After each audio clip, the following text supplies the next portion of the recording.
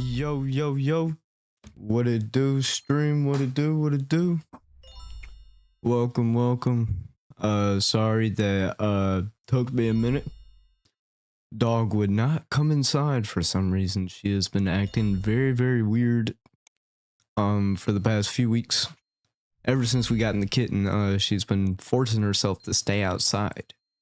So she's been very, very depressed that a new animal is here. So yeah, sorry that it took a minute, but I've got her inside now and we are gonna play some rank. But I was playing rank earlier and I'm back in bronze 1, as you can tell, because I keep on getting teammates that are just, you know, I don't know if they're asleep, brain dead, or, you know, their brain just doesn't function. You get what I mean? But we gonna hop into some rank. And yeah, hopefully have a good time. Chat, I do want to say my girlfriend's stepdad is hold on. Hurry up, big boy. Fat motherfucker needs to hurry up. Come on, fat ass, hurry it up, cracker. Any day now. Come on now. Are we serious? That's how we gonna start this off? Oh, I have a feeling TTS donations are gonna be a lot worse. But let me turn on my AC real quick. I didn't even know you were awake. You were probably turned down. But I ain't gonna be live long. Cause then I'll be able to fall back to sleep for a few hours and then I'll be big chillin'. I'll wake up probably around like 12, 11 maybe. But I don't know. We'll figure it out. But yeah, I assume you were turned down on accident, or my computer volume was low. Or not low, but turned down. Not my... Fuck. You were on my phone, not my computer. Probably my phone volume was turned down. Shit. I'm a dumbass, my bad. But then I put you on my computer when I woke up. But I didn't know that you were awake or anything.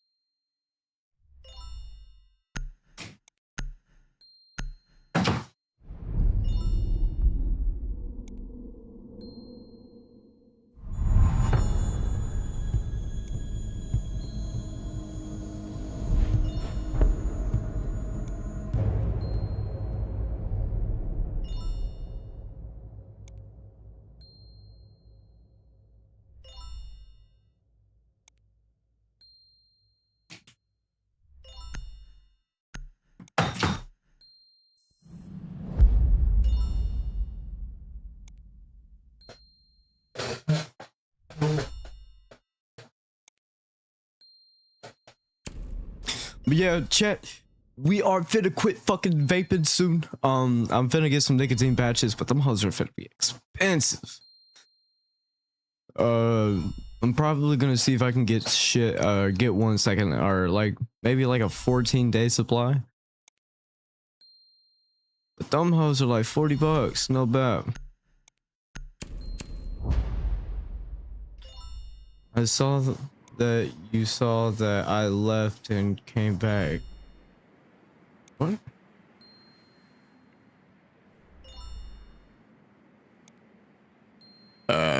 No, I didn't. Didn't even know.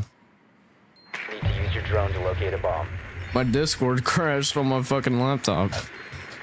So I've just restarted my fucking Discord.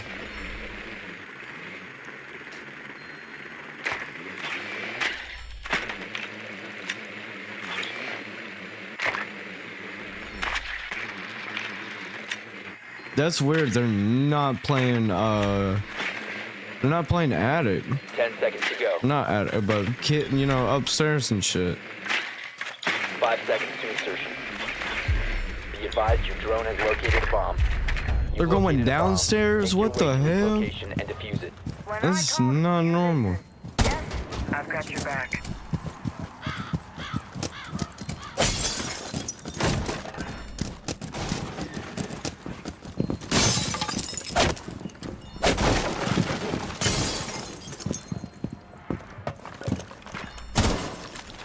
Wait! Enemy!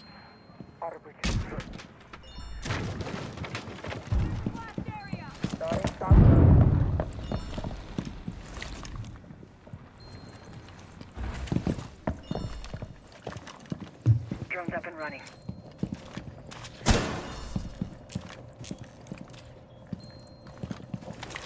Nothing on the radar. No full story class.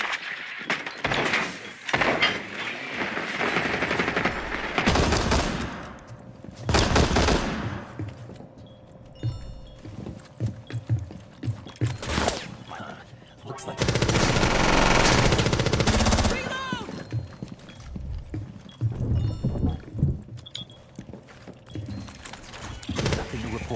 on them!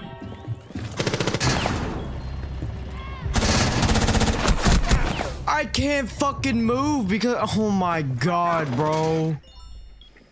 Like I'm my fucking fat ass is just moving on the goddamn No longer wall in your possession. of the fucking what's it called? I don't even know what the fuck that is. Okay, this guy is just fucking cheating off fucking rip. I can just tell that. Like, Friendly, last operator standing. what the fuck are we doing? What the fuck am I doing, especially? The fuck? The fuck are you doing?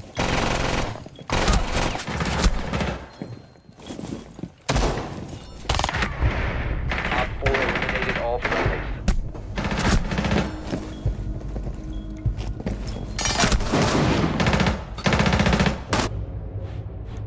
I don't even know if our like teammates, like, you know, are like,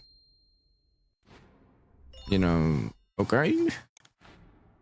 But I'm, you know, this is first game on. You know, everyone's gonna be ass on their first game on. I bet you these kids have probably been on for like maybe an hour or two. I don't know. Probably longer than I have, but this is literally the first game on.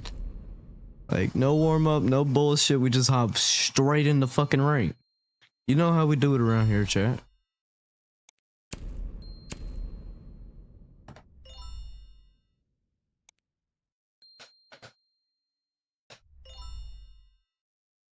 But yeah, I am close with maxing out my fucking, what's it called? My fucking Fortnite Battle Pass and shit. I'll probably be streaming the, you know, a little bit of that shit, but not much of Fortnite, cause you know, I want to get back into the Siege shit. I want to get back into streaming Siege. I mean, we have been streaming Siege for fucking months upon months now. We probably do need a game switch, no doubt.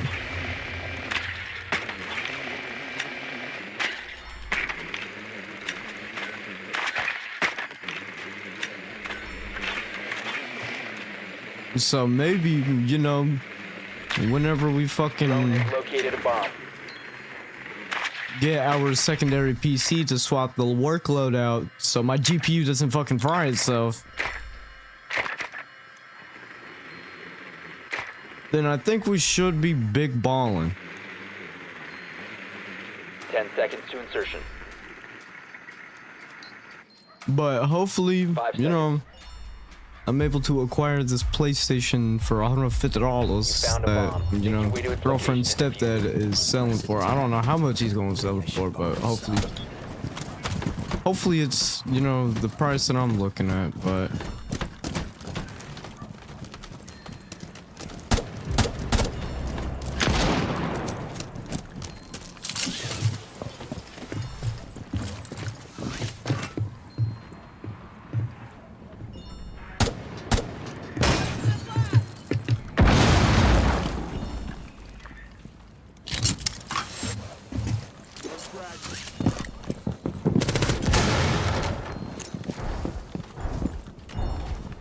You have dropped it. The diffuser is...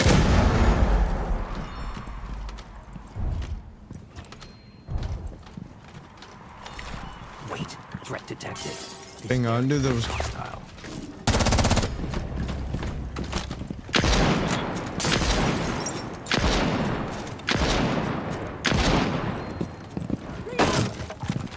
Nothing to report at my location.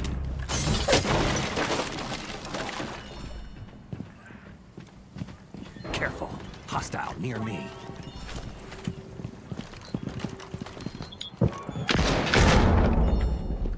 Okay, I'm not gonna lie, I don't know what they're doing, but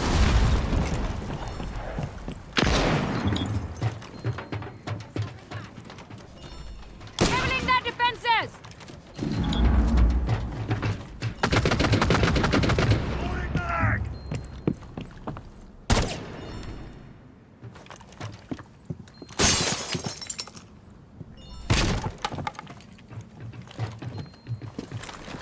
Wait, detected a nearby camera.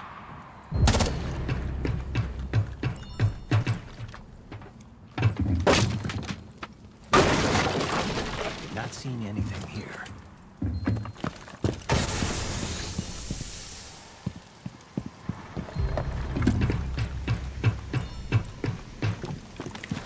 Wait, radar's going off.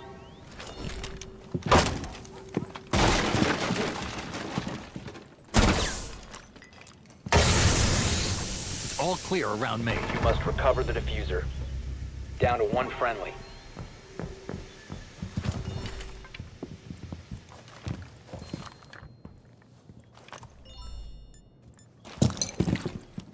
Come on, get it down. 15 seconds. 10 seconds left. 5 seconds left.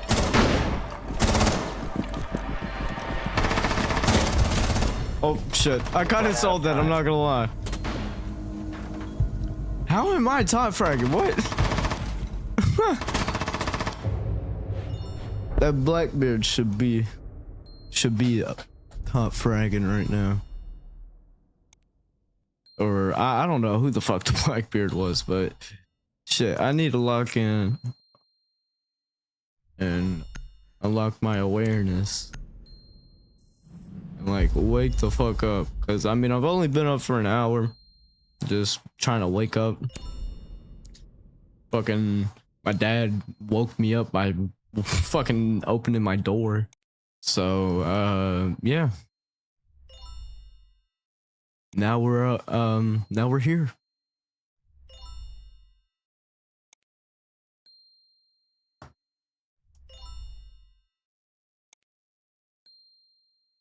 And now we are here, chat.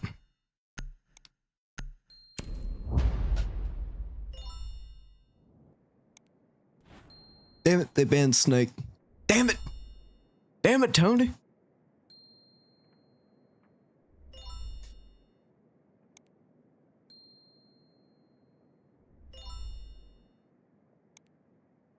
Need to use your drone to locate a bomb.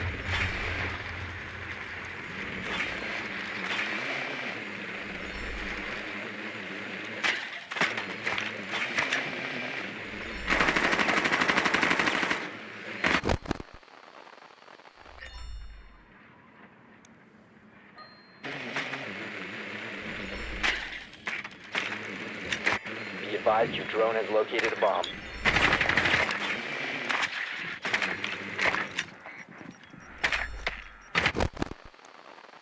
Insertion in 10 seconds. Bro, there's no way we get fucking 4-0'd Insertion in or 5 seconds. 0-4 the first game, bro. I'm not trying to have that happen. Located a bomb. Make your way to its location and defuse it. You gonna shoot me again, Callie? Oh, princess. Still crying over fake bullets.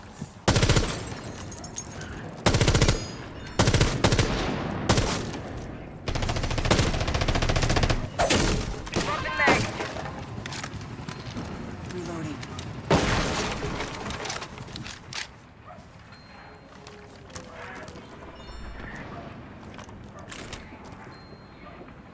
Clear the blast area!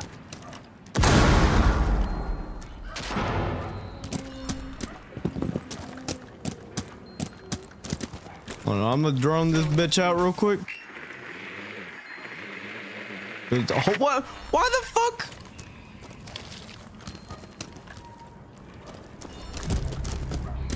Yo, these motherfuckers are playing weird. I ain't gonna lie with you, and I bet you there's a fucking maestro just sitting up there somewhere.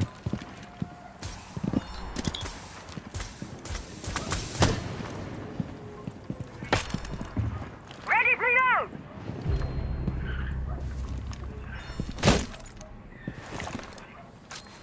Got a claymore ready. Knew it. I knew it. I knew he was gonna be sitting up there like a fucking weirdo. Drop the diffuser. Watch for the blast!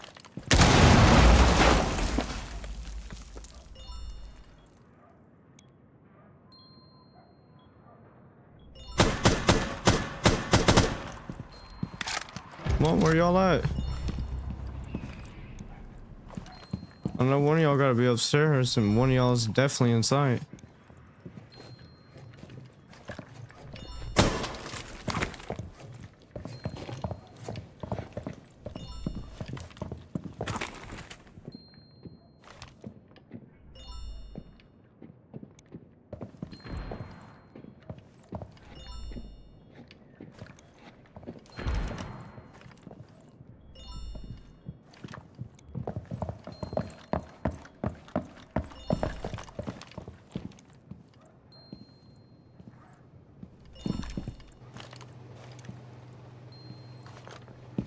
The diffuser has been recovered.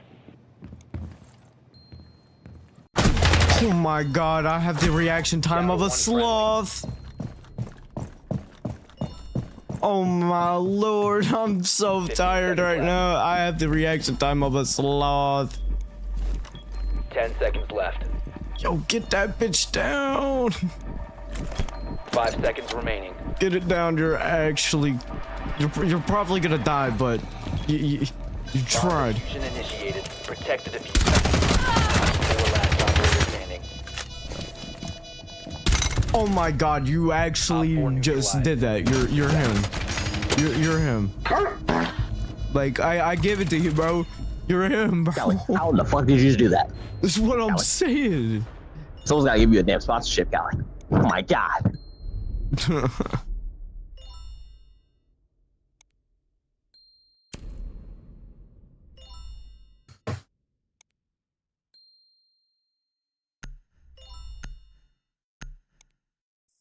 And shit, chat, whenever we do get this second PC, I'll probably start streaming PC Siege too. And we'll probably, you know, learn that shit because I have been learning a little bit, like, but I hadn't been playing it that much. I hadn't been playing PC that much recently. But like maybe I would say like a few weeks ago, I was definitely on, you know, PC fucking rank a lot. Just constantly winning, losing, and just learning how keyboard and mouse works with Siege. But we gonna get there at one point. We gonna learn it. We're gonna learn how that shit works. And eventually it's gonna be like secondhand nature for me, like it is on the roller. You know what I'm saying, chat? But also, I forgot to turn my ring light on, which I really don't give a fuck about. Cause eventually Protect the bombs. I want to get some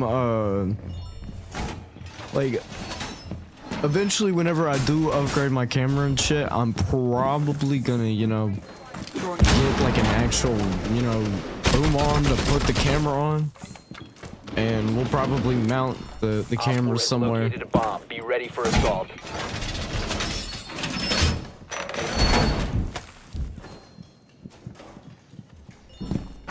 Volcan is ready. Use it if you have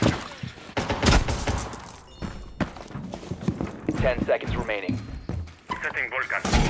But yeah, if y'all always wonder why I punch a little hole on that window right there on Oregon, like this window in attic, it's always because I try to get a little sneaky kill if they pop out on the side, like right there. You see what I'm saying? Just get a nice little spray and pray on them with this little this TSG right here. Loading her up.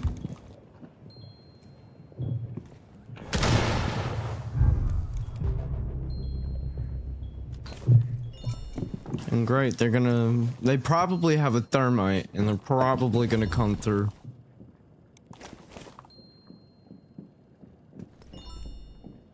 I don't know. We'll see what they do. I don't know if they're gonna decide to go through the bottom. You know.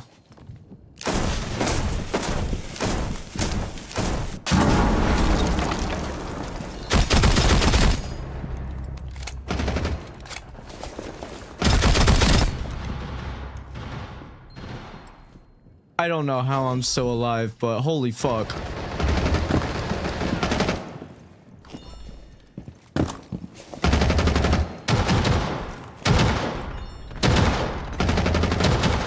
Loading new mag.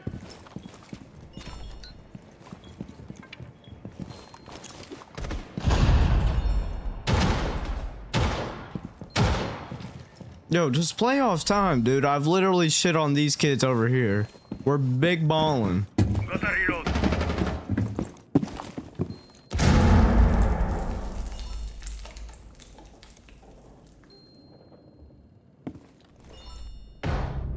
What the fuck did it? What is he doing? What is he doing, bruh? He's going 1 and 3. I'm surprised he even deactivated that. Bro just got his head taken off.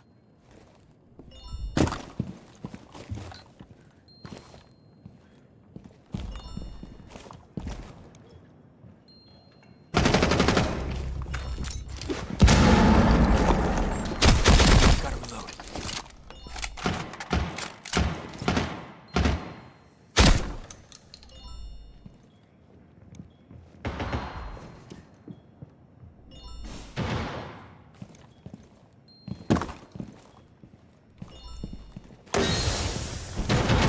Op 4, last stop standing.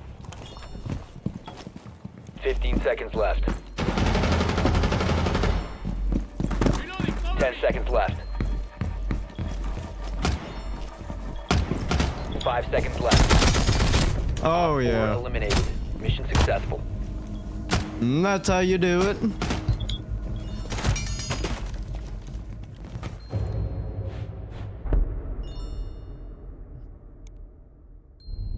See, I'm telling you, I'm now waking up. You know what I'm saying? We're getting locked in. We just gotta wake up, chat. We gotta wake up.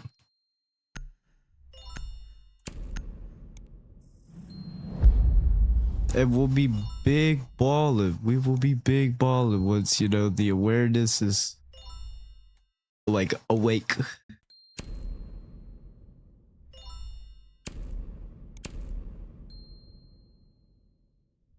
You feel what I'm saying? But we could possibly turn this game around and eventually possibly get into fucking silver again, which is fucking bullshit because my teammates are just some fucking brain deads as soon as I literally enter silver. Like, it makes no sense. It makes no fucking sense at all. But it gonna have to do, man. It gonna have to do. Cause, shit. My fucking, you know, my IRL team, or, you know, IRL friends are more dog shit. Not dog shit, but, you know, more dog shit. Or not more dog shit. Fuck, I can't get my words out properly. But, you know, but there's still some dog shit, you know. They hadn't achieved silver yet on console, but Mr. Coors and Mr. You know, Mr. Terry, they are some, you know, they play that shit on PC, so whenever we play with Mr. Terry, we go on PC lobbies, because, you know, he's PC, and then with Mr. Coors is fucking, what's it called, with his woman, he'll probably be on his Xbox. And whenever he's at his crib, he's on his fucking, he's on his PC and shit, so we play PC lobbies.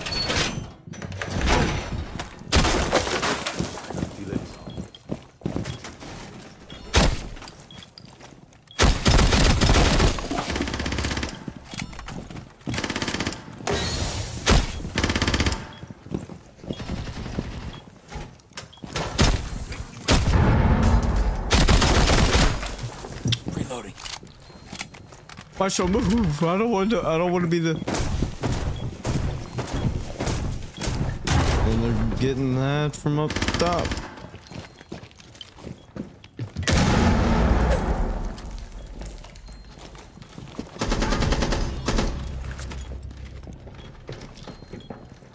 C4 ready.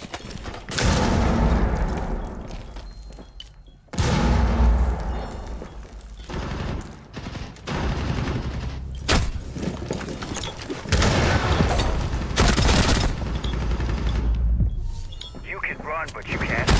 Swapping mags.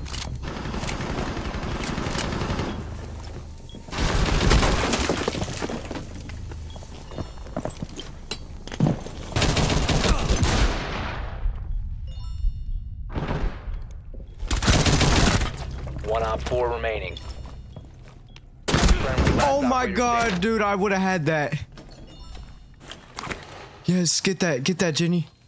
Get that, Jenny. The bomb diffuser has been successfully destroyed. Located a diffuser No, deployed. Jenny, how did you sell All that? friendlies were eliminated. Jenny, how did you Failure. sell that? What? How did you sell that, Jenny? Oh my god. There's no way Jenny just sold that. Wait, he had that too. He had that shit too, bro. I feel like if he would have went like, you know, through the rotation, possibly could have got that shit off. Possibly could have got a melee in, but I don't know. We gotta win this round. Take this shit into overtime, and we should be big balling and, you know, win the game from there. I gotta get something to hydrate my mouth, dog. I ain't gonna lie with you. And I just got an email from Siege. Your weekly stats are available.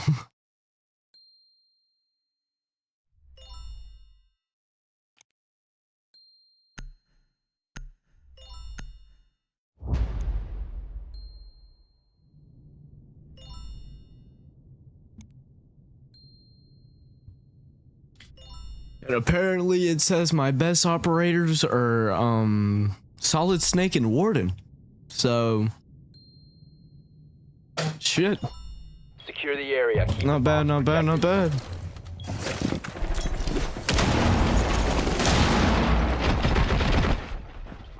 Bomb location compromised. Plan accordingly.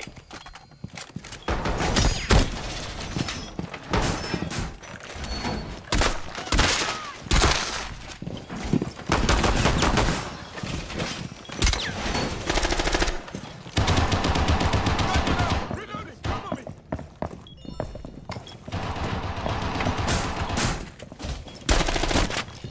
10 seconds. Here's a blaster. 5 seconds to insertion.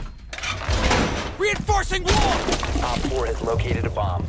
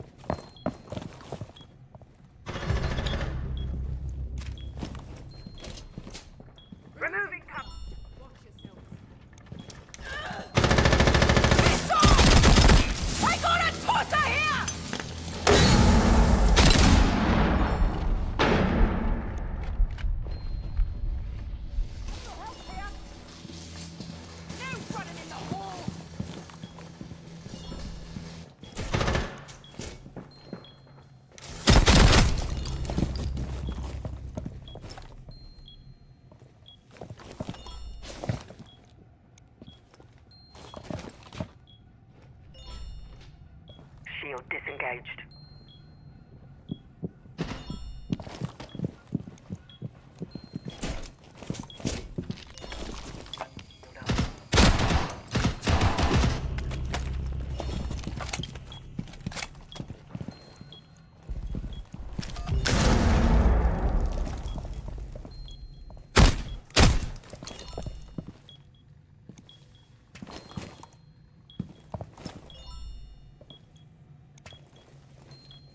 I don't know where the fuck the drone is. Where am I getting scanned from?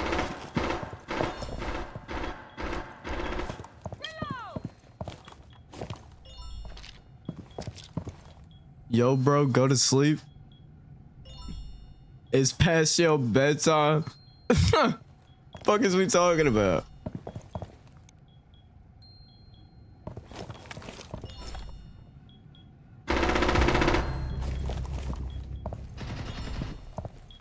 One friendly remaining. Alright, now I gotta do a 1v fucking 2 clutch right here.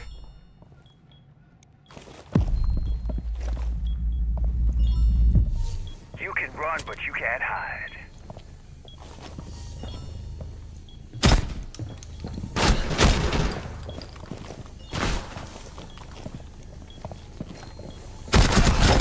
One op 4 remaining. 10 seconds to go. Not this shit again. Not this shit again, bro. Literally, the Damo swung me last time. He died. You should have learned your mistake again. Not to fucking walk in front of me. If you win, I'll send you 5 subs right now. I just won. Where's my 5 subs at? You mean win the round, win the game, be more specific? Cause 5 subs like 25 bucks. So you sure you wanna do that? Yeah, you don't got 25 bucks to send on over. Gift. You ain't got 25 bucks to supply 5 of my or 5 of my fans. You know what I'm saying with subs, you feel me? But it's alright, it's alright.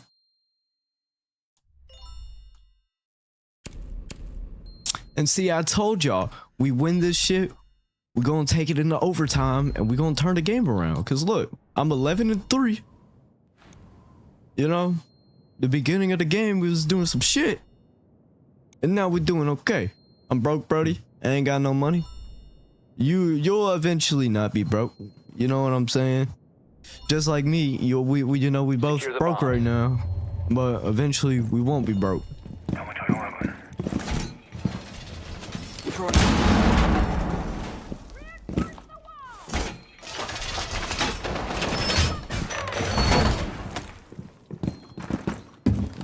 Advised, op 4 found the bomb. I'm still confused on how Jenny sold that fucking round when she was Cav. And she fucking silent walked up to the fucking Finca. That shit still confused me. Down to 10 seconds. Like that ass. 5 seconds to insertion. Bro, I'm trying to still find the Galaxy Ball Op 4 Sprite. located a bomb. Hey, you'll Ready find for it, man. hostile You'll action. find it. Or eventually you'll find, a person that'll, you'll do a trade with someone eventually, hopefully. Proximity alarm. Yo, Jitty's on the spawn peaks. Yo, Jitty's locked. Playing my Nah, I'm telling you, bro, them Reddit trades work, man.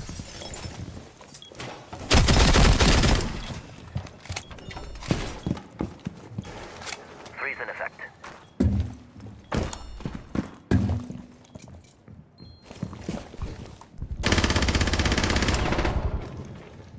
I'm reloading.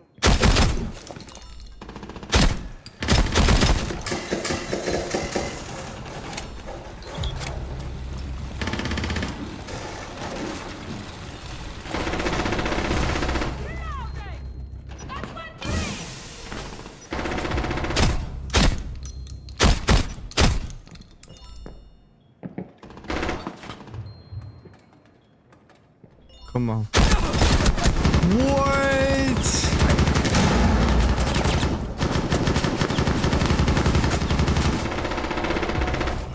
There's no way.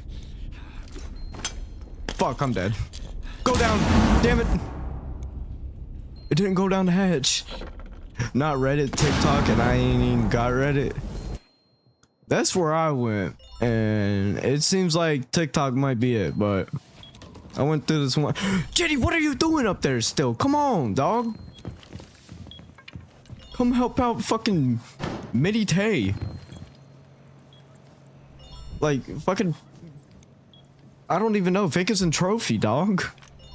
And I can't tell him that Vic is in trophy. Loading new magazine. Probably pushing up in the attic from... It's still in trophy. What? He's still just sitting in trophy.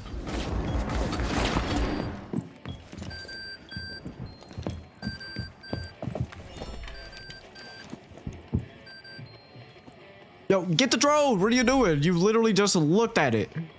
Shoot it. They have a cam on you. What in the fuck?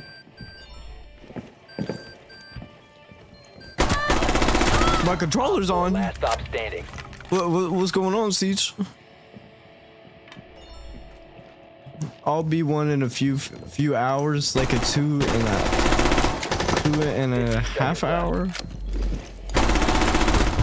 Holy Op shit, you 4 can tell I'm eliminated. dyslexic as Mission fuck. successful. So that's your final sprite you gotta get right, is the it's the galaxy boss, right? And if so, you'll have every motherfucking sprite in the game right now at this moment. And that's some shit right there. That's some shit. You feel what I'm saying?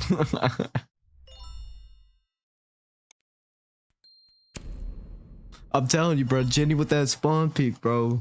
We probably gonna win this shit now.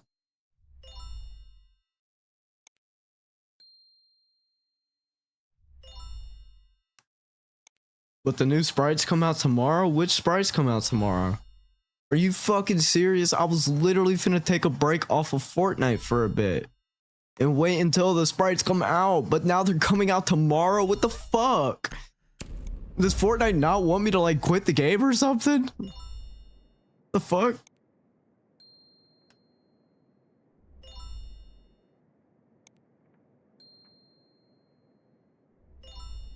So which like, is it new variants of sprites or is it like literal new sprites coming out tomorrow? You need to use your drone to locate a Because bomb. I think from what I saw, I think it might be new sprites. I saw that Batman sprite, bro. I really want to get my hands on that.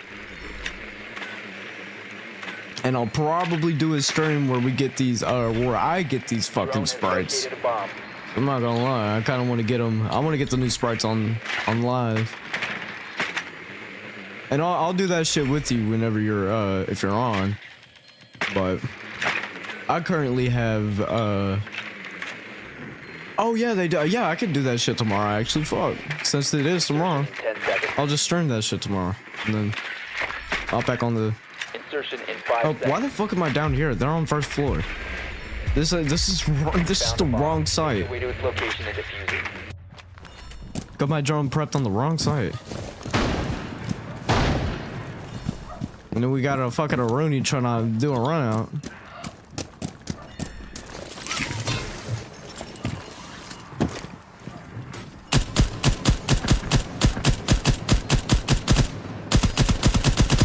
I don't know who I just hit, but they just got lit the fuck up. Drone is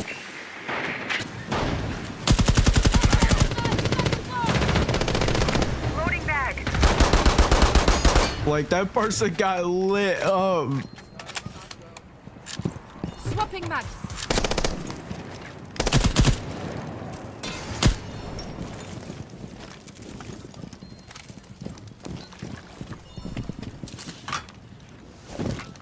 Drone spinning up.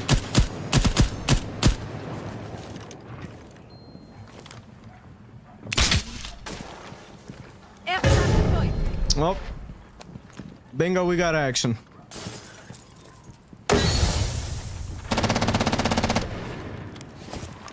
I guess one's just tucked in the fucking back over there. Point that He's just literally tucked behind the bunkers, dude.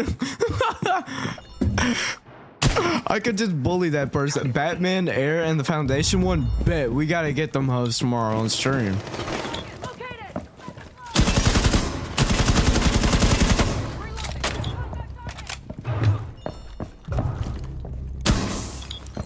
Op 4 last stop standing. And maybe the new hollow foil ones too. Bet that.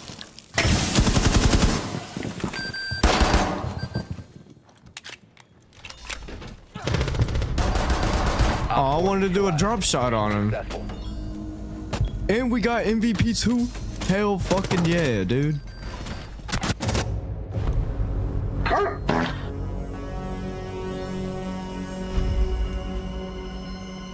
Nah, but you can't lie, my Nomad is pretty fire, bro. I got an animated Nomad skin. That shit do go hard. And we made it back into silver, chat. We made it back into fucking silver.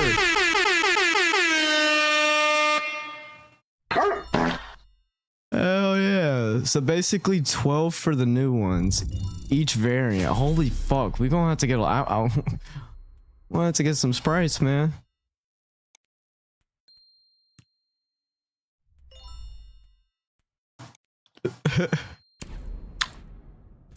Look at the battle pass. Look at the battle pass level.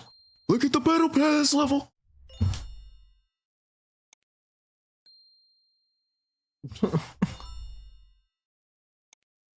there's gonna be like 80 in the game after. Holy fuck. That's a lot, bro. We gonna have to get these hoes, man.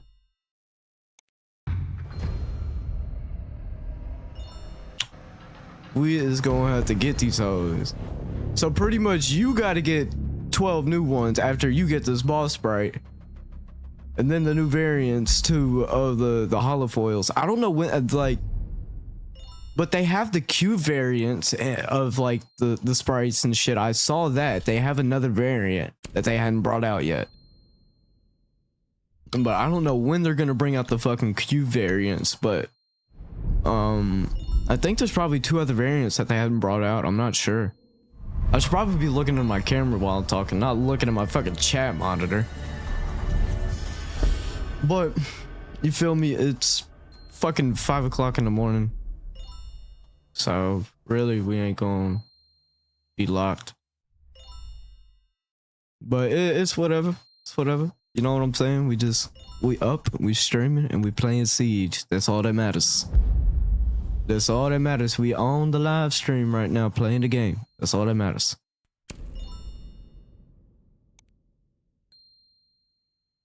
Maybe I should run up a different strat, because like based off what that email said, I pretty much, they say that I run Solid Snake and Warden way too much, and those are my best operators. So I think we should give it a little fucking switch.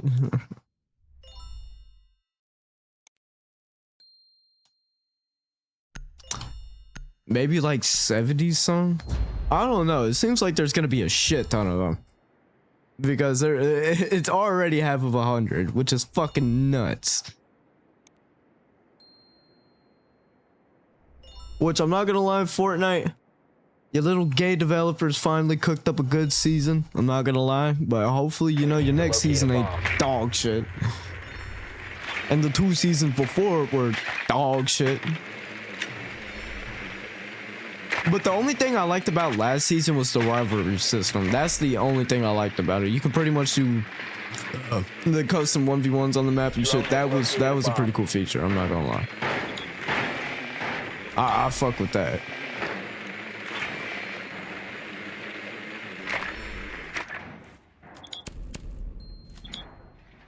Man, maybe we just gonna have to run Snake. Or hold on. We could run Line. We could run Line. 5 seconds to insertion. And then eventually run Snake later into the game and not get Snake banned. Located a bomb. Make your So way we to can its shit on location these and motherfuckers with them. You know what I'm saying? Focus on the mission. Maybe 90 to be. Oh my god, bro. I don't know. Maybe check the sprite tracker. Did you count how many sprites were on the sprite tracker? Drone up and running.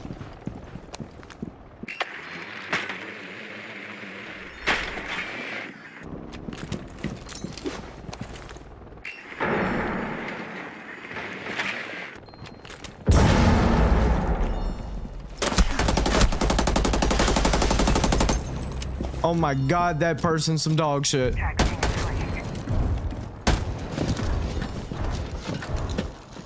Oh my god, that person is some dog shit. Let's see them.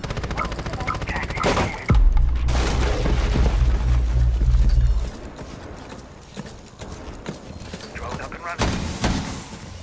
I'm reloading! Oh, over here, this one. Drywall work coming good.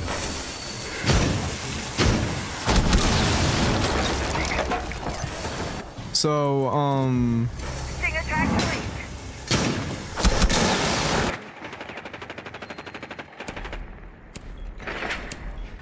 The diffuser is no longer in your possession.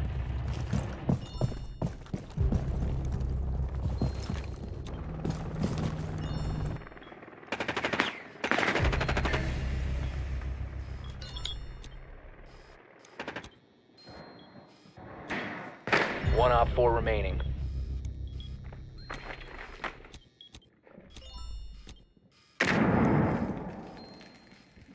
The diffuser has sounds been like he's in secured. the fucking. Oh yeah, we're locked. We are locked.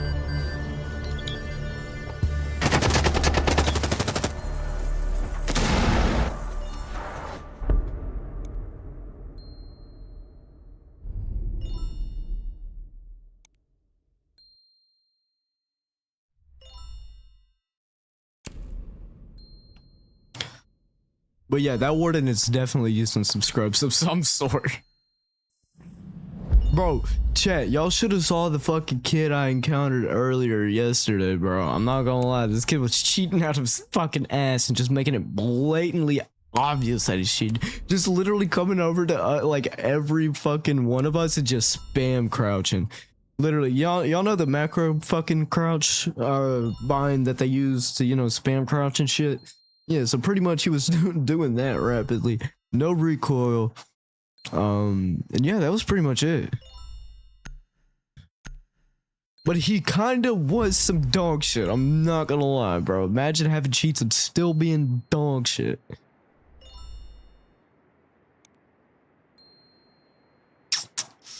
Yeah.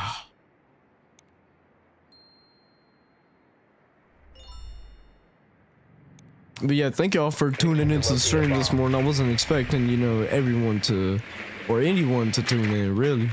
Thought y'all would be asleep by now. But no, it seems like y'all are up and awake.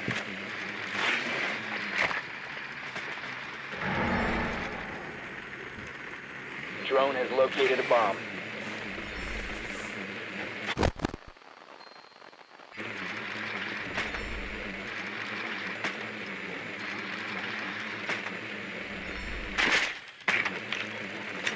Insertion in 10 seconds. 5 seconds to insertion. You found a bomb. Make your way to its location and defuse it. Tango, second floor.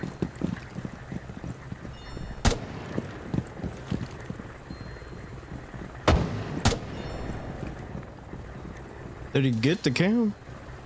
Yeah, he did. He got that shit. Yo, did it really, is it really taking you almost 5 minutes to count fucking sprites on a sprite tracker? Wait, threat detected. This area. Seems like they're on the fucking hallway. Alright, there's gonna be like 83 around there. Deployed. That's crazy. That's a lot of fucking sprites. I'm not gonna lie with you. Slapping mag!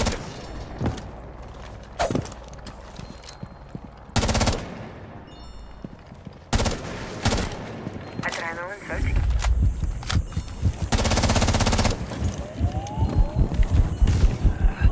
Soliton radar is picking up an enemy. Reload.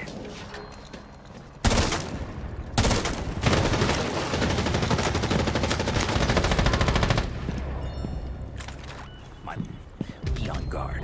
Enemy Drone is on the detected. move.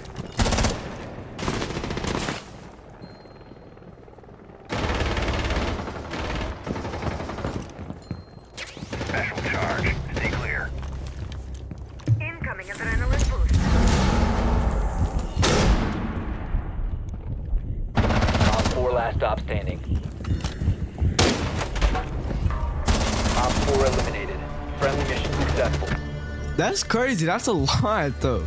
I still can't believe they brought 83 sprites to the game. I don't know, but I'm gonna go watch TikTok or something. I'll be on at like 7 or 8. Bet that. I'm probably gonna go back to sleep. Get a little bit of sleep, because I'm not gonna lie. I went to sleep at 10:30, hoping to get, you know, a good little bit of sleep, but Dad came in there and woke my ass up trying to crack the door for the kitten to come out the room.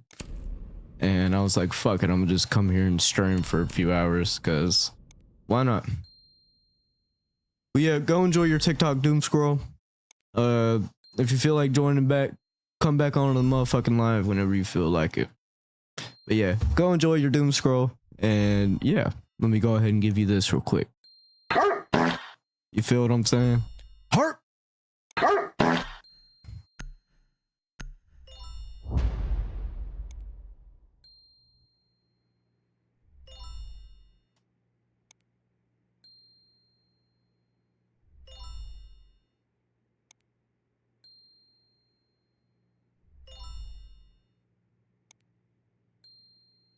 Chat, I think this might be the time to low-key hop on C's, bro. Around like 4:30, 5:30, maybe 6:30 in the morning. I'm not gonna lie. These were like good at. That's what I'm saying. That's like the most amount of sleep I can get. I can't get more than like 7 or 8 hours of sleep. And if I do, like I open my eyes in my sleep and I realize I want to get more sleep. Yeah, I know. Obviously, you're gonna have double that because you know you do things. You know you're active. You're putting your energy to use. I haven't. I haven't been putting any of my body energy to use. So that's why I'm always awake all the time. I'm always just sitting the fuck down, not really doing shit, which I really need to start doing. I need to start going out and start doing shit. Start doing IRL streams, getting out. You know what I'm saying? That would probably be really, really good to do IRL streams.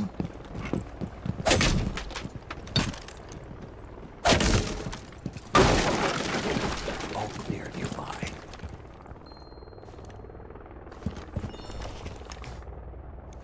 Alright, well, peace. Have a great stream, little bro. Alright. Don't call me little bro. You're 13 years old. Don't call me little bro. Alright, man. Have fun with your TikTok doom scroll. Deployed.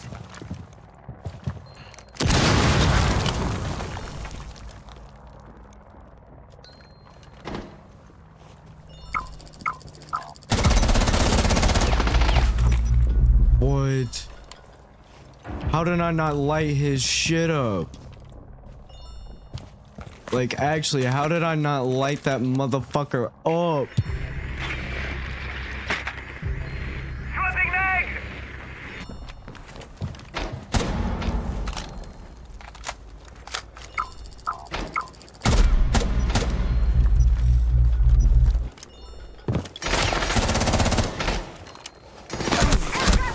Like, oh my god, they're just in banking fucking... One op 4 remaining. Swapping mags!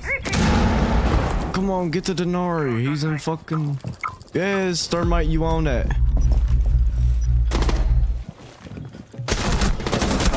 Yeah, we own that. We is own it. Mission successful. That just sucks I get double teamed right there, bro. It's just so unexpected for that fucking Denari to just come and fucking sit and vault like that and just, I don't even know what the fuck that room's called. I'm gonna keep it a buck. I really don't know because that's not even vault. I think I don't even know which vault, like where vault is on the map, or even if that's a room on the map.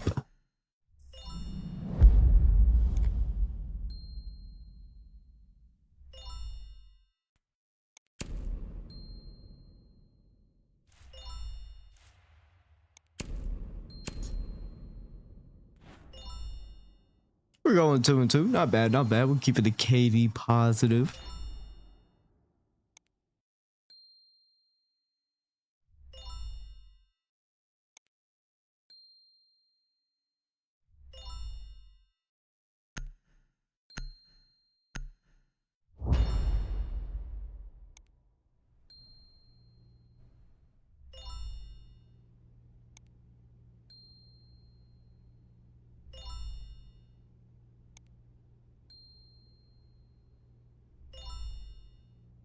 But maybe whenever there's some Protect the sunlight bomb. that starts to come in, I'll open my blinds. We'll let in some natural sunlight.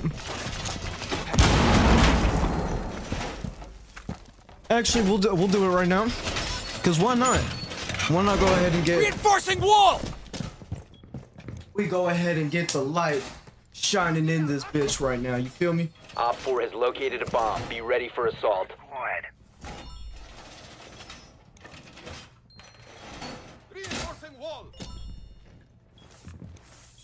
And also too, I'm gonna go grab some water real quick while I'm up. You feel what I'm saying? So Down to 5 let's hope I seconds. don't get kicked. Op 4 has located a bomb. Get ready to engage.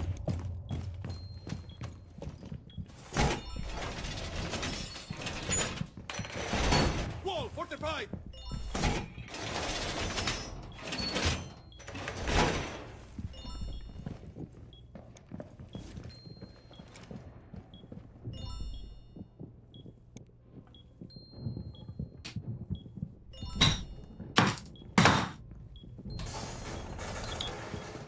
Oh shit, they're finna get up in this bitch. Nice, just hacked a shock drone. Target located, second floor.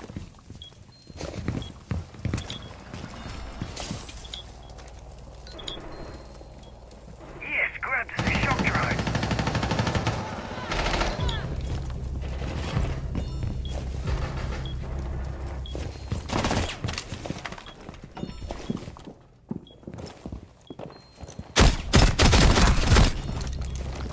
One friendly operator. And I can't move because I'm reloading.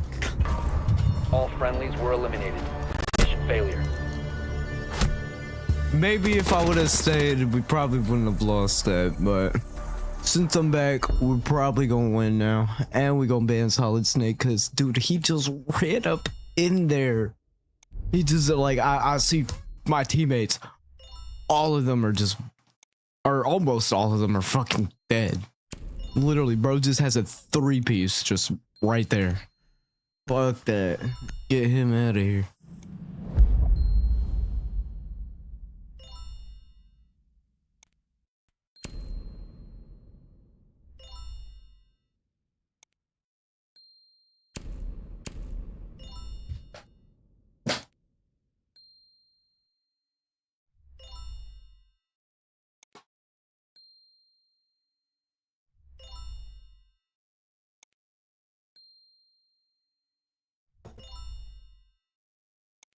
But yeah, chat, I gotta let y'all know something.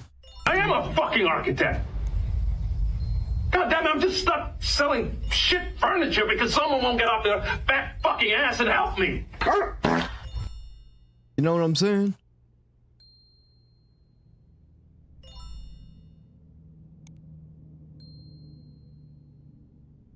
Secure the bombs. Impact.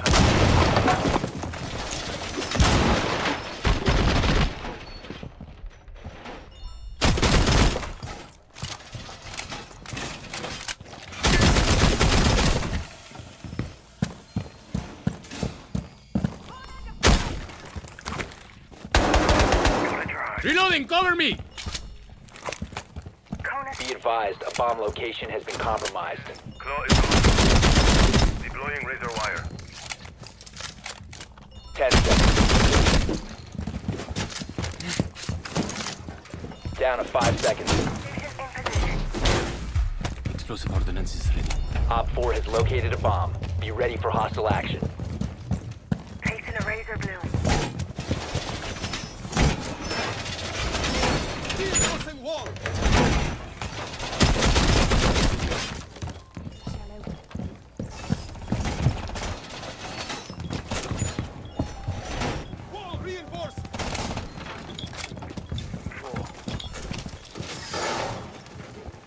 Tango located.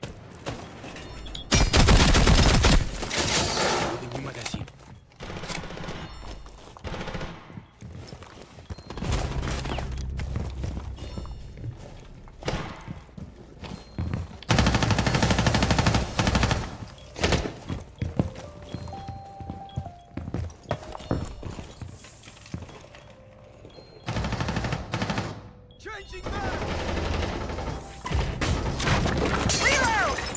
Your location has been compromised.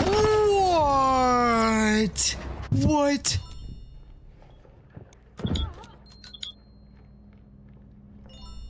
This some bullshit. See, she used to add that shit back, bro.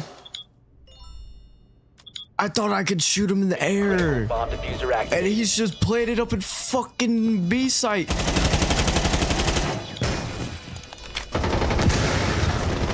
Friendly, last operator standing. Op 4, last op I think he's standing. knocked. No, he's not. Whoa, oh my god, what are we doing? Mission failure. I don't know why I thought I could do that, but I'm gonna learn my lesson and don't do that stupid shit again, and maybe just go through the fucking door and just do a little run out. Maybe if we would have done that run out, we could have probably won that right there and got the fuck out of the game. But no. But no.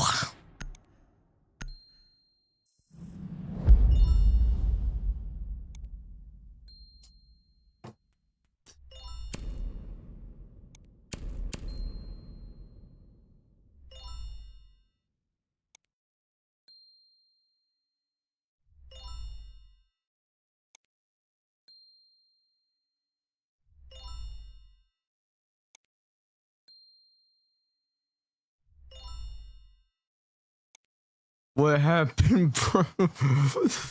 What happened to the doom scroll? What's your news, man?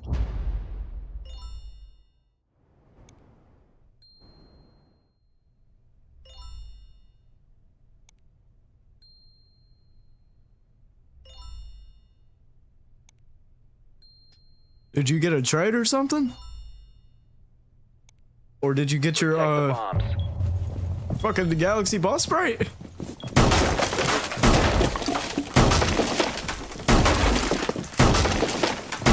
I'm going to lie down for a bit. You guys can take care of the hammer. Be advised, a bomb location is compromised. Reloading! Cover me!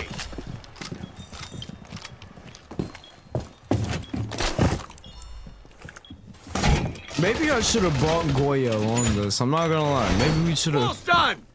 Maybe we should have brought 10 seconds Goya. left. So basically, they're coming out with a new variant called Cube, and it's gonna be like seconds Hollow. left. Yeah, I basically told you they're bringing out a new variant called the Cube variant. Op 4 has located I already the knew bomb. about this. I knew about it since the start of the season. It tells you in the back bling like which variants there are. You can see the Cube variant on it, and it's on the sprite tracker too. And I don't know if they're bringing out like a dark version too.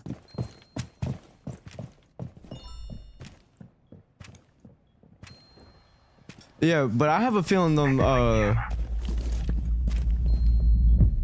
so this it's just only one that they're bringing? Initiating jammer.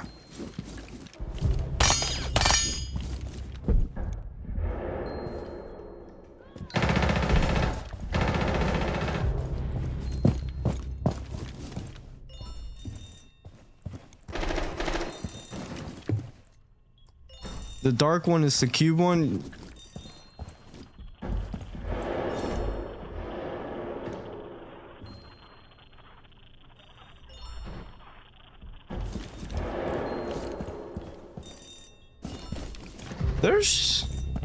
There's just no way. Friendly, last There's operator just standing. no way, bro. Like, why is my fucking crosshair above his fucking head? And I need a new tracker for the sprites because the one we got don't got the foundation one on there. Mission failed. What? All What do you friendlies mean? were eliminated. It do got the foundation one.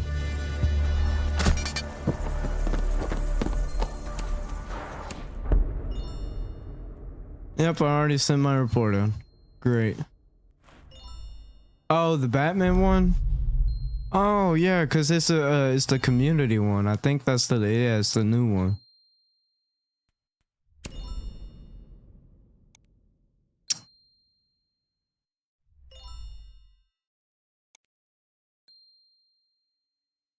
Man, now my teammates are just selling me, and now they're like literally like fucking. They've unlocked something, dude. Like, look at this. Look at this. We won all three, and now they won all three on attack. Like, what the fuck? Alright, well, go back to enjoying your doom scrolling and skadoosh.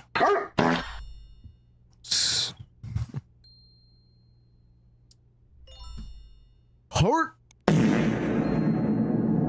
Just made my own version, bruh.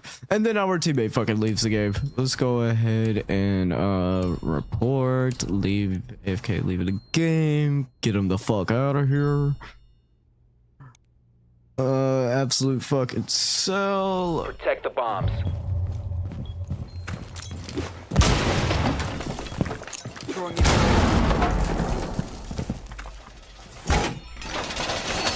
Be advised, Op 4 has found the bomb.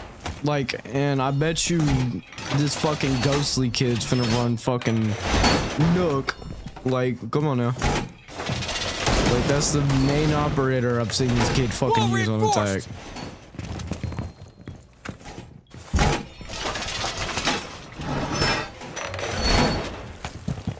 10 seconds to My artillery is on. Reinforcing 5 wall! seconds. Op 4 has located a bomb.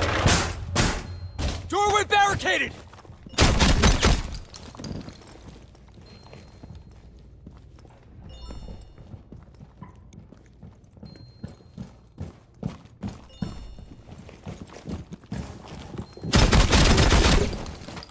Reloading. Trying to get through that.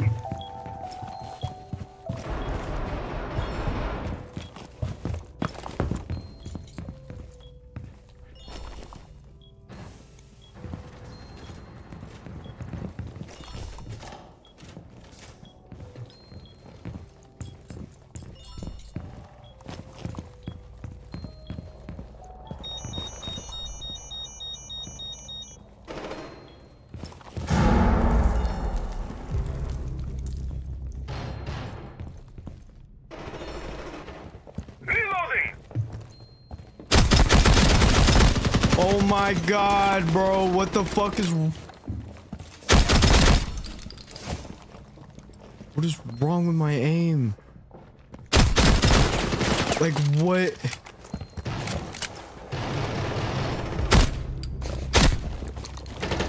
One friendly remaining.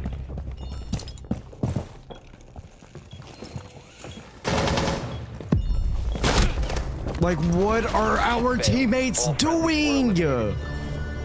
Like, they're just dying left and right. Oh my fucking god, bro. Right, back in the fucking silver because of these fucking idiots that can't help out for shit. And it's causing me to perform like shit. This game is some fucking ass because of that.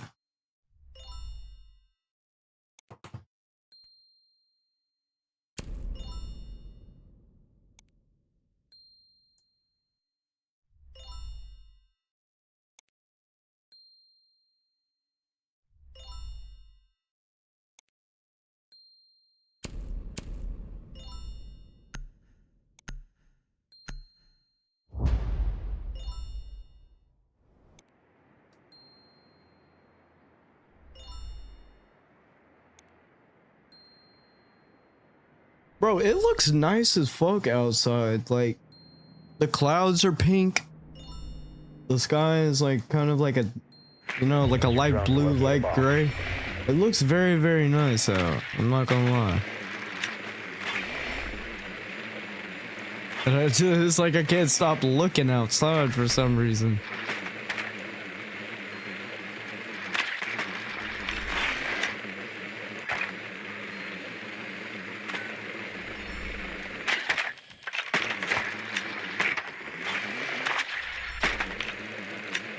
Be advised your drone has located a bomb. 10 seconds to insertion. 5 seconds before insertion. You've located a bomb. Make your way to its location and defuse it. Swapping mags.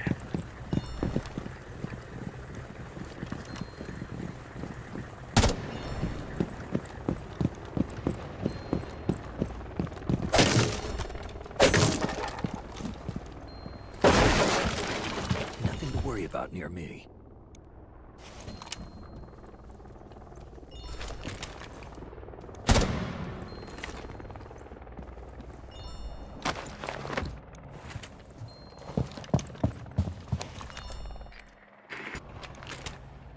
Breaching.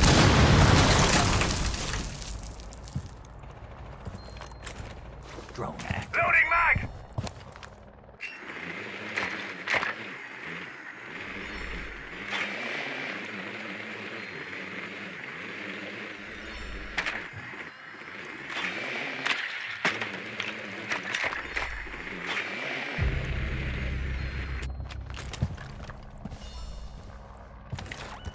is safe. The diffuser is no longer in your possession.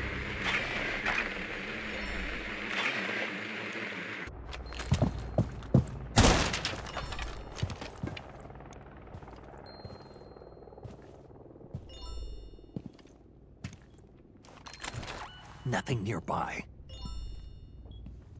Stand by. Detected the enemy.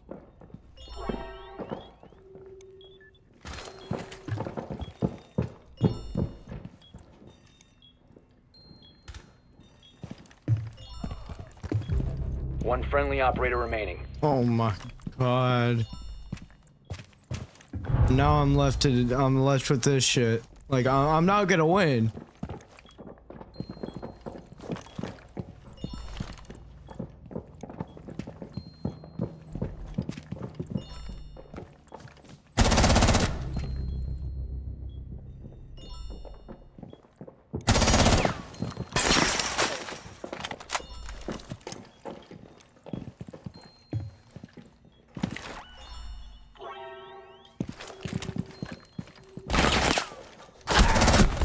Like, you just have no fucking recoil, dude.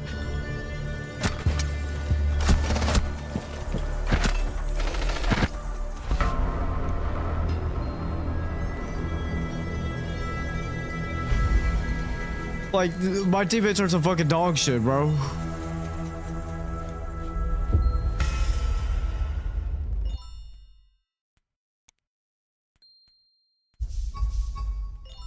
Fucking dickheads, bro.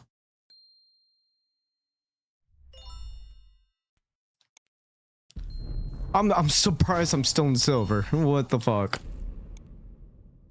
Literally, if I lose this game, I'm out. I'm gone. I'm gone. Back in the fucking bronze. Like, literally, as soon as I get out of bronze, my teammates are some fucking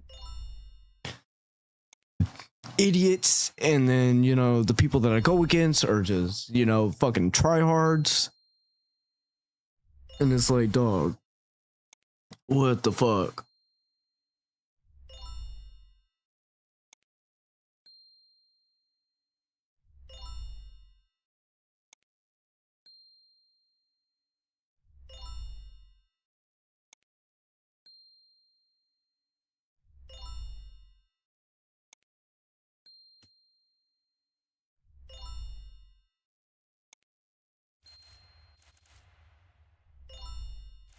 Got I think a half a month until the new season fucking drops.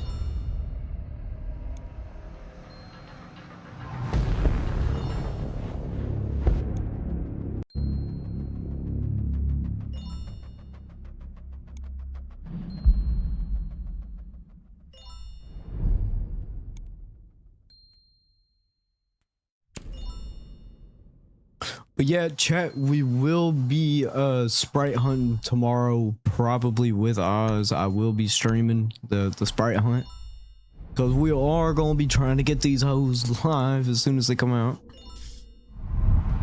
But I don't know when they come out. I don't know when they're, you know, gonna be free for the public to get their hands on.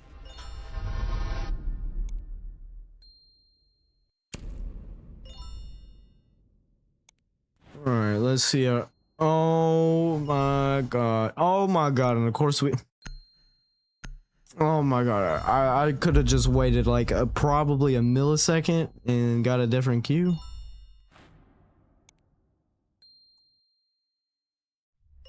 But no.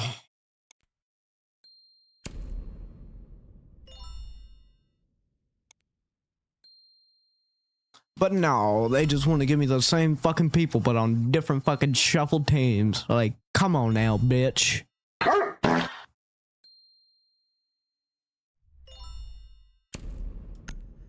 Like, I'm telling you, this kid constantly plays Nook, bro. I'm literally telling you. This ghostly kid plays Nook constantly, dog.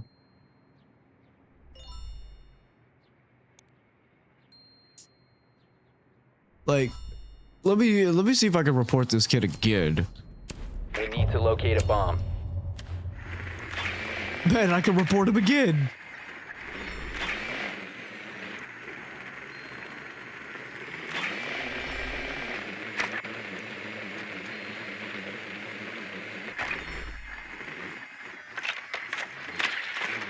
Drone has located a bomb.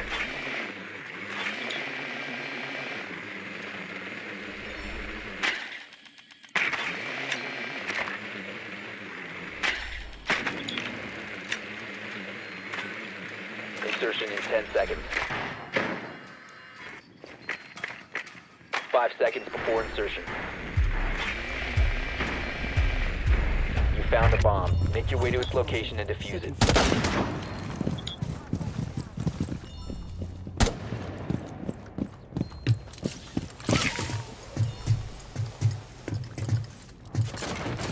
Yep, and I fucking knew it. This kid just likes his fucking SMG-12 with no recoil. I'm reloading. No enemies detected. Threat detected. Clear. The diffuser is no longer in your possession. Stay back.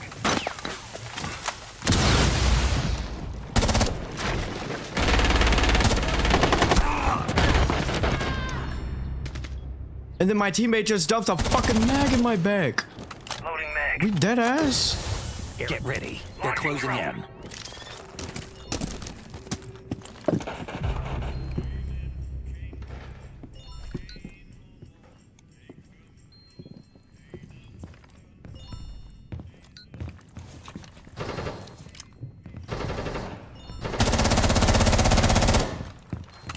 Like, my aim is just...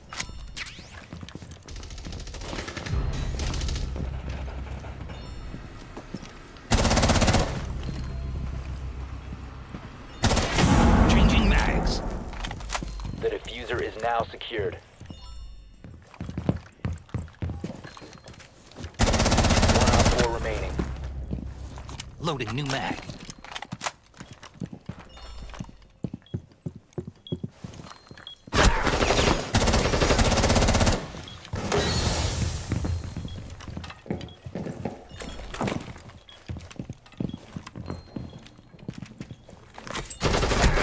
Like, what? One friendly Why are you not operator covering me, dude? Op 4 eliminated. Friendly mission successful. Oh my god, you are horrible at covering for shit, bro. Like, you literally hear him walking up through the bathroom. So hold an angle on the fucking bathroom, you idiot. Like, use your brain.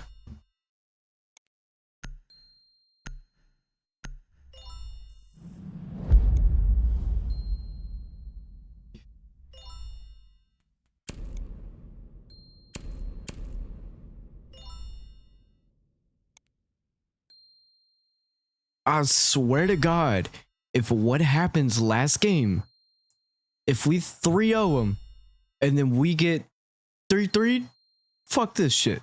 Just fuck this shit. We're probably just gonna say fuck this shit. It just... Boom. Honestly. That's like the only thing I can think of for like a solution for this.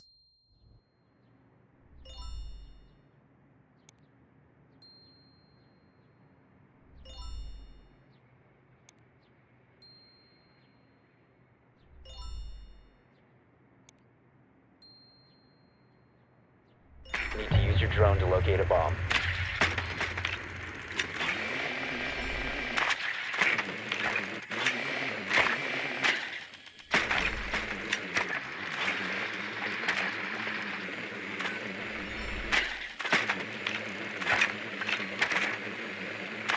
Be advised your drone has located a bomb.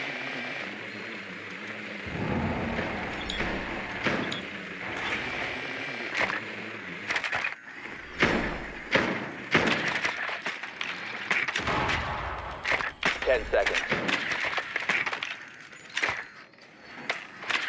5 seconds to go. Proceed to bomb's location and defuse it. Not a bad drone spot. Not a bad drone spot.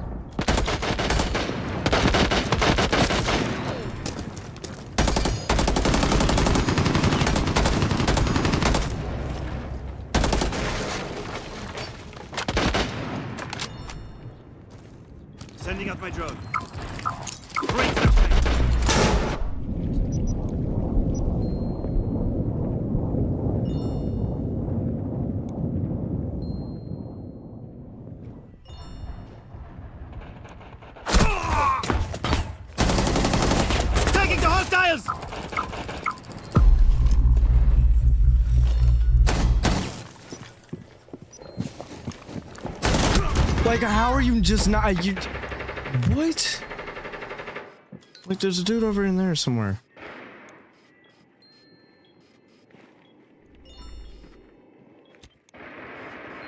One Op 4 remaining. The diffuser is no longer in your possession. Wrong fucking area. My bad, dude. He's not over there. The L is dead. I have no way to tell you that. Use your self revive. Use your peekaboos, you fucking dumbass. Oh my god.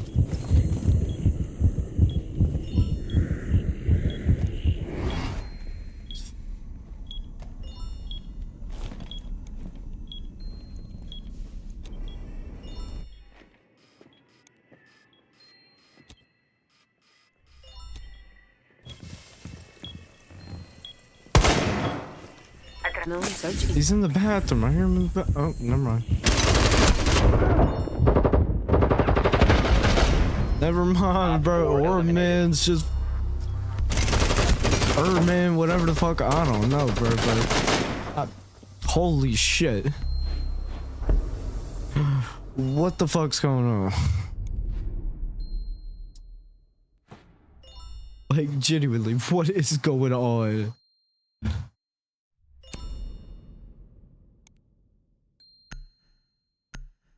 Okay, well, ban with my then.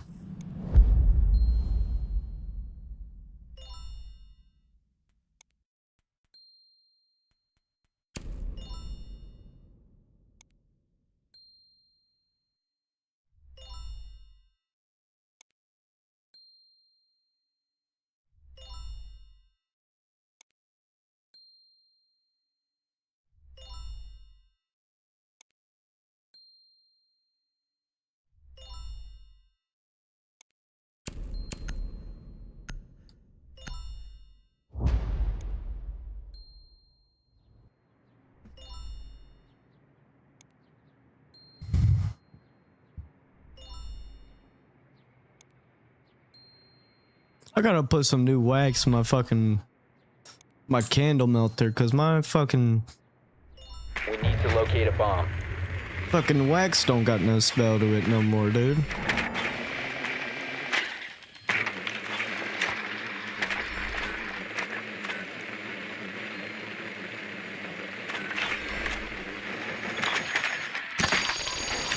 I looked at the bomb for like literally 2 seconds. See, do you want to explain this? Be advised your drone has located You a want to bomb. explain this for me, please? I look at the bomb, don't find it, but he looks at it in a complete different 5 way, seconds before and insertion. apparently finds it when I'm looking at it too in a complete different way. Like, come on. Found a bomb. Make your way to its location and defuse it.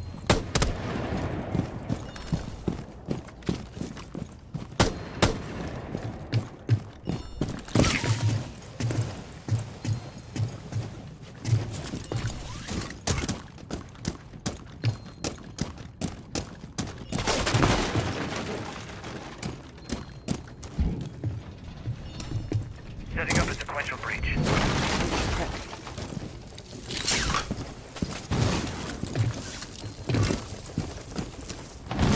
Drone up and running.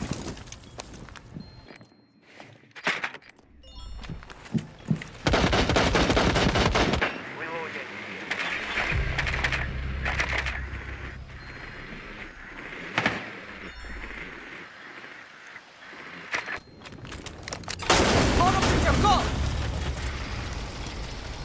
Incoming adrenaline boost. You have dropped the diffuser.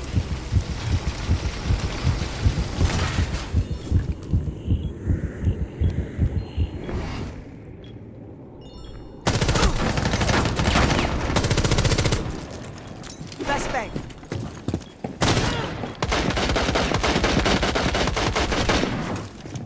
The diffuser has been recovered.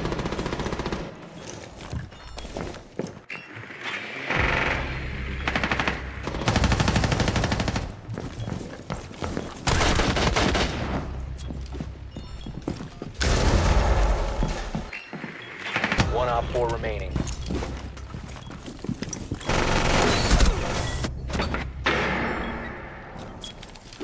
You're dead. You're Is dead. no longer in your possession. Down to one friendly. On the stairs. On the stairs, dimwit. Coming up the B side.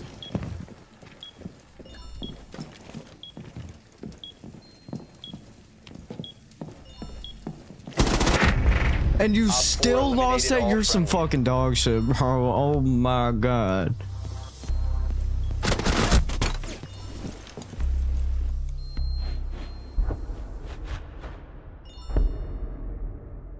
And bet we're probably finna just get fucking rolled. Watch.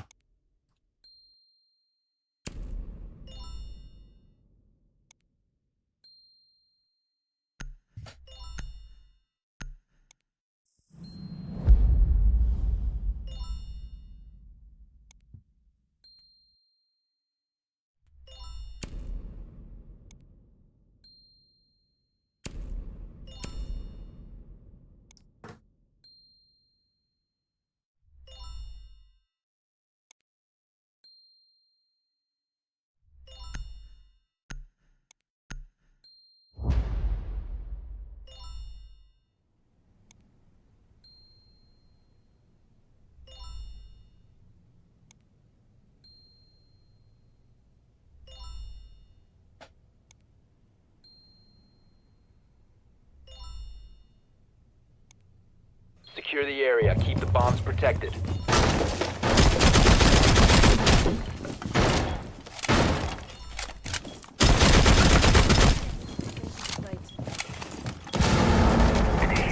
Op 4 has located a bomb. Plan your defense accordingly.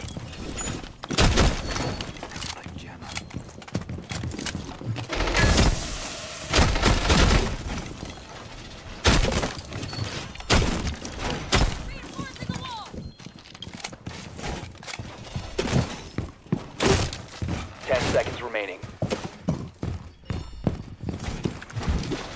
Down to 5 seconds.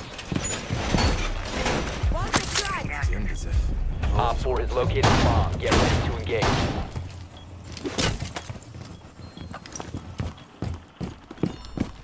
Camera feed up and running.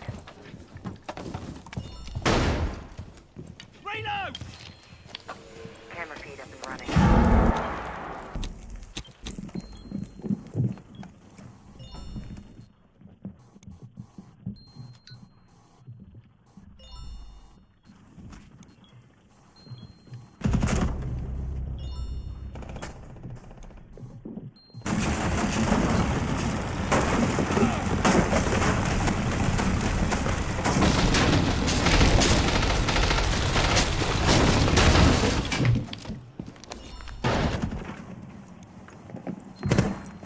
Loading new mag.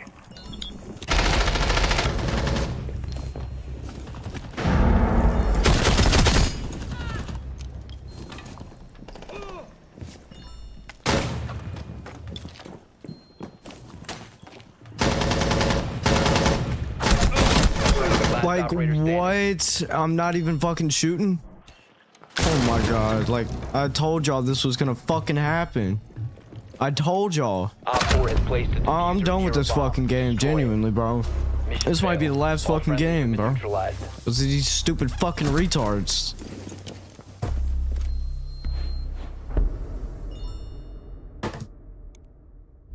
Like, oh my fucking god, bro.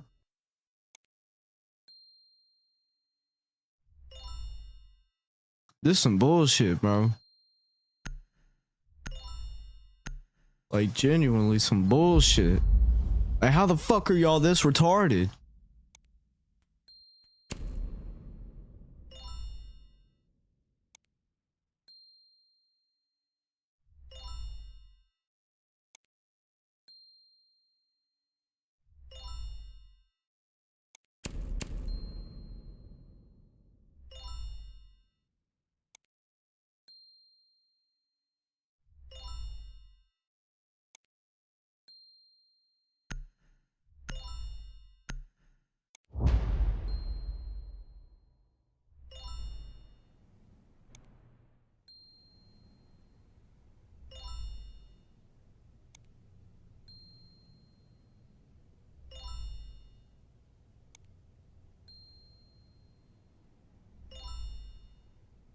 Protect the bombs.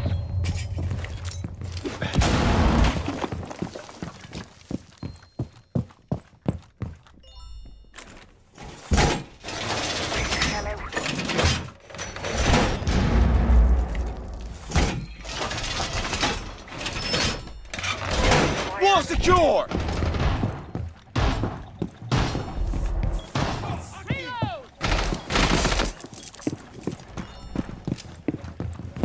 Prone razor down. 10 seconds to insertion.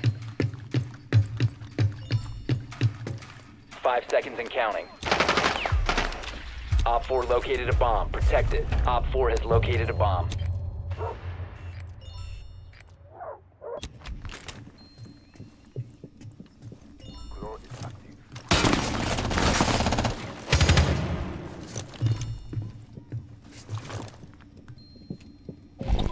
That's a razor down.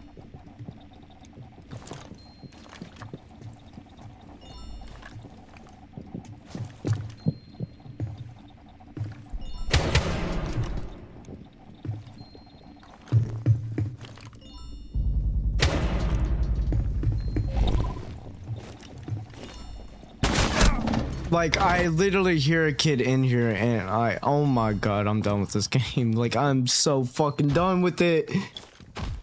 Like, I'm trying not to fucking crash out.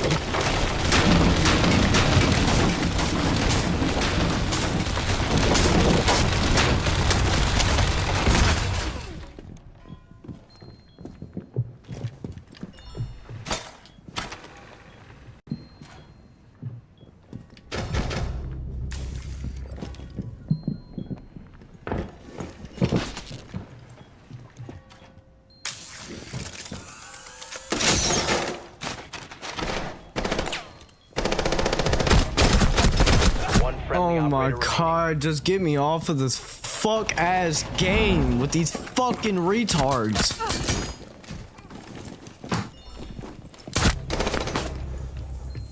Like, I can't fucking do this stupid shit, bro.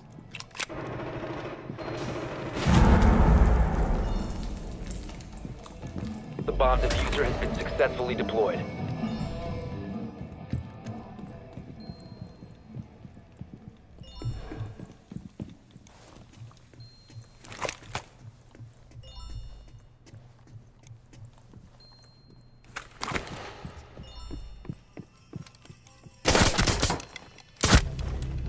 And you don't even do an interrogation. You're a fucking idiot. I hope you fucking shoot yourself in the fucking head, you piece of garbage. Mission failed. All friendlies have been neutralized.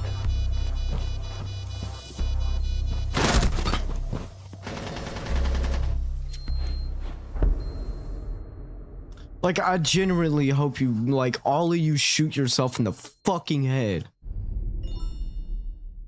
Like, all of you need to go kill yourself, bro. Genuinely.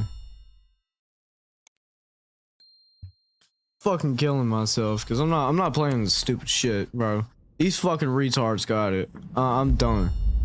I'm done. I give up, bro. Fuck this. Fuck these fucking retards.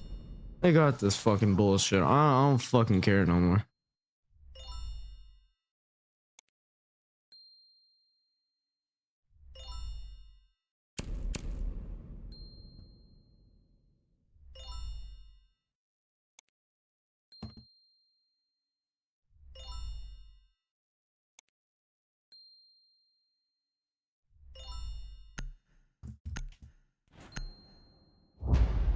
Literally happening, like, I can't even fucking speak because of this shit. Oh my god, I want to fucking break something, bro. Like, exactly what was happening last game. Fucking going, I don't even know, bro. I'm just finna crash the fuck out. Secure the bombs. Can't do shit. Fucking retards.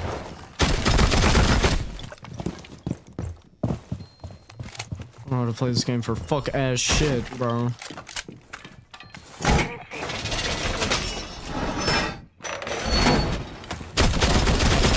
Swapping Plan mags! accordingly.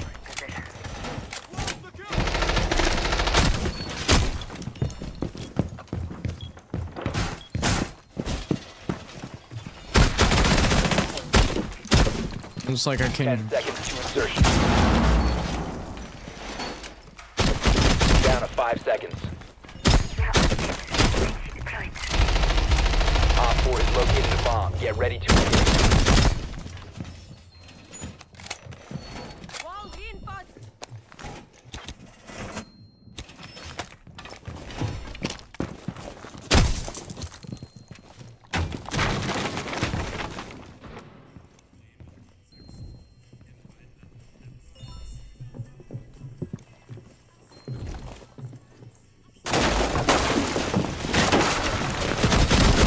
Like, just, I can't fucking leave, bro. Like, what am I doing leaving site?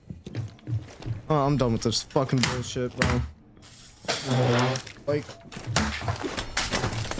get me off of this fucking game.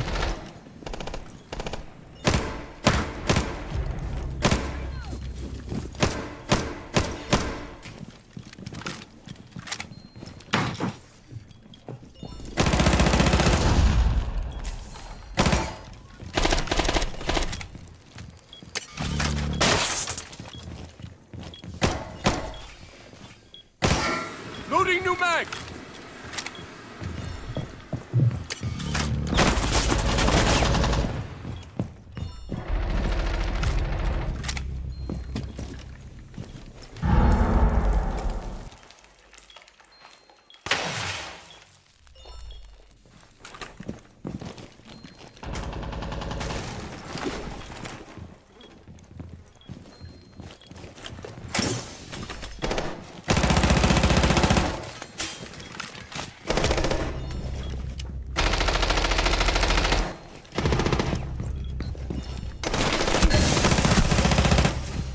Changing mag!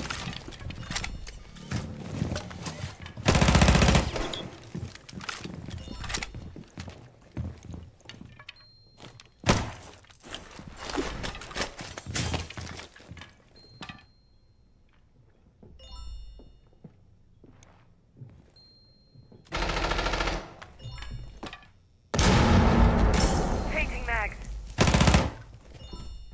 Reloading.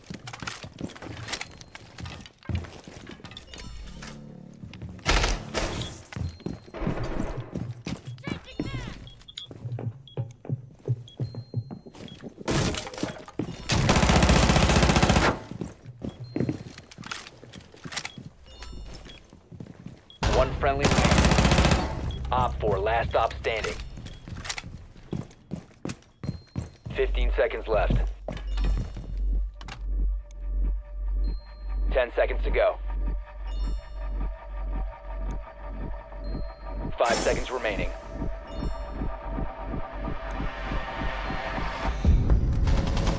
The time limit has been reached.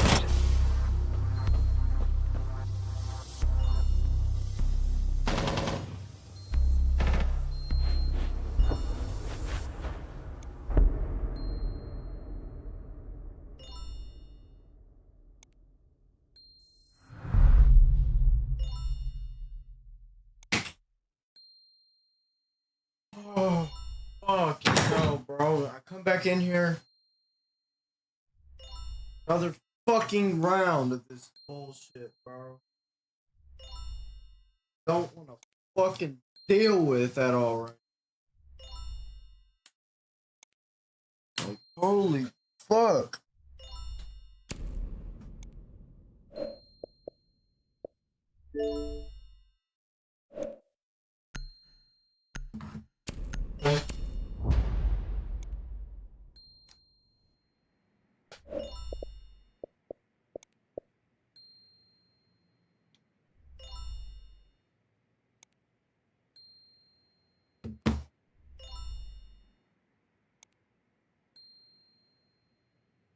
We need to locate a bomb.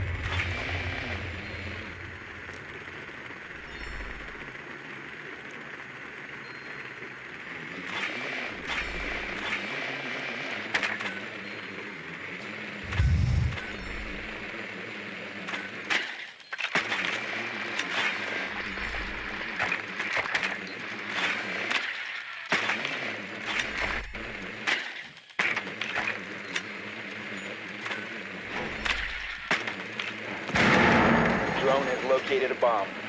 10 seconds to go. 5 seconds to insertion. Proceed to bomb's location and defuse it.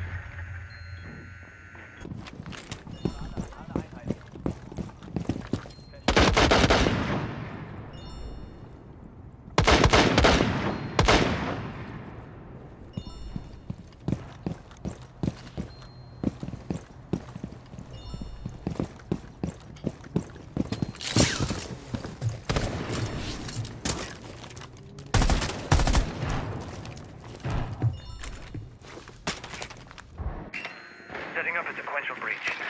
Like, I can't even hear anything. I broke my fucking headphones.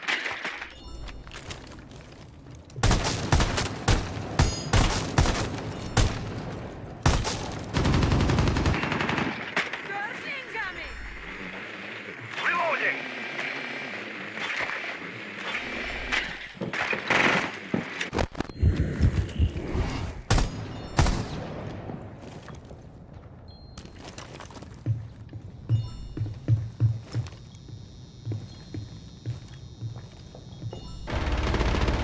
The diffuser is no longer in your possession. Like, what the fuck are you doing right there? The diffuser Oh my is secured. god, Must bro. recover the diffuser. Drones up.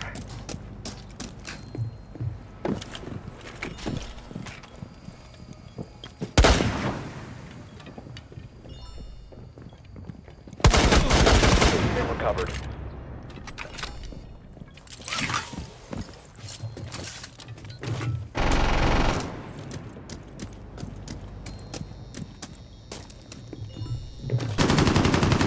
Grenade out! What the fuck are we doing, bro? Like,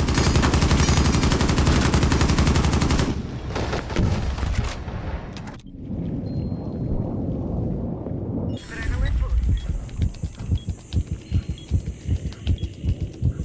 Bomb diffusion initiated. Protect the diffuser.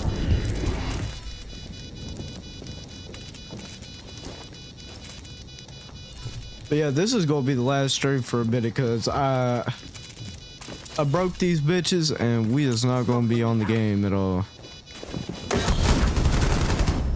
And it's like these motherfuckers don't know how to watch the fucking diffuser.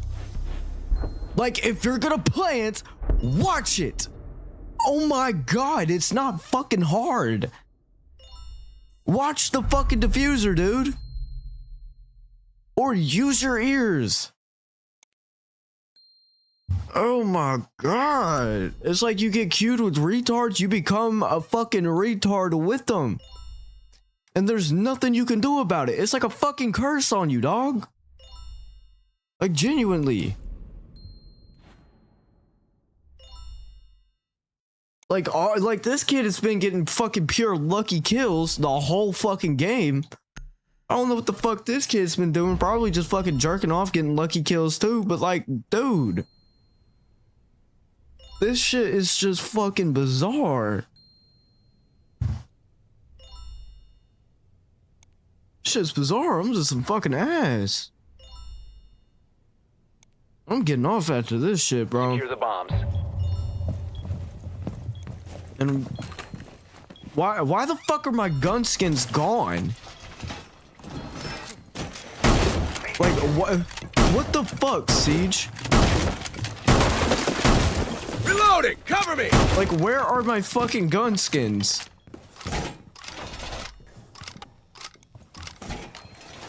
Resume go now. Op 4 has located a bomb. Plan your defenses accordingly. Activating. Like, what the fuck, bro? 10 seconds left. Feed active. 5 seconds. Op 4 has located a bomb.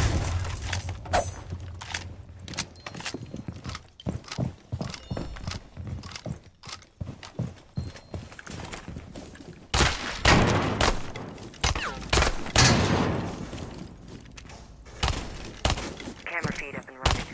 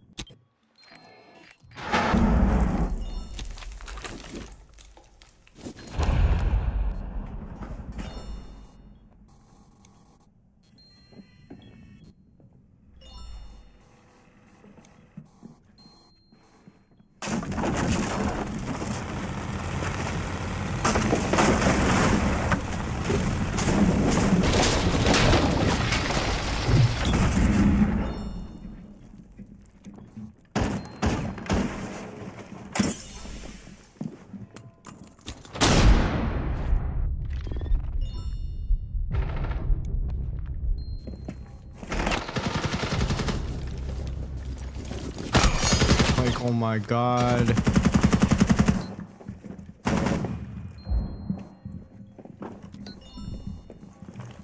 Like, they're all three literally on me, bro. What the fuck? Sending out a shell.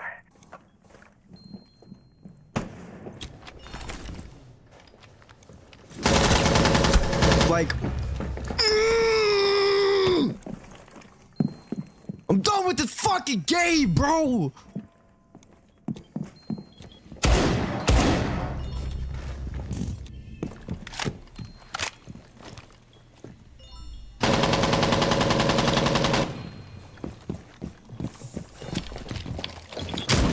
Like, what the fuck are you doing?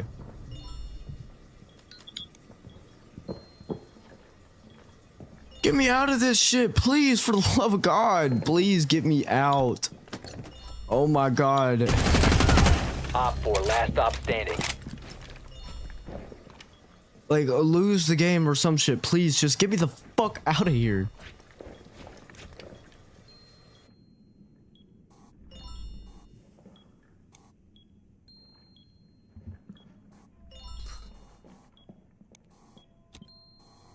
Seconds left.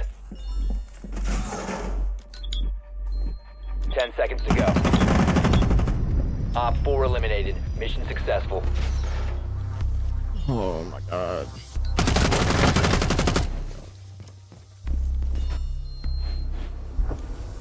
Like, I'm literally going 3-8. I was literally going 11-3 earlier. What the fuck happened?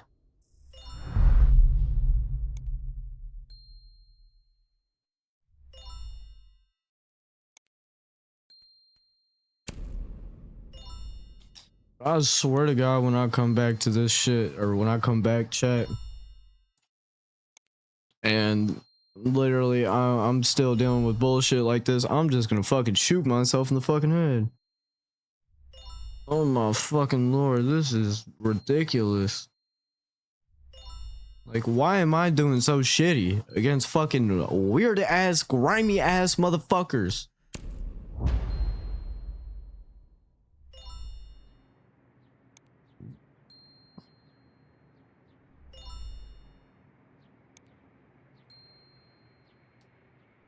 Like, this game will literally make you want to fucking put a bullet in your head if you really play this shit for this much, bro. Makes you just want to fucking shoot yourself. And I can't hear what the fuck's on my right because my right fucking headphone does not work. It just gave out on me this stream. So that's why we're gonna not stream. We're quitting the stream and for a minute, or not quit, but like, we're gonna take a break for probably, I don't know how long, until I get some new fucking studio grade headphones or some shit. 10 seconds to insertion. 5 seconds before insertion. You found a bomb. Make your way to its location and defuse it.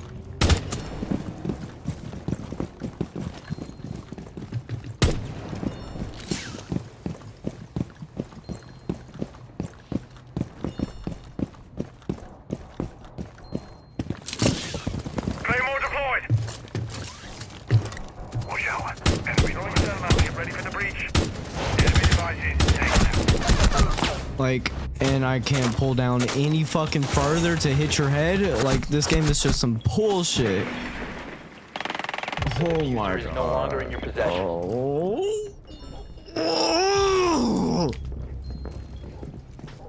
Down to one friendly. Like, get me out of this fucking bullshit. We have Like, y'all are some eliminated. fucking idiots.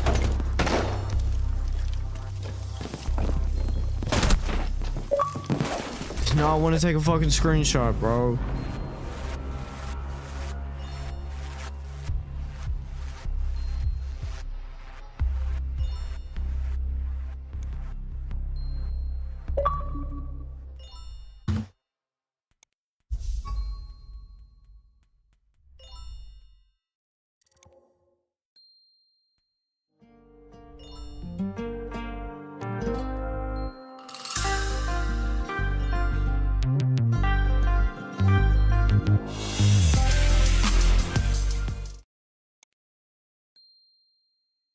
Hey, had a long day? Well, time to take a breath and relax. Enjoy. The stupidest deaths in history.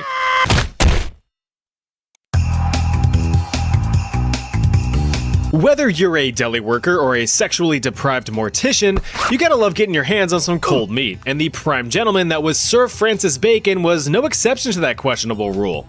Francis Bacon was a man of science. In fact, he's considered to be one of the founders of modern science. Born as a tiny little strip back in 1561 in London, Bacon was a sickly little sprite and was always easily susceptible to illness. Remember that for later. Although he was a frail fella, he was born into a wealthy, noble family. His father was a powerful politician, and his mother was highly educated, which, during Tudor times in England, was weird for women. Nevertheless, his fortunate family situation afforded him an extensive education while he laid in bed grossly coughing up gooey globs. Between the bouts of illness, however, Bacon had a profound proclivity for the sciences. At just 12 years old, he attended the prestigious Trinity College at the University of Cambridge to make himself smarter. In doing so, though, he started to get pretty peeved with how things were being done within the scientific community. He noticed that all these smarty pants people at the time kind of just sat around philosophizing on rather abstract aspects of the world instead of gathering evidence through practical experimentation. I say, have you ever wondered why we're here on this earth? I don't know. Have you ever wondered why your eyes are so far apart? Okay, rude. This sense of scientific stagnation, he thought, was just holding humanity back from figuring out what really matters and what would actually benefit society as a whole. Now keep in mind, these were the early years of the scientific revolution in Europe, so his ideas were on par with the flow of scientific thought at the time. But if you wanted to spend time experimenting with and revolutionizing a whole-ass branch of science, you're gonna need to spend money. Lots of money. Francis just needed to get his little English mitts on some moolah. Taking advantage of his lineage and prowess, he began rubbing elbows with some major political powers. He even befriended Queen Elizabeth I herself before she crusted away into dust. He quickly rose to the ranks and established himself as a prominent political figure, eventually reaching the title of Lord Chancellor of all England in 1618. In case you're unaware, that's like the highest position of power outside of being the king or queen. Adapting his scientific method to politics, Bacon aimed to untangle legal knots and simplify laws, modernizing England's judicial system and sluggish legal processes. He did it. Guilty! Huh? Although his political career was flourishing, it ended rather abruptly. How? Well, you remember he needed a bunch of money, right? So ask yourself, how do politicians end up a whole lot richer than their salaries could ever possibly provide? Corruption. Yup, Bacon took a bunch of bribes, so he was ousted and quickly kicked from court in 1621 after a hefty fine and a brief stay in the Tower of London. While he had been dabbling with it on the side, Bacon was now free to pursue his passion for science full time. He always let his scientific mind wander and wonder, always thinking up practical solutions that affected real people. Well, as fate would have it, one of his potential solutions became a real problem. While traveling in a snowstorm in 1626, Francis stared out into the icy conditions over yonder, pondering the practicality of snow for natural refrigeration purposes. You know, normal thoughts. He was then hit with an idea. Snow is cold and foodstuffs like meat usually last longer when cold, so could snow make meat cold for longer food life? It was worth a try. Francis then leapt from his carriage into the blustery blizzard and moseyed on up to a wobbly, withering woman holding a chicken. Hello. Francis promptly stripped the chicken and proceeded to cram and jam fistfuls of snow into the gaping poultry hole to test his theory. Over the next several days, he would have his answer, but unbeknownst to him, the next several days were all he had left. Remember how he was pretty susceptible to the icky sickies when he was a wee lad? Well, that persisted into adulthood. So, all frigid and fragile, the immunocompromised Francis had succumbed to a cold, which quickly escalated to full-blown pneumonia. Bacon went belly up just a few days later. In his last flickers of life, he confirmed his experiment to be a success. Snow do make chicken cold. You don't have to be an expert to be an expert, something that Mr. Alan Pinkerton quickly found out as he became a prominent figure during the most tumultuous times in American history. Now, despite being remembered for his American antics, Pinkerton was actually Scottish. Aye. He was born in Glasgow, Scotland in 1819, but fled to the States in his young adulthood. With only a few low-poly coins in his pocket, he purchased a low-poly horse and wagon to set out and seek his fortune. Nay. Desperate for work, he took up a job as a cooper for a brewery in Chicago. Oh, what's a cooper? Well, it's someone who makes wooden casks and containers.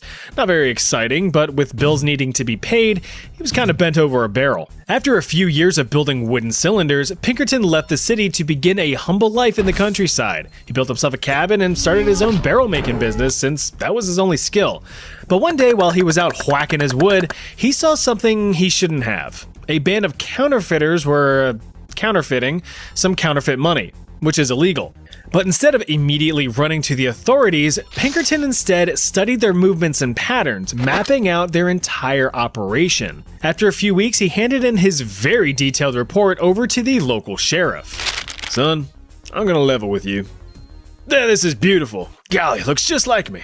With the intelligence in hand, the sheriff made the arrest. This single event gave Pinkerton a real chubster for criminal detective work, which in 1849 led to him becoming the first police detective in Chicago and the forming of his very own Pinkerton National Detective Agency, which still operates to this day. Under Pinkerton, the agency thwarted the evil deeds of many train robberies, vandals, swindlers, and thieves alike over the next several years, all while laying down the groundwork for modern investigative principles and gaining national fame. But then, in 1861, the American Civil War broke out because of states' rights. Just kidding. It was because of slavery. Slavery was, in an economic sense, pretty wonderful and critical for these southern states. From a humanitarian standpoint, it was a complete abomination. And Pinkerton shared that sentiment, having personally supported and funded abolitionist leaders. With his investigative background, Pinkerton served as the head of the Union's intelligence service. During his tenure, he uncovered various assassination plots to kill President Lincoln, apparently not all of them, provided estimates of Confederate troop numbers to Union generals, which were highly inaccurate and actually detrimental to the war effort, and even worked undercover as a Confederate soldier on multiple occasions. Howdy y'all, where can I find a tumbleweed? Who the fuck is this guy? He got found out real quick. Almost died actually, but not yet. So yeah, while he was very successful in his pre-war detective work, he wasn't exactly Sherlock Holmesing it on the war front. But anyway, after the South got their peanuts boiled, Pinkerton returned to his detective work, mainly attempting to catch train robbers. Keyword being attempting. By the 1870s, age was catching up to him, as you can see by his beard getting longer and presumably grayer. After failing to catch infamous outlaw Jesse James, financial support started slipping. Well, in 1884, ironically enough, it would be Allen himself who would be slipping as well. Although it's often debated, the most popular story surrounding Pinkerton's death was that he had slipped on the pavement while out on a stroll. He jammed his jaw onto the ground and he sunk his teeth into his tongue.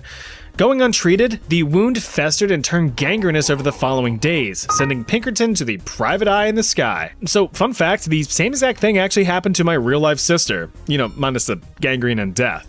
Will you quit horsing around? She's just gonna have to learn. Any fella or fellette worth their salt knows who Harry Houdini is, or was. Six Flags Great Adventure, Houdini's Great Escape, 10 out of 10 ride. Even though you know he's one of history's greatest magicians, you probably don't know how he actually died. And because he's in this video, yeah. The real-life slippery little magician came from humble beginnings. Born Eric Weiss in Austria-Hungary, teeny-weeny pre-Houdini and his family fled Europe in 1878 when he was just 4 years old. His family struggled financially, hopping from place to place in the United States, before finally settling down in 1887. In East New York City, poorly raised, in a circus is where he spent most of his days, chilling out, zipping and flipping up high from the swinging trapeze above the gals and guys. He soared up through the air and his act was pretty good. Started making money in his neighborhood. He put on his little tights and the people just stared. They said, "There goes itty bitty Eric, he's the prince of the air." Thank you. Flip forward a few years to 1891, and Eric traded in the trapeze for the ease of traps. He also traded in his name. Eric Weiss became Harry Houdini, an amalgamated name created as a tribute to magicians Harry Keller and Jean-Eugène Robert Houdin. Houdini performed various acts with his younger brother Theodore, and initial audience reception was But after meeting a fellow performer of the female variety and wifing her up, and also replacing his brother in the process, the husband and wife duo performed as the Houdinis in the late 1890s. Right before the turn of the century in 1899, Harry would soon be unable to escape his astronomical rise to fame. After meeting several managers and impressing them with his acts, he began booking performances across the nation and soon across the Atlantic in Europe. In just a year, Harry and his wife went from starving artists to raking in a modern-day equivalent of tens of thousands of dollars a month. Houdini soon became a household name. Cuffs, cars, cans, crates, there was nothing from which he couldn't escape. He and his thunderous quads and milky hamstrings even challenged the public to construct traps and bindings to hold him. Nothing could. Straitjackets? Not a problem. Locked water-filled tanks? Easy peasy. The belly of a beached sea critter? Simple stuff. Now, what was unique about Houdini was that his acts were very real. Sure, there were a few tricks here and there as fail-safes, but if unsuccessful, Houdini faced the very real possibility of serious injury or death. But that was the whole thrill of it. That was the draw. Crowds flocked to see if his latest stunt would end up being his last. Damn it. This is it. Aw, maybe next time. Despite escaping from boxes, tombs, chains, or sealed rooms, Houdini couldn't escape that one inevitability: death itself. It's just a shame that the master of defying death would die in such a stupid manner. On October 22nd, 1926, at the age of 52, Houdini was resting backstage while performing at the Princess Theatre in Montreal. A few Canadian fellers no-clipped into Houdini's dressing room to have a chat about the performance. One student, Jocelyn Whitehead, came forth and questioned Houdini's amazing claim that he could withstand any punch to his stomach. Now, according to witness testimony, mainly the students who were right there with him, Whitehead reportedly delivered 5 devastating blows to Houdini's abdomen before Houdini even had time to properly react. Think fast, eh? Houdini initially brushed this incident off and continued performing in agonizing pain. Over the next few days, he developed a 104-degree Fahrenheit fever. Turns out the blunt force trauma had contributed to Houdini's appendix full-on rupturing. Doctors had managed to remove the busted organ, but all the toxic appendix juices had already leaked into and poisoned his body by then. Succumbing to peritonitis, Harry Houdini's final act was escaping this mortal coil on Halloween Day, 1926. Spooky.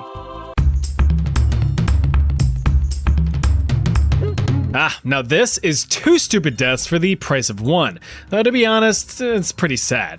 Homer and Langley Collier were 2 rather eccentric brothers from the same mother.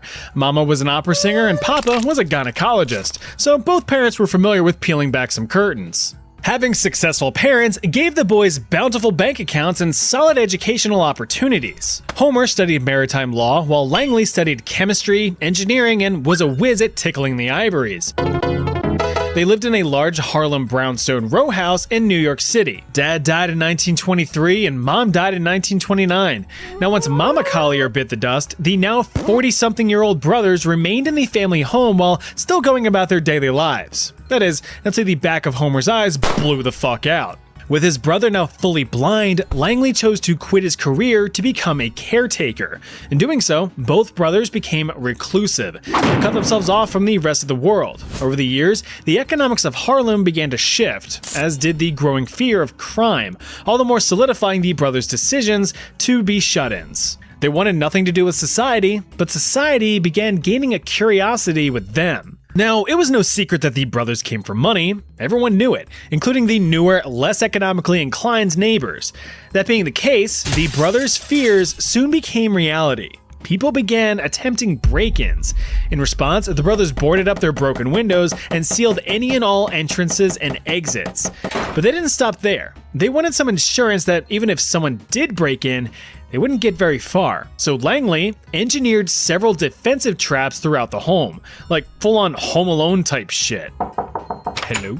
Now, what the public didn't know was that the brothers were hoarders, like real bad hoarders. Over the years, mountains of newspapers, books, and useless junk and garbage piled up to the ceiling in nearly every room, walls of knickknacks and tunnels of trinkets. The brothers would reportedly sleep in nests fashioned out of the debris. Of course, this lifestyle was pretty friggin' unhealthy, and this only exacerbated Homer's poor health condition.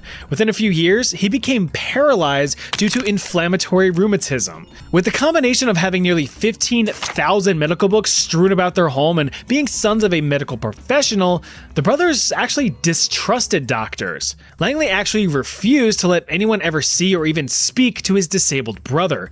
He believed that even if he did take Homer for a medical evaluation, the doctor would essentially put his brother in a grave that much faster. Instead, Langley opted for a strict regimen of oranges, bread, and peanut butter scavenged from various midnight strolls to restore Homer's vitality and vision.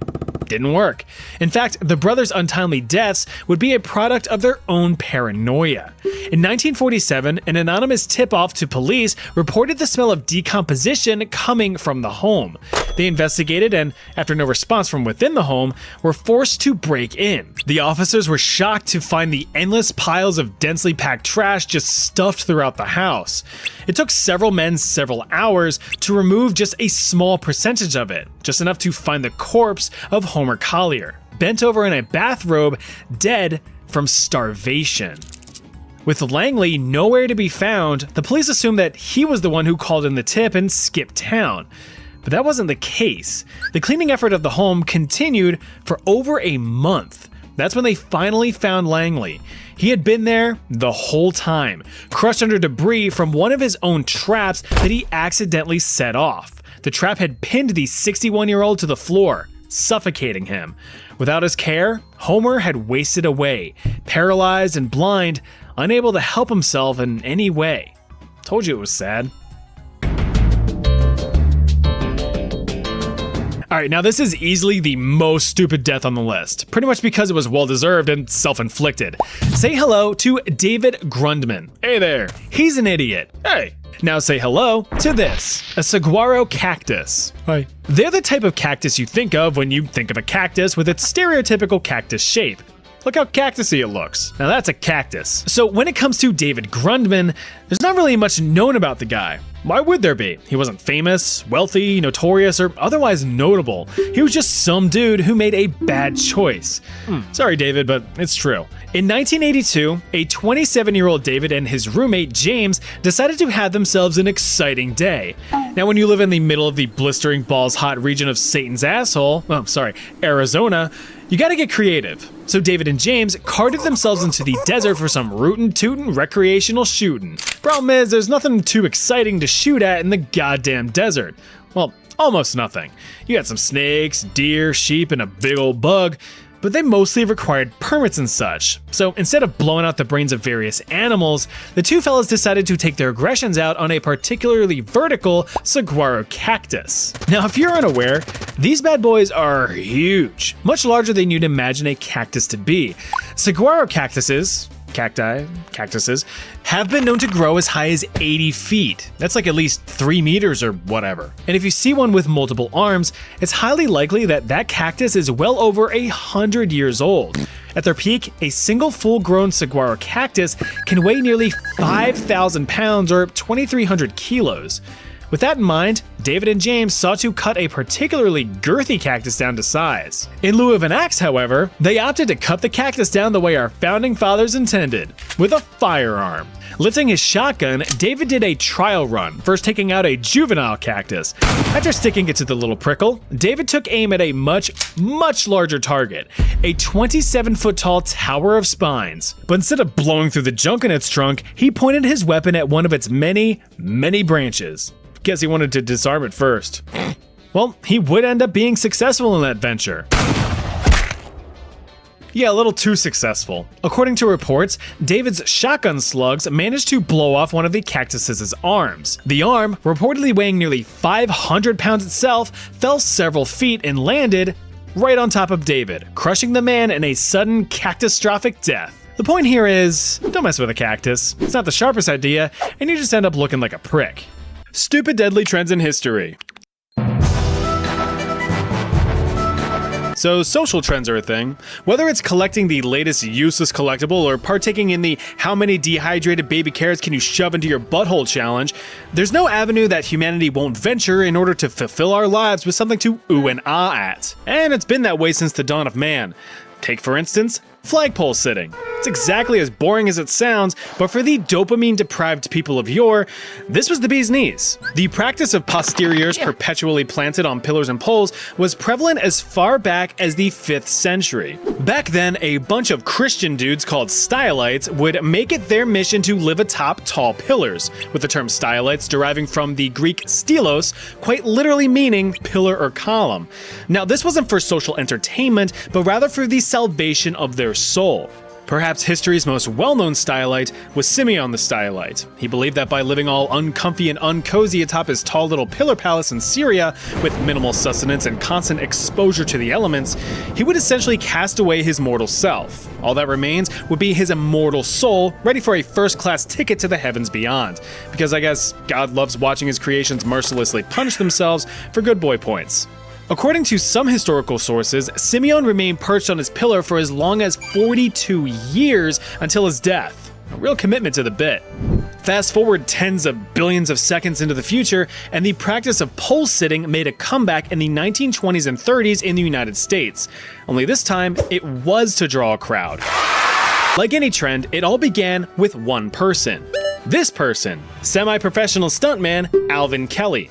Reportedly the result of a friendly dare, Kelly's first publicized climb was in 1924, where he sat for several hours outside a department store in Philadelphia, Pennsylvania.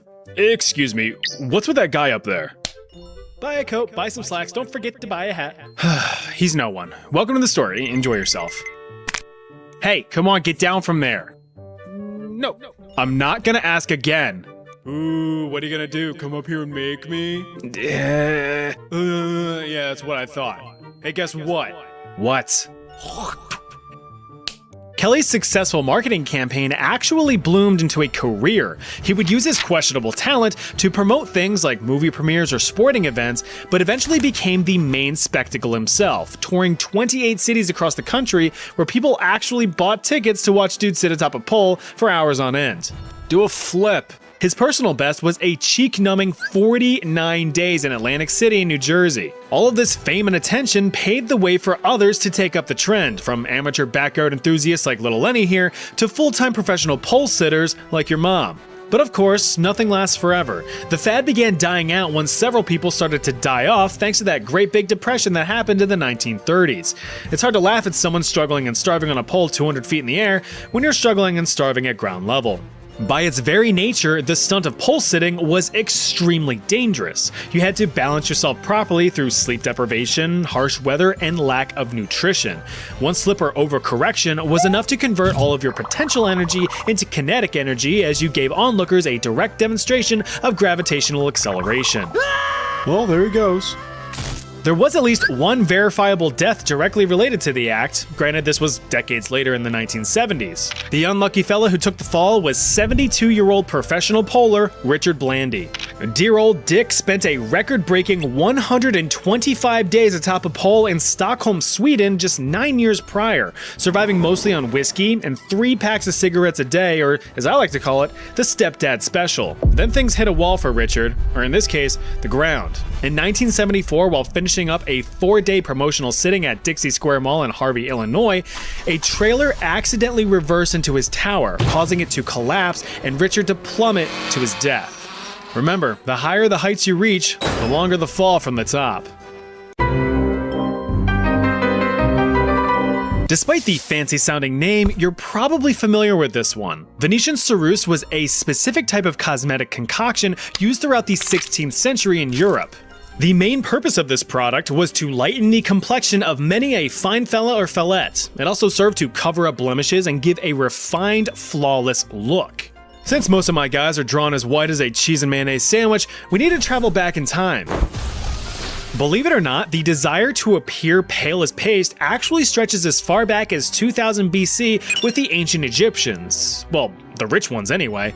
You see, getting all tanned and toned under the hot sun all day was a sign that you were a filthy, hard-working poor. Not wanting to look like they partook in any labor, Egyptian nobles slapped lead-based powder all over their faces to get that DoorDash enthusiast look. You know, the look of royalty.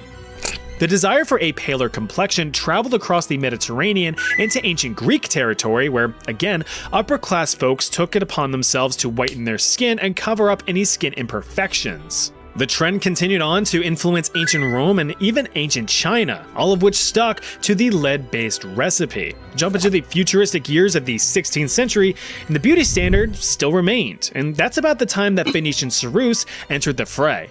Perhaps one of the most notable historical figures that dabbled in the dust was Queen Elizabeth I of England.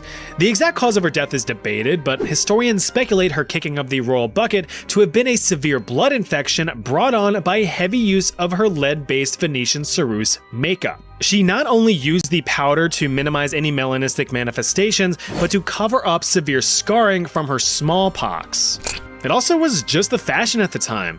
If you take a look at a lot of Renaissance paintings from the era, you're gonna see a lot of disturbingly white faces.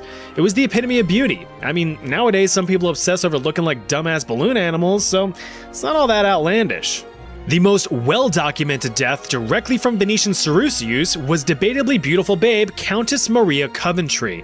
Her heavy use of the stuff caused her own skin to crack and peel, forming painful open sores that she just covered up with more makeup. She bit the dust in 1760 at the age of just 27. So what exactly was it made of and why was it so toxic? Well, first of all, it's lead. Lead's not good for you, especially not being plastered onto your skin for hours or days on end.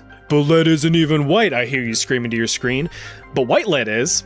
This is white lead. See how white it is? Pretty freaking white. This is hydroceracite, a lead salt compound also called lead carbonate hydroxide.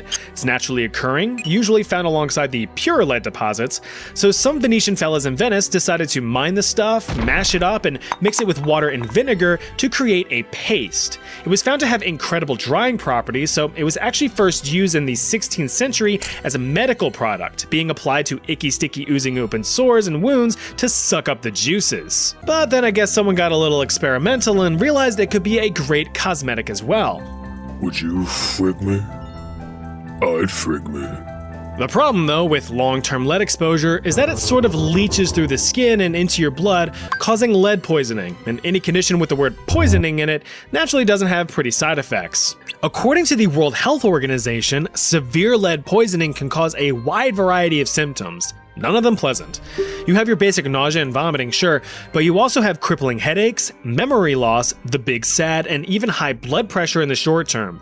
As for the long term, we're talking reproductive issues and even permanent brain and nervous system damage. The neurological effects often led to increased aggression, hyperactivity, and the lowering of one's IQ. So in scientific conclusion, heavy lead makeup was creating a bunch of irritated, angry, infertile morons. Just like those dang insert political party here. Am I right?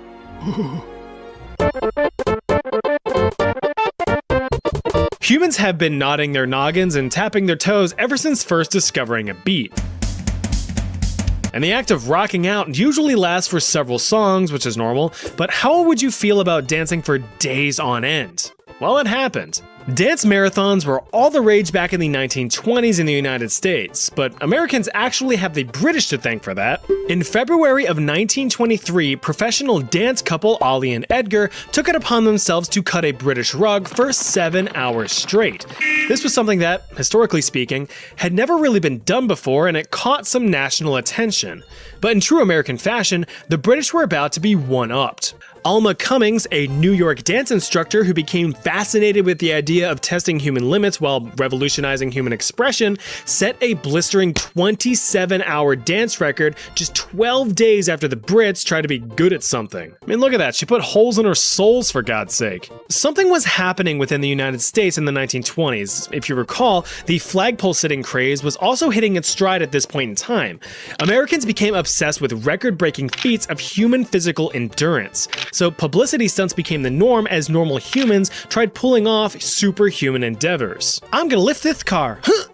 So after Alma busted her move, the idea of endurance dancing began to take off. Within the next few weeks, her record had been broken 9 times across the country, so everyone was getting into the swing of things.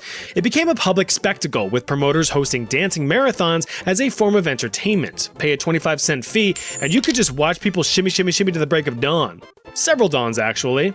You see, it didn't take long for the craze to drop a ranked mode. Competitive dancing marathons saw couples boogieing for days on end to get a chance at solid cash prizes. Those prizes became even more valuable once the world entered the Great Depression in the 1930s. In a collapsed economy, these marathons were seen not only as a form of entertainment for the now destitute masses, but a means of survival. That's because participants were properly fed and sheltered in exchange for their performance, all while still having that chance at a grand prize. These prizes could range from a couple hundred to a couple $1,000.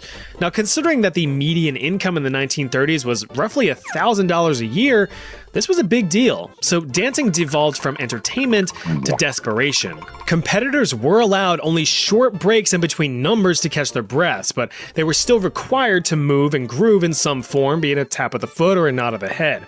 Couples that stayed still for too long were actually prodded with sticks or splashed with water to get them back on their feet again, lest they be disqualified and thrown to the streets. The most famous dance champions of the age were handsome stud muffin Callum de Villiers and beautiful babe Vani Kuczynski. So take a guess. How long do you think that their record-breaking dance lasted for?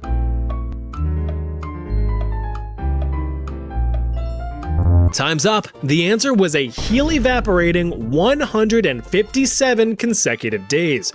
Over 5 months of throwing down on the dance floor. Their prize? $1,000. Almost $25,000 in today's money. To no surprise, these endurance events were not without consequence. Like I said, people fully exhausted themselves to the point of collapse. Staying in the contest meant that you had food, water, and shelter for as long as you kept shaking that thing. Unfortunately, this resulted in a few reported deaths across the nation, one of the first being 27-year-old Homer Morehouse. No, not this guy. What, you want to see an actual picture of a dude who danced himself to death? You sicken me. Just an amateur dancer, Homer had reportedly been throwing it back for 87 hours straight, suffering from malnutrition and extreme sleep deprivation. He stumbled to a chair to take a break and fell over dead. News of these deaths caused immediate nationwide banning of dance marathons when they realized that, albeit voluntary human torture, isn't all that humane. But when promoters were raking in tens of thousands of dollars per event, stacks of cold hard cash outweighed the stacks of cold hard bodies.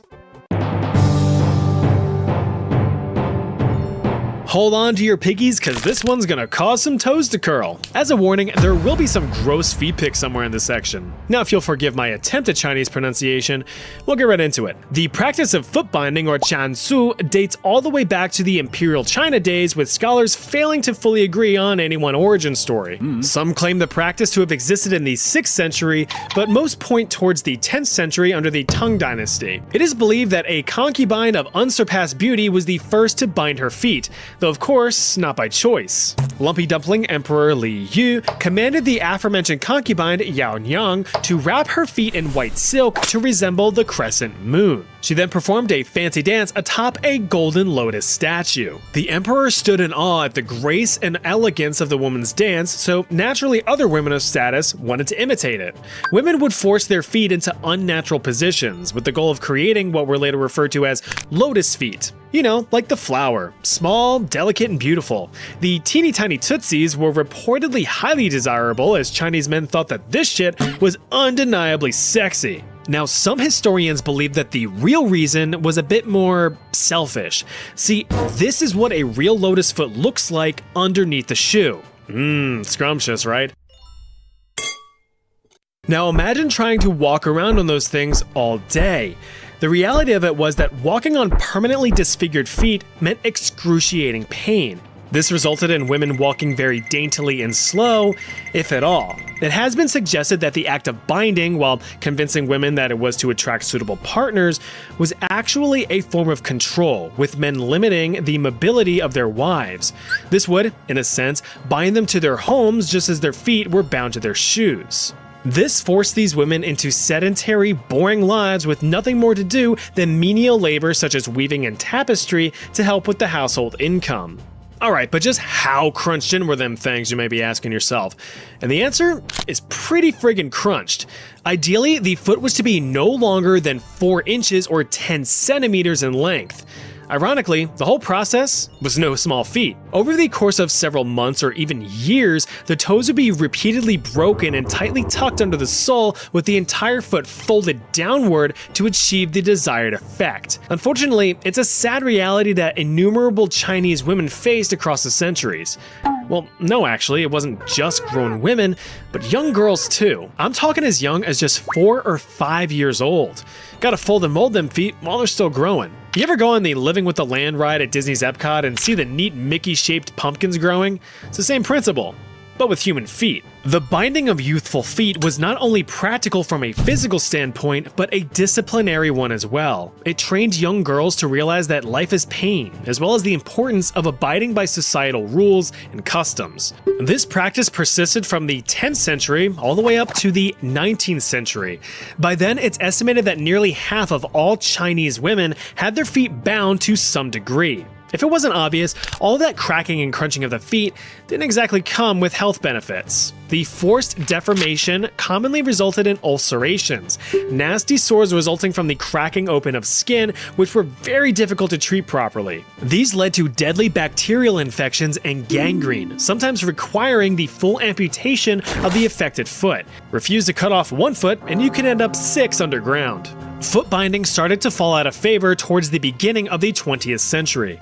By this time, mass-produced textiles began taking over, leaving the perpetually working from home women to be out of a job. So they finally put their foot down. After exhaustive women's rights campaigns, the Chinese government took a step in the right direction by formally banning binding in 1949. Now, when you've got something that's beyond repair, do you ever just make the decision to break it a bit more to give it that sense of finality? Maybe just hucking a busted light bulb into a garbage can to hear a satisfying shatter? I have a deep garbage can. Well, gosh damn it, they did the same thing to full-size locomotives back in the day. Yep, if you had yourself a free afternoon and some spare change, you could waddle your britches on down to an isolated part of the plains to witness yourself a genuine high-speed train crash. But why? Because it looked cool. Come on, I know that when you cruise on down the freeway and notice a wreck on the side of the road, you're gonna be whipping your big dumb head around to see the extent of the damage. We all do it, that's why we have traffic. But that curiosity and wonder is what drew crowds of tens of thousands of spectators throughout the late 1800s and early 1900s. The premise was simple. Beginning in 1895, railroad organizers figured out a way to profit off of decommissioning their equipment. Train engines deemed obsolete either by being outdated or having otherwise unrepairable mechanical issues were placed on a long stretch of track facing each other. Onboard engineers would then set the locomotives full steam ahead before abandoning ship. Step on the gas. Allowing them to become a physical demonstration of physics. Spectators happily tossed a few of their hard-earned bucks to witness such a staged catastrophe. They were about as excited as a Second Amendment enthusiast experiencing his first home invasion. The problem, though, is that public safety measures at the time weren't much more than just standing back a ways while the trains did their thing. Nowadays, it's common for crowds to gather at scheduled demolition sites to watch tall buildings no longer be tall. But even at a bare minimum, safety nets are placed in front of the crowds to catch any rogue debris. Think about it, even a small stone zooming on through at hundreds of miles an hour can mean instant death. Well, that would have been a welcomed consideration in 1896. Just north of Waco, Texas, was the now infamous Crash at Crush, a staged train wreck that was more than what the crowd had bargained for. The planned crash was to occur at the town of Crush. Crash at Crush. Make sense now? The temporary town was built specifically for the event, with an expected crowd of 20,000 Texans. But thanks to effective advertising, 40,000 showed up, eagerly awaiting to see themselves a tasty train wreck. Now, this should have been an omen that things weren't going to go as planned, but double the crowd meant double the doubloons and the pantaloons, so the event stuck to schedule. The two trains were put in place and sent on their way, topping out speeds at 50 miles an hour. The steam engines collided, as expected, but upon impact, the boilers violently exploded. Not as expected. The explosion launched shrapnel in every direction, which naturally included where the crowd was standing. Well, butter my buns and call me a biscuit. I don't think that was supposed to happen. You know what? I think you're right. In addition to dozens of Southern fellas sustaining some bumps and bruises from flying hunks of metal, at least 2 Texans unfortunately yeed their last haw. But surprisingly, the crowd didn't flee. Instead, they ran towards the wreckage to assess the damage and grab themselves a souvenir from the pile of twisted metal. After all, they did pay to see a wreck, so they were gonna get their money's worth. Despite the widespread report of the tragedy, the public didn't seem to care. In fact, these stunts only got more and more popular. Events kept chugging along well into the 1930s when the trend finally crashed and burned. What better accomplishment can there be than living for eternity? Seeing civilization thrive, endless investing, watching your loved ones slowly decay around you? Yeah, immortality seems pretty great, and a lot of people throughout history thought so too. They spend years of their temporary stay on Earth attempting to make it a little bit more permanent. So let's take a look at how people have attempted to extend their normal lifespan. When you think of mummies, the first thing that probably comes to mind is ancient Egypt, where pharaohs were often mummified after their deaths, preserving their remains well beyond their normal decaying timeline. But what if they began mummifying themselves while they were alive? Well, that's what a small sect of Japanese Buddhism used to practice. Motivations for doing so can vary from selfless acts of sacrifice to protect others, or just to achieve spiritual ascension and be worshipped for all eternity. Those brave enough to take on the process, known as Soku Shimbotsu, start off by quite literally eating trees.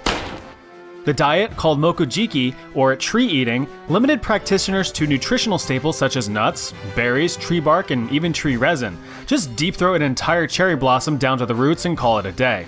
After 2,000 days of the strict diet, the monk would be encased in a tomb with holes poked in it for air like they were a pet hamster about to be absolutely manhandled by a toddler. They were also supplied with a bell which they would ring daily to tell everyone, nope, still not a mummy yet.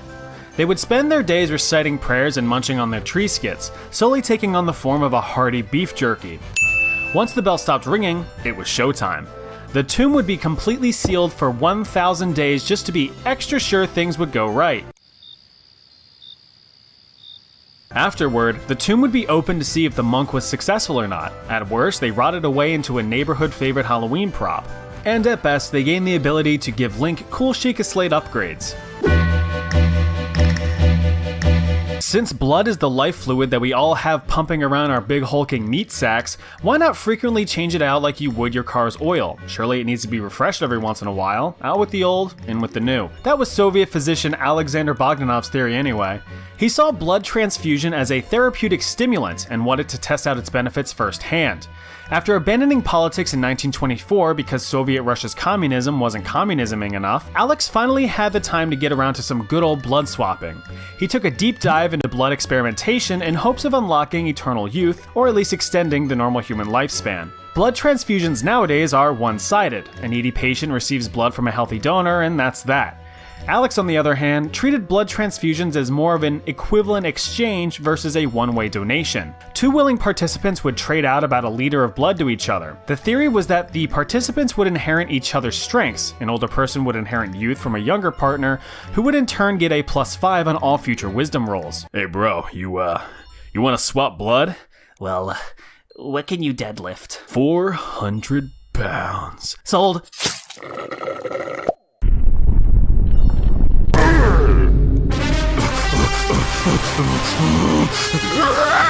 Bogdanov himself participated in 11 of his own transfusion experiments. After receiving the blood, he noted how he felt rejuvenated, regained eyesight, slowed his baldness, and increased his daily rub-out limit to 3. It looked like Bogdanov was well on his way to attaining immortality. But like the story of Icarus, he just couldn't push that boulder up the mountain. Or something. I don't read Greek mythology. After his 12th transfusion with a less than ideal partner who may or may not have been infected with malaria and tuberculosis, he somehow became very sick and died in 1928.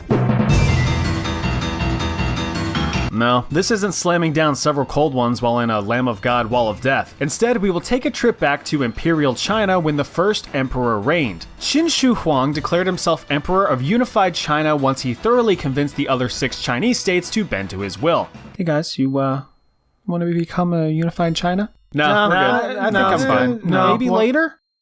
Okay. How about now? Yay! As a bonus, his military strengths translated well into leadership qualities. Under his rule, he standardized many aspects of normal life. Currency, units of measurement, language, and laws were now universal across a unified China. He created networks of new roads, canals, and irrigation systems, allowing trade to flourish. In order to protect his new kingdom like a proud dad, he tied his New Balances tight and ordered the construction of a great big beautiful defensive wall that would be admired for millennia. After all, he made the bold claim that his kingdom would reign for more than 10,000 generations after him. Now, while Huang sounds pretty neat, he was a bit of a dick. He taxed the balls off of poor people, had historic and cultural documents burned, and executed anyone who went against his ideas. In doing so, he became isolated and hated. He was also completely bonked out of his gourd, lusting for eternal power and life, sending alchemists away on expeditions in search of the legendary elixir of life, even sometimes joining their journeys himself. His alchemical friends would frequently offer him potions and concoctions with the promise that they would at least extend his health bar a little bit while they searched for the elixir. Problem was, these potions contained mercury, a highly toxic liquid metal. But let's be honest, if you handed someone who is desperate for eternal life a bottle of stuff that looks like this, they're gonna go, "Oh, hell yeah!" and toss it back faster than you can say, "Wait, don't drink that." Emperor Qin Shi Huang died at the ripe old age of 49, a few infinities short of his goal. Oh, and his empire collapsed a few years later. No!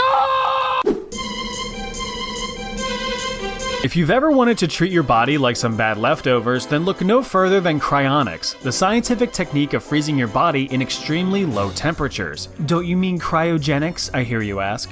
No, cryogenics is just the process of producing low temperatures. This is cryonics. Anyway, the theory is that you freeze your body and brain in temperatures low enough to halt all deterioration. The hope is that one day you can be thawed out and just resume your life as if nothing ever happened.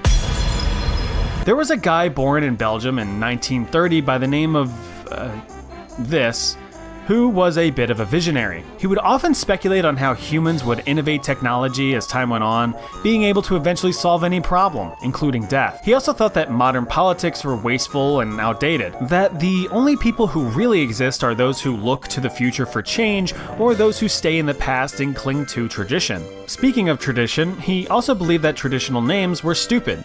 So he changed his own to FM 2030, much easier to pronounce. Besides sounding like a child of Elon Musk, FM's name change highlighted his goal of celebrating his 100th birthday in the year 2030. He believed that by then, humanity will be ageless, everyone will have an opportunity to live forever, and world peace will finally be attained. Good one.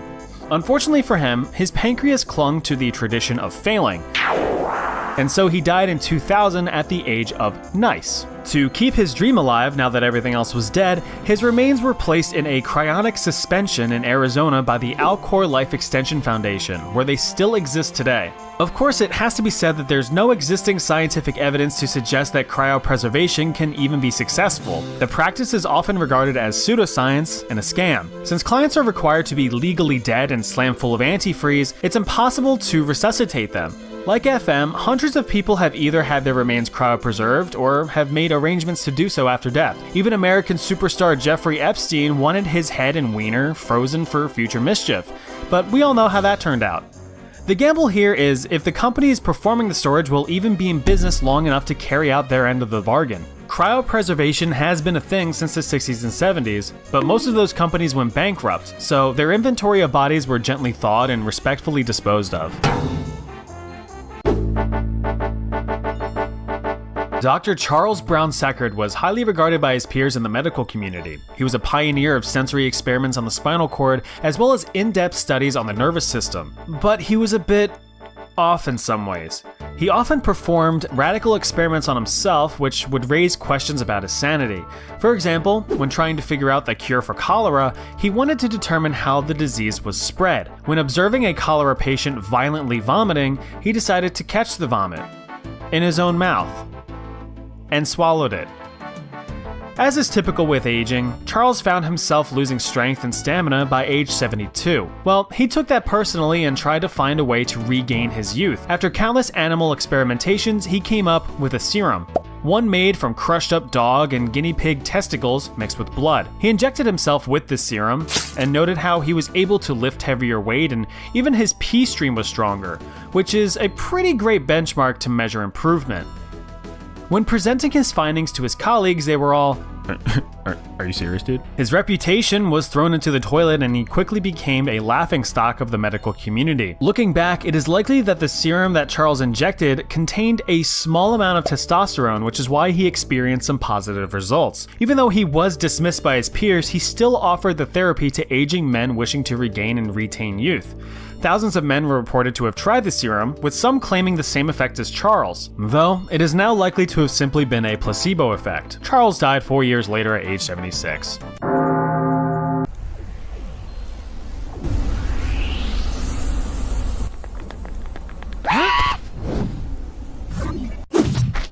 Well, that was quite the entrance you've made, but you couldn't have picked a worse time to fall out of the sky. Looks like you've landed in Salem, Massachusetts. You know, the place with all of the witches and whatnot? Yeah, that one. Now don't be fooled. It may seem like a simple, peaceful, and wholesome village. Tread carefully, because one wrong move could have you swinging from a rope. So, do you think you could survive this Puritan hellhole? Let's find out.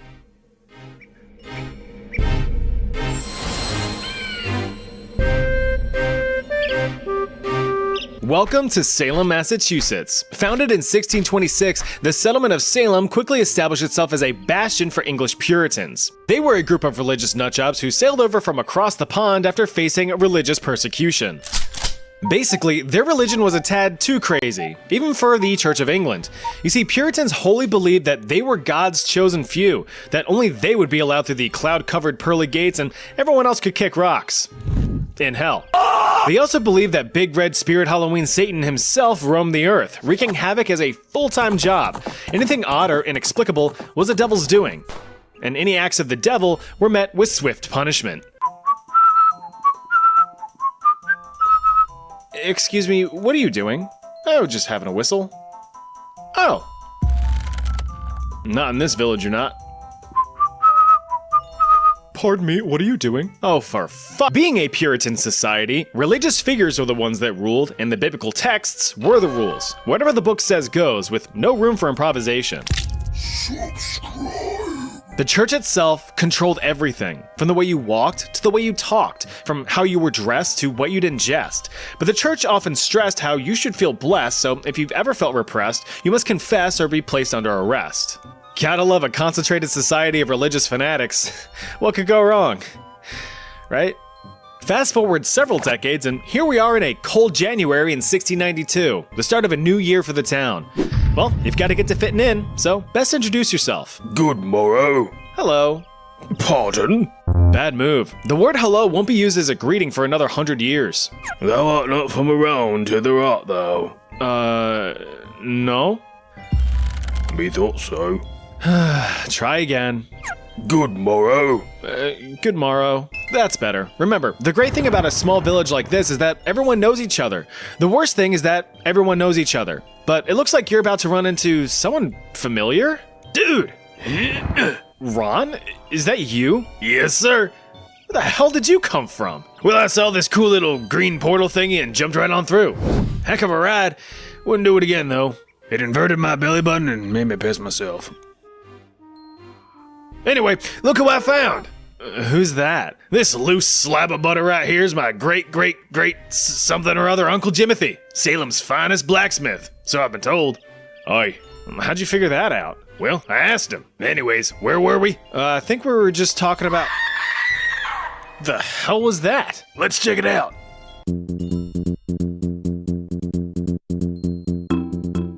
Oh boy, the two girls pitching a fit on the ground are none other than 12-year-old Abigail Williams and 9-year-old Betty Paris. Their actions are about to set forth quite a series of unfortunate events, and they won't even star Jim Carrey. Looks like this calls for a doctor's opinion. Aye, this be a case of witchcraft. No way. If there's one place you don't want to be in this world, it's being in the middle of a religion-obsessed community that's been given the news that the devil himself may be walking amongst them. The news of the girl's possible bewitchment set the entire village of Salem completely on edge. Despite a solid month of good old homemade remedies like fasting, burning herbs, Jorkin crystals, or that iconic prayer mumbo-jumbo, nothing seemed to work. Were the girls just joshing? Or was something more malevolent lurking in the shadows? Samuel Paris, the town's minister and father to Itty Bitty Betty, was desperate for answers. Finally, someone offered a more creative approach. Entering stage left is Samuel's neighbor, Mary Sibley. Entering stage right are Sam Paris's personal servants, John Indian and Tituba. They're slaves. Together, the three concocted a plan to fight fire with fire. Since desperate times call for desperate measures, this brought the concept of counter magic to the table. Although a potential solution, however a bunch of baloney it may be, the act of performing counter magic was just as offensive in the eyes of Puritans as black magic, and just as dangerous. Shoo-ba-da-boo!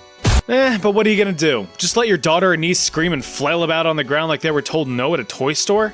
Didn't think so. So, Reverend Paris did what he had to do. The proposed solution? Just bake a cake. Now, it's easy to bake a pretty cake, but you gotta do the cooking by the book. And this is the book. So, this is the cake.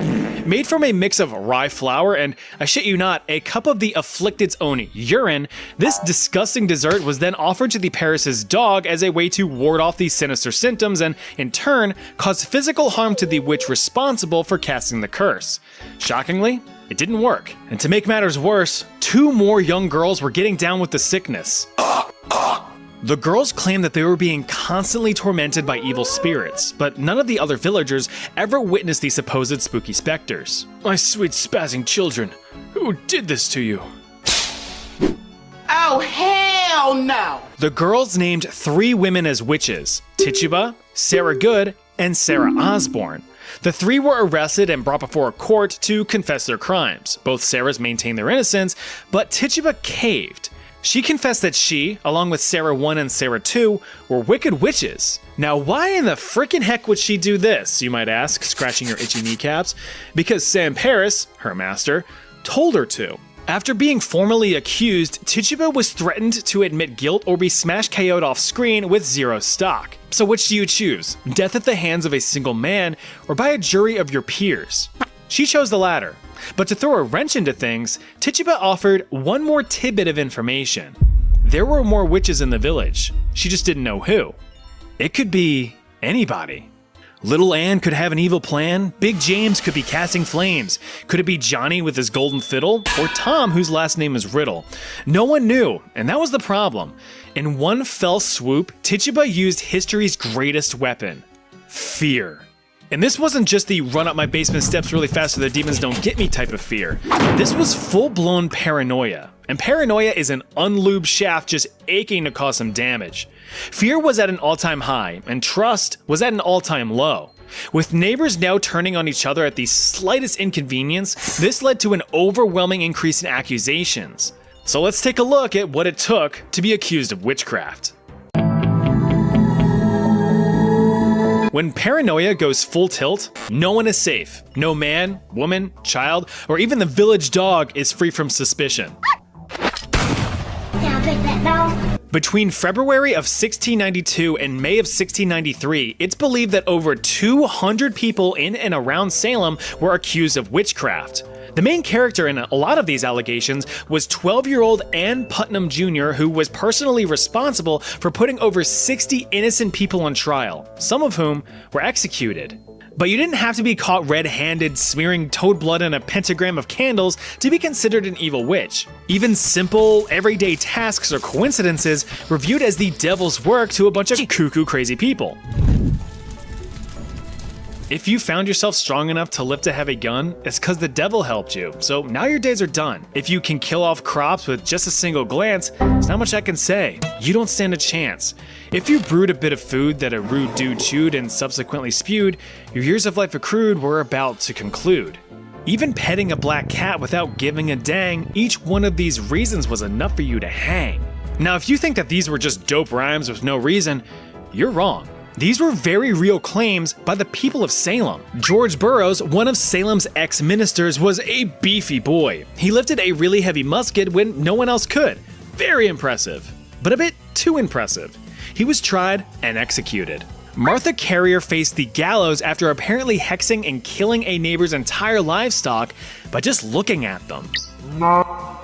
It was pure mayhem, but not everyone agreed with what was going on. Luckily, some sound-minded villagers were not buying the bullshit, and many protested the imprisonment of obviously innocent people. Unluckily, those who called the trials a bunch of baloney were also thrown in the clink. This is a bunch of baloney, this ain't witchcraft. Ron? Oh no, looks like Ron's about to face a fate worse than death. The legal system. Well, time for a trial. Here we are, the trials of the century. Well, I guess multiple centuries since we're still talking about them. News of witchcraft allegations reached far and wide, prompting intervention from the Massachusetts government to sort it all out. Thus, the Salem witch trials commenced, fancy powdered wigs and all. You know, English things. Thankfully, since the trials happened only a few hundred years ago, there's still lots of surviving documents from Salem. Lots of them. So we can still get a pretty clear picture of how everything went down, or at least the version that was written. The court structure was very similar to what it is today. A judge, a jury, witnesses, testimonies, all that. But sprinkling in the complete paranoia that infested the village, things got interesting. The main accusers, the teenage girls Abigail Williams and Ann Putnam Jr., were present at pretty much every trial, much to the dismay of anyone whom they accused.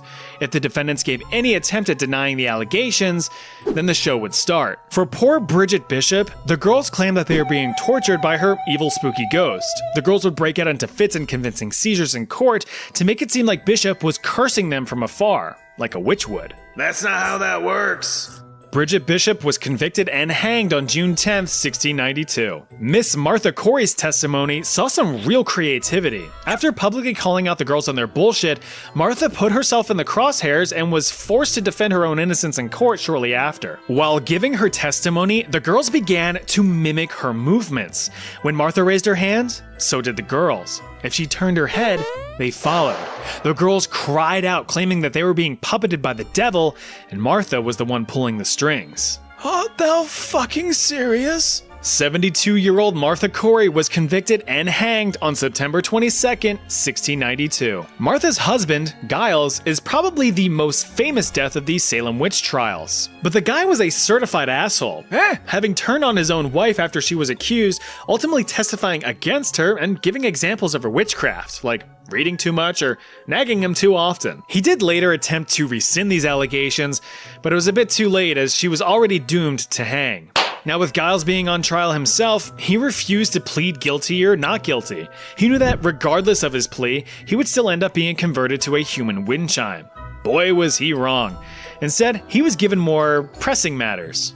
Literally. As punishment for his supposed crimes, Giles was forced to endure peine forte Dieu. That's French for strong and hard pain. What this meant was being laid on the ground under a board. Big, beautiful boulders were added to the board, distributing their weight across his body. Hundreds of pounds of stone pressed down on Corey across 3 whole days. His final words? More weight. He was 81, but now it looks like it's Ron's turn to defend himself. Let's see how that goes. Ronald J. Fartknocker, thou hath been accused of witchcraft. What say you in your defense? I didn't do shit. He's innocent! Huh? What's all this? Your Honor, I've known Ron for years. We've been through so much together. That's right. We sort of survived a whole nuclear apocalypse together. He knows what a real witch is. She's been using powerful magic to torment him for years, sending him all across time. Greece, Japan, Egypt, you name it. It's true. Wait a minute. I only ever told you about the nuclear apocalypse. How did you know about the others? You just couldn't go along with it, could you? And here I thought you were a smart fella, not a fart smeller. You're not Ron. You're... No. Took you long enough.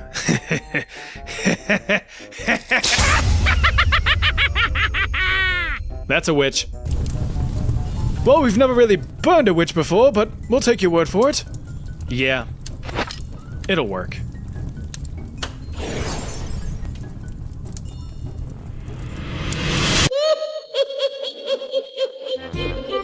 There's nothing more embarrassing than talking at a family dinner about your favorite historical subjects, only to be corrected by your sibling going, actually, Napoleon was above average height for his time. You contemplate what to do with the rest of your night since you just got absolutely destroyed. You quickly fact-check this verbal beatdown, but realize, oh my god, they were right. How could I have been so wrong? If you don't want this to be you, then listen up, because here's some historical facts that you're probably wrong about. Number 1, the majority of American colonists wanted independence from Great Britain. Since we know that history is written by the winners, it is often thought that the overwhelming majority of American colonists hated the filthy stinking redcoats, an attitude that served as the catalyst for the American Revolution. But that's not entirely true. Sure, there were revolutionaries, but in fact, the colonists who wanted revolution were never even in the majority. Less than 45% of American colonists wanted independence, while the other 55% were either rich loyalists who didn't really want to risk losing their comfy fish and chips way of life, or neutral fence sitters who were just along for the ride, throwing caution to the wind and living their simple peasant lives. Once the revolution did start, however, many loyalists either fled to Canada, cowards, or fought against their own people, only to lose horribly. Number 2, the Declaration of Independence was signed on the 4th of July, 1776.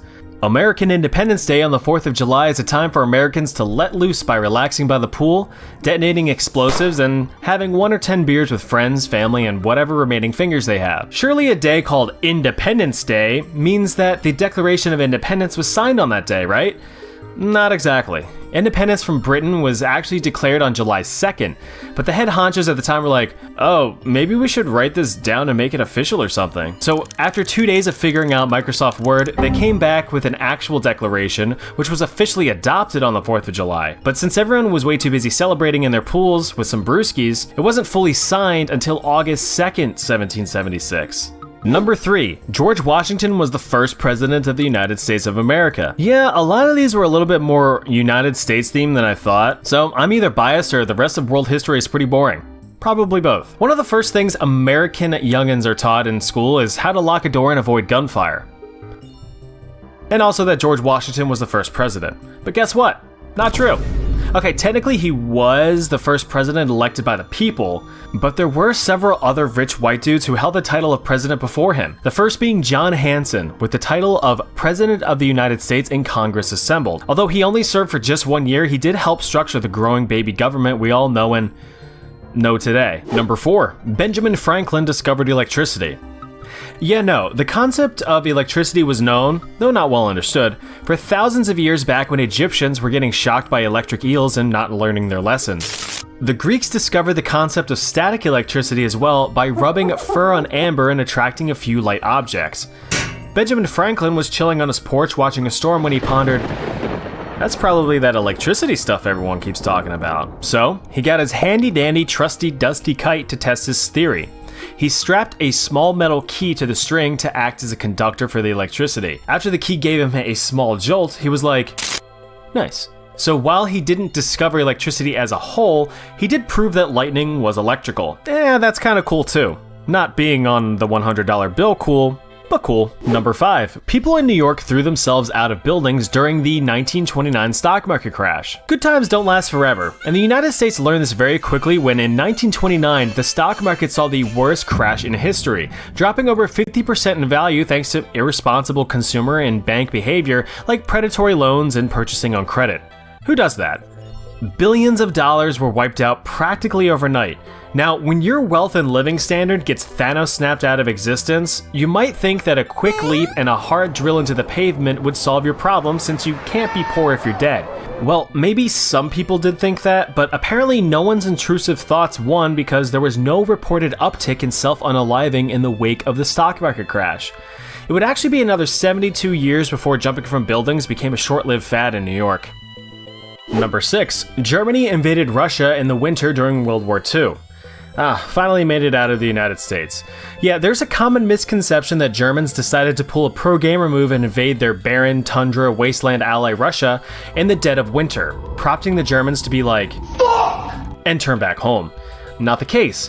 Germans pushed into Russian territory on June 22nd, 1941, and actually made considerable progress on their way to Moscow, since Russia was not expecting such a top 10 anime betrayal. But tough territory challenges, low morale, and overall exhaustion caused German progress to slow down while new, fresh Russian troops were being spawned in. Once winter set in, things only got worse. Since Russia was hosting, Germans were susceptible to extreme lag and their ping was trash. Germans eventually were driven out of Russia after failing to defeat the Red Army. Number 7. Life expectancy in the Middle Ages was only in the 30s.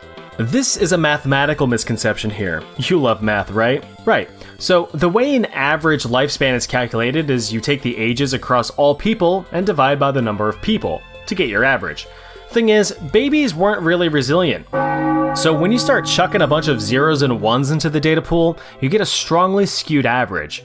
In reality, it was common for people in the Middle Ages to live into their 50s and 60s. I'm 37. What? I'm 37, I'm not old. Leaving plenty of time for them to do fun things like farming and... So, if you made it to 25 in the Middle Ages, you were expected to live another 25 years on average. Sure, it's shorter than today's expected lifespan of 73 years, but hey, beggars can't be choosers. Number 8. Thomas Edison invented the light bulb. Although he is credited with inventions like the phonograph and absolutely terrifying talking nightmare dolls, you probably know Thomas Edison is most famous for inventing the light bulb. Well, that's a lie. Before Edison's design in 1879, electric lighting was used as far back as 1802 with the electric arc lamp. Operating under the same general principle as a light bulb today, the arc lamp generated an electric arc that would light up whatever room it was in. Problem was, these things were loud, expensive, inefficient, and funny enough, way too bright. The design went through multiple improvements in the following decades, making them much more practical for uses like street lamps or lighting large buildings. To his credit, Edison did improve the design further to allow light bulbs to last longer and be more practical in a household setting, but his light bulbs were not the first. Number 9. Cars were invented in the United States by Henry Ford. Well, look at Americans trying to take credit for things yet again. While Henry Ford never invented the automobile, he did revolutionize the mass production of them with the invention of the assembly line. Oh wait, he didn't invent that either. Ransom Olds of the Oldsmobile brand did. But Henry did take that model and improve upon it by making it a moving assembly line, dropping the assembly time of a single car from 12 hours to just 1.5.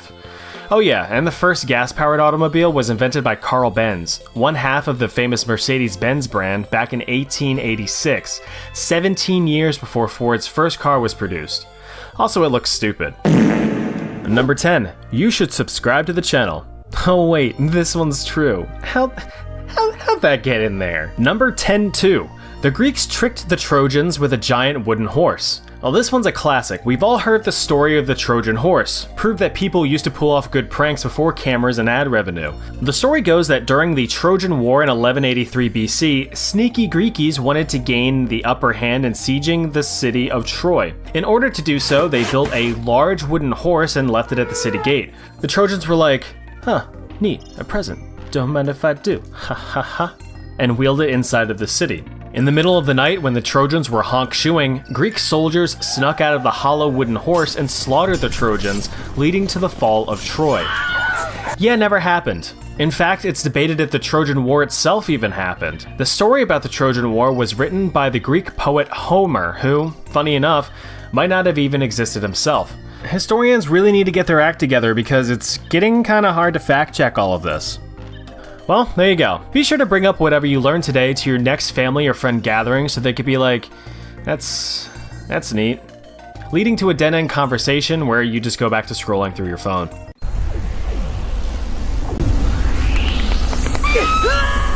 Oh boy, looks like the witch got you again. This time, you gracefully land in Independence, Missouri in the mid-1800s. Everyone's packing up and moving out west to seek their fortune in greener pastures, and you don't want to get left behind. Think you have what it takes to blaze the trail? Let's find out.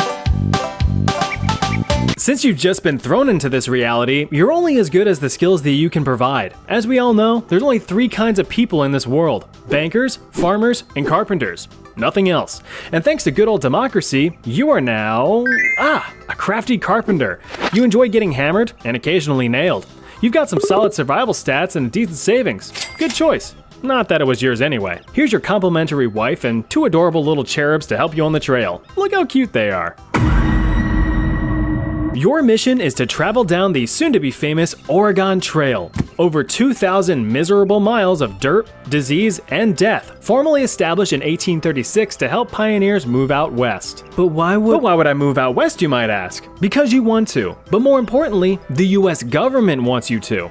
Look, the eastern states are getting all congested, industrial, and smoggy. So the United States needs to do some good old expansion. Thanks to the Louisiana Purchase in 1803 and the Oregon Treaty in 1846, there's a lot of fresh open land to settle. Why live in the economic decline of disgusting cities in the east when you could manifest that destiny and fill up those lungs with fresh air on the fertile plains? That's good air. If the opportunity of prosperity wasn't enough to convince you, how does free land sound? Thanks to the Oregon Land Donation Claim Act of 1850, pioneers can claim up to 640 acres, 2.6 square kilometers, of land completely free. Time to get supplies.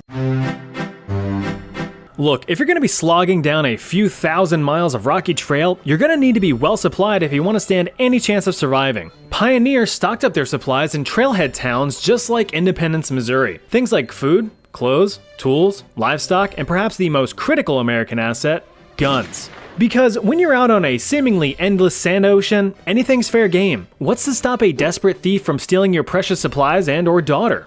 Your gun.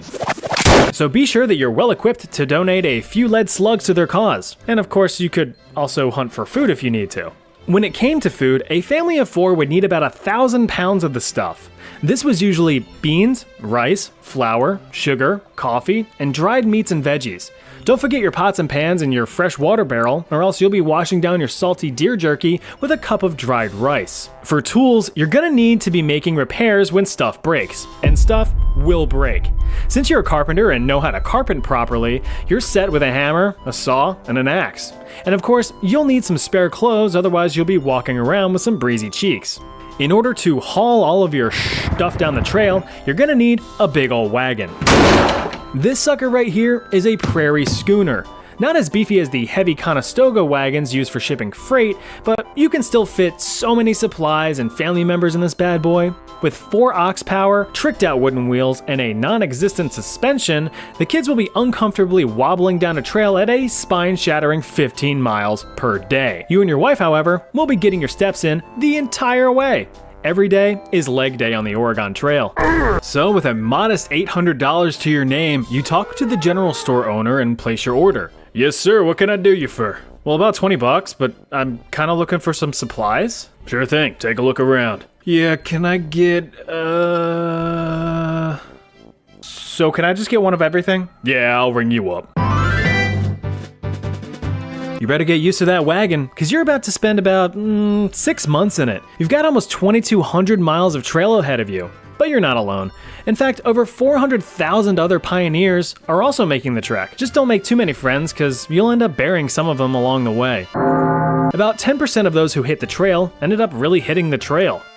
For better survival stats, many families opted to form traveling caravan groups consisting of dozens of wagons to support each other. But having so many people around inevitably led to disagreement. Hey, can you pass the beans? I don't know, can I? The fuck's your problem? So in order to avoid descending into complete chaos, leaders and officers were elected to direct the caravans, laying out agreed upon ground rules dictating what to do in certain events. So if grandma slips and takes a wheeler 50 to the spine, we all know who gets all of her stuff. Enjoy those dentures. Proper planning gave you those. These concrete rules were designed to prevent arguments down the line. But, of course, humans will be humans. I just wanted some beans. But you're a simple fella who makes simple decisions, so you're probably fine, right? What could go wrong? Being on the road for about a month now, you've passed through a few forts and landmarks, and besides a few snakes and your son hucking some stuff off of the wagon for fun, things have been going pretty well. Huh. Well, time to put the carpenter skills to use and make repairs. While there's some downtime, the family has an opportunity to catch up on some chores. Just remember to keep your guard up and avoid any, Since your wagon conveniently broke down next to a freshwater spring, your wife is able to replenish the water supply before washing the farts out of your family's clothes. Meanwhile, your daughter feeds the oxen and your son laps up water from a brown puddle. Look at him go. Oh wait, that's not good. Your son is gonna quickly learn about a little thing called cholera. You see, there were plenty of diseases that plagued the dusty trail like mumps, measles, and the dreaded dysentery, but cholera was by far the worst. Contracted mainly from contaminated water sources where fellow pioneers expelled their evils, cholera could kill within hours and spread just as fast across an entire caravan. Symptoms included extreme nausea, vomiting out your front, vomiting out your back, dehydration from all the vomiting, leg cramps, restlessness, irregular heartbeat, glassy eyes, and perhaps the worst symptom of all, death. Oh my god, he's dead! No, he could just have cholera. Disease alone was the biggest killer on the trail, with estimates of over 30,000 deaths. So, best to avoid slurping down brown puddles. Sorry, son. Not only were diseases a guaranteed add to the death count, but so were injuries. Even something as simple as a small cut could easily be infected, with the extent of medical treatment being no more than, put some whiskey on it. Your prognosis wasn't too promising. So when little Jimothy falls off the wagon and shatters both tibias, he's now the trail's newest speed bump.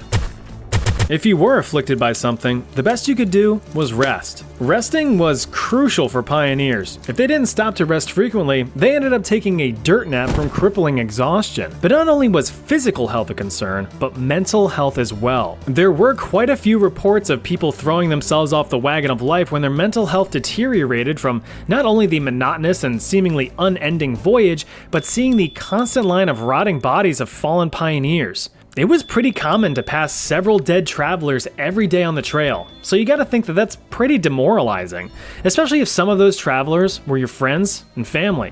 Even today, some of these graves still mark the end of many pioneers' journeys. Mental health really was no joke. Take for example the famous story of Elizabeth Markham, who was pushed to the brink of insanity while on the trail. In the middle of their trek, she hit a point of exhaustion where she simply refused to travel any further, and nothing could convince her to carry on. After hours of failed encouragement, her husband and children were forced to abandon her and move on. After a while, her son was sent back to get her after she had rested. Bad move. Elizabeth eventually caught back up with the rest of the family, but left her son in the dirt with a rock lodged in his skull. When her husband raced back to find his son still barely alive, Elizabeth set fire to the family's wagon for good measure.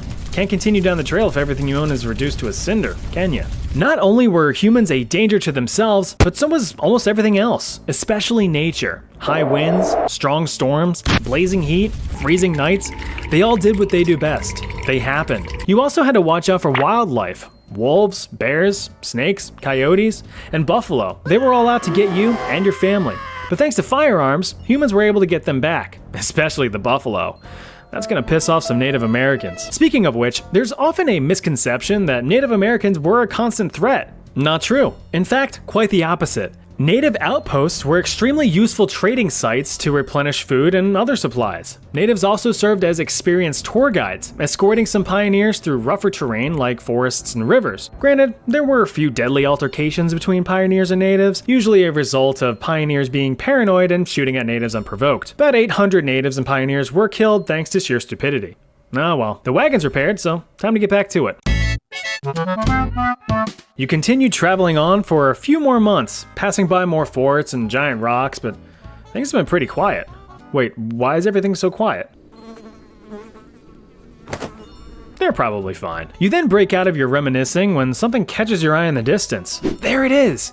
The end of the line and a ticket to a new life. Oregon City. That's in Oregon. All that's left between you and salvation is a huge freaking river. The Columbia River. You can't exactly cross it, so you're gonna need to ford it. You waterproof your wagon, but you still need a raft to hold everything. Oh, but building a sturdy enough raft is just gonna be impossible, is what a non-carpenter would say. It's river time.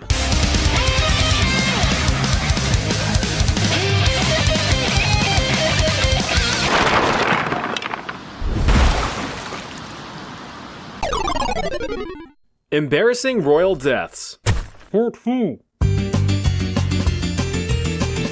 At just 6 years old, itty-bitty Jimmy II of Scotland was an excited little prince eager to one day inherit the throne from his dear old dad, King James I.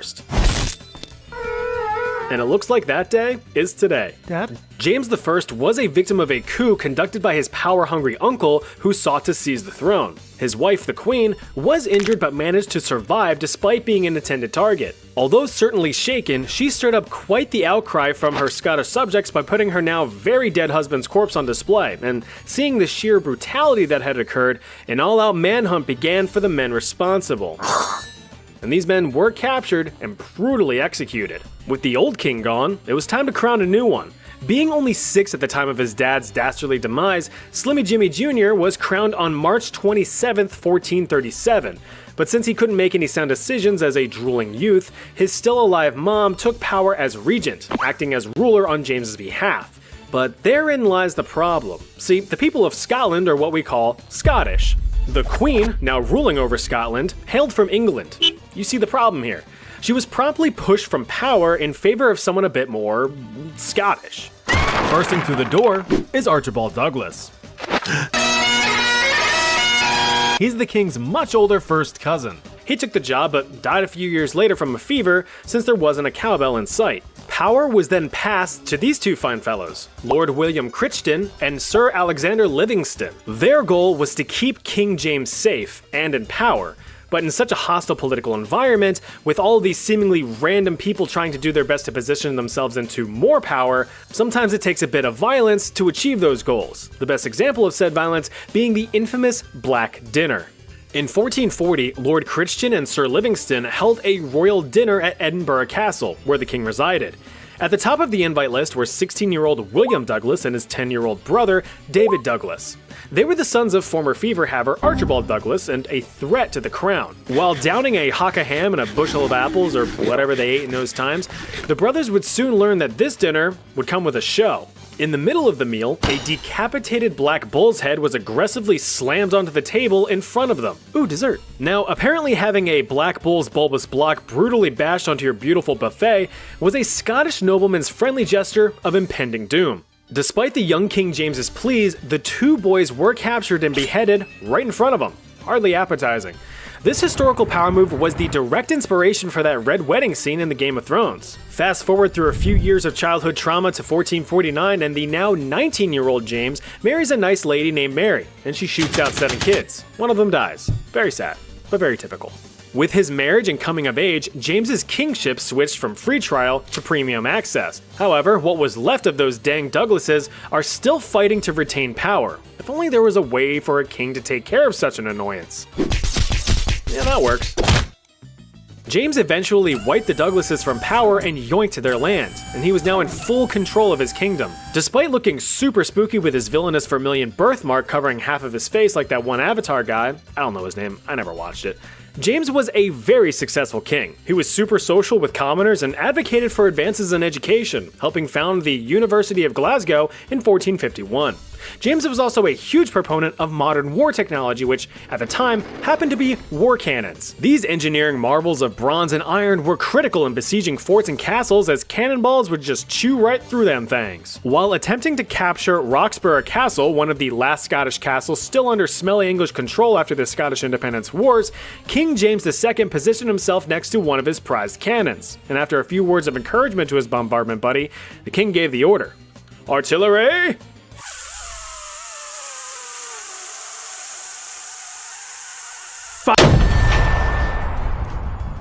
The mounted metal menace exploded, killing King James II instantly at the age of 29. This rather unfortunate death was cemented in Scottish lore on August 3, 1460, and is officially, well, canon.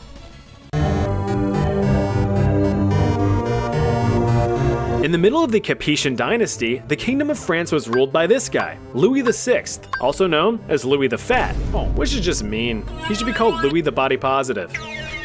Anyway, this big fat asshole had 8 kids, and this chapter is all about his eldest son, Philip. Call me Phil. As was tradition in the Capetian dynasty to establish a clear lineage to the throne, young Philip was crowned as co-king of the Franks at the tender age of 13, right about the time when teen angst starts kicking in. Although reportedly Louis's favorite child, Philip was a bit of a stinker. He would refuse to listen to his father's authority, fail to pay attention to any of the king's lectures and set standards for being a king, and devolved into being a disobedient little shithead, as kids tend to be.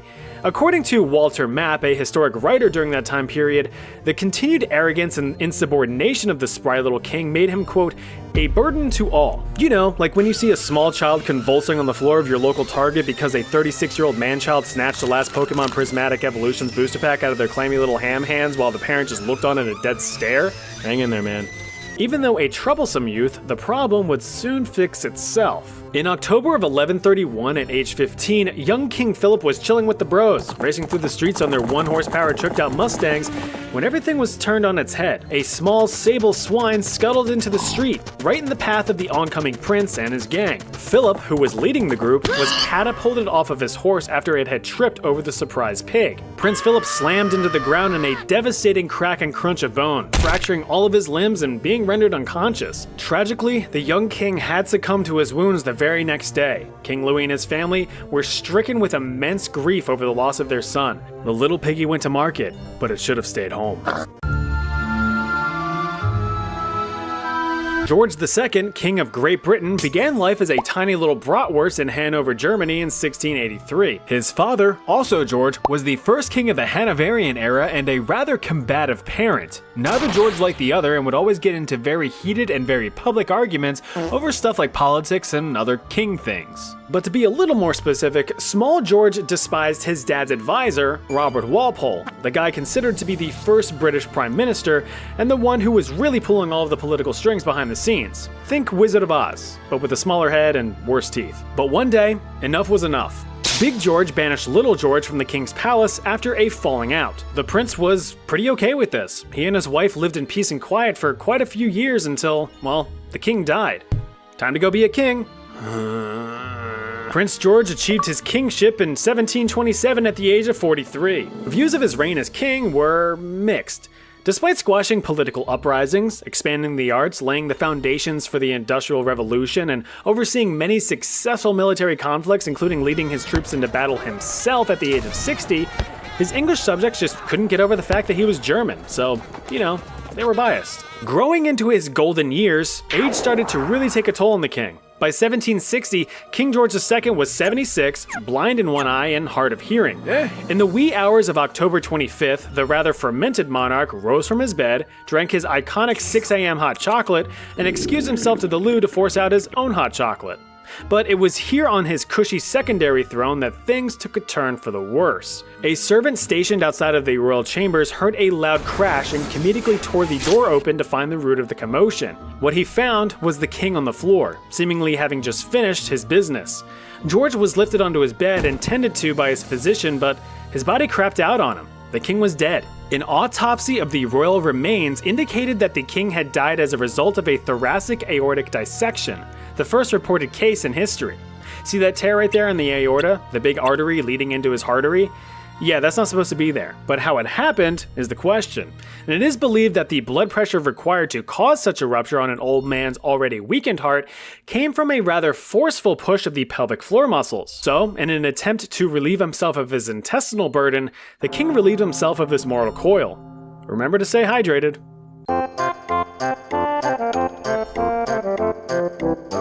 In a time where kings were given rather displeasing titles such as the Terrible or the Bad or the Slobberer, Martin of Aragon was granted the title of Martin the Humane. The gracious nickname was a testament to his kind and caring nature. He basically earned it by being a bit less murdery than any other kings at the time. I mean, all the guy did was reconquer Sardinia, suppress revolts, and led crusades against the Moors in northern Africa. But other than that, he's a perfect little angel, focusing on internal stability within his own kingdom of Aragon. But times of peace make for soft men. With little to no conflict to tend to in his later years, Martin grew older and wider. By 1410, at age 53, the king was rather rotund, wrinkled, and in a risky state of health, both physically and mentally. You see, his wife and his 4 children had died, leaving him all alone on his throne. He had married his distant and much younger cousin as a last-ditch effort to produce an heir, but with no success. The depressed and obese king had little more to live for, and would instead gorge himself in solitude. On one fateful night, the king had just downed a whole roasted goose by himself. Where does he put it all? If you've ever slammed down a large meal too quickly, you usually get some pretty bad indigestion, or as I like to call it, the ERP. Since this was the land before Tums, the king had to sleep off his discomfort.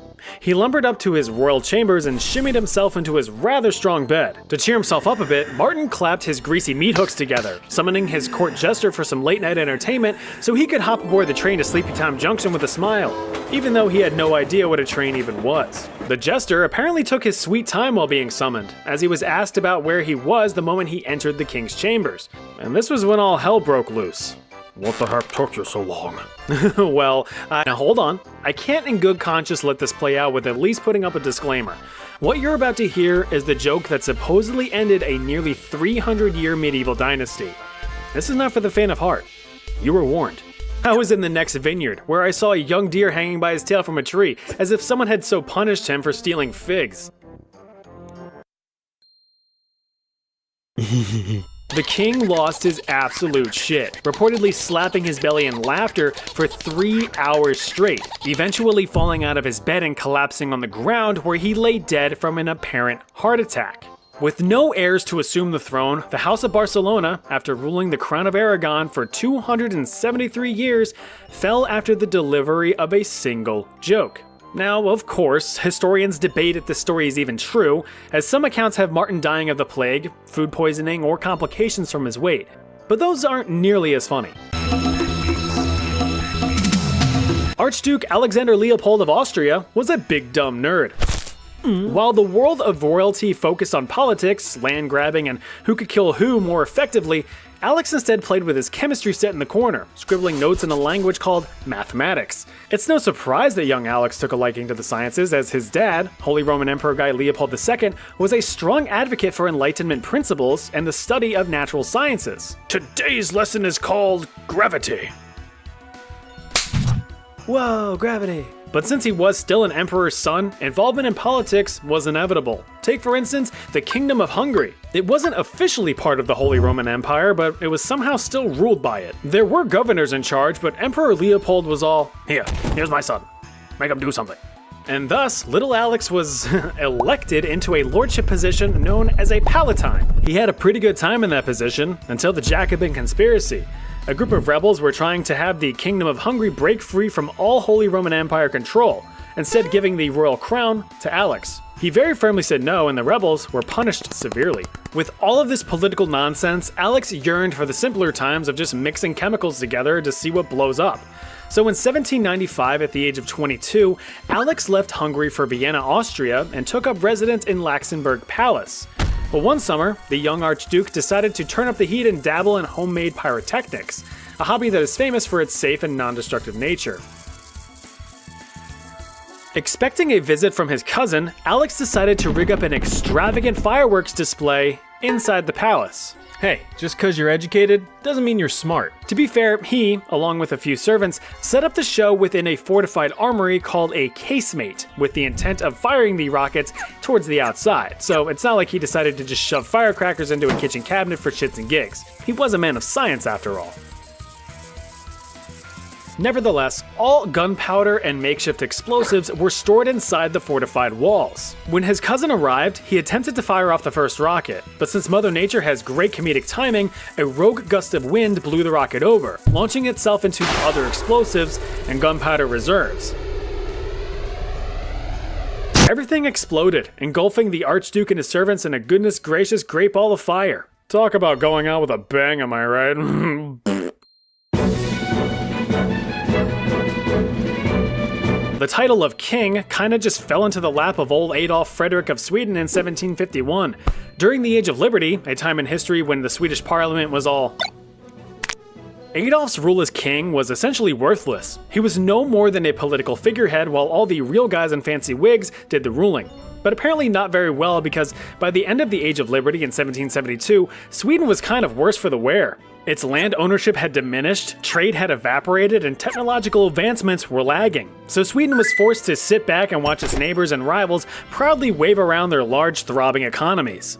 During King Adolf's lavishly lackadaisical leadership, nothing extraordinary happened. The substandard sovereign did attempt to regain power, but failed to do so. because he sucked. In fact, his entire reign is seen as a dull but peaceful lull in Swedish history with not much to show for it. And unfortunately for the king, the only exciting point in his life, at least from a historical perspective, was his death. According to some historical records, the rather indulgent king had overindulged himself on some food. On February 12, 1771, the king's last supper reportedly consisted of lobster, caviar, sauerkraut, smoked herring, and champagne. Oh, and a few of these bad boys. This is a semla, a traditional Swedish sweet roll stuffed with almond paste and whipped cream, and hot damn does it look tasty.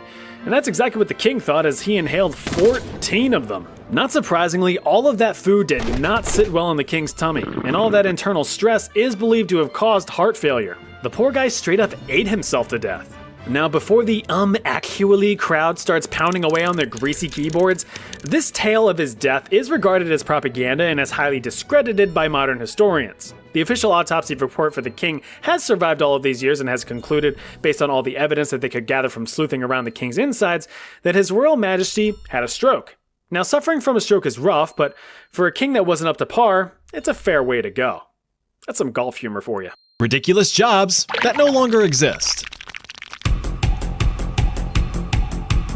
In this day and age, we really take for granted just how quick and easy it is to be able to communicate.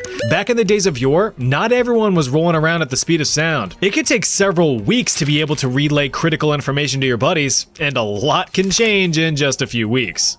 Nevertheless, delayed information was better than no information at all, and that's why highly trained long-distance messengers could make or break empires. First used thousands of years ago in ancient times, couriers were the best and fastest form of communication pretty much up until the invention of the telegraph in 1837. Sure, boats and trains made things a tad bit faster, but the principle was pretty much unchanged, physically transporting documents from point A to point B. The earliest and most sophisticated courier system of its time was that of the massive and girthy Achaemenid Empire, also known as, or at least considered to be, the First Persian Empire. They constructed the Angarium, a series of relay stations littered across the Royal Road, the main vein of the empire. This connected two major cities within the empire, Susa and Sardis. Can you deliver this message to Sardis? Yeah, no problem at all. Sardis, no. The Royal Road stretched across 1,700 miles of the empire's western half with patrolling guards and security stations at regular intervals, making it heavily secured. I mean, it kind of had to be. Messengers traveling down the road were carrying the orders from the great king himself, so they were pretty important. Anyone severing or intercepting that line of communication could cause devastating effects. Also at regular intervals were checkpoints. These were relay stations that housed freshly charged horses as well as other messengers ready to pass things along down the line. This system of stations dropped delivery time from roughly 90 days on foot to just 7 to 9 days on horseback. But what if you didn't have horses? Well, we'd have to ask the Inca. Jump forward 2,000 years to the 1500s, and not much has changed in the ways of communication. In fact, one could argue that it was way worse. With no horses around, Incan runners instead relied on their piggies.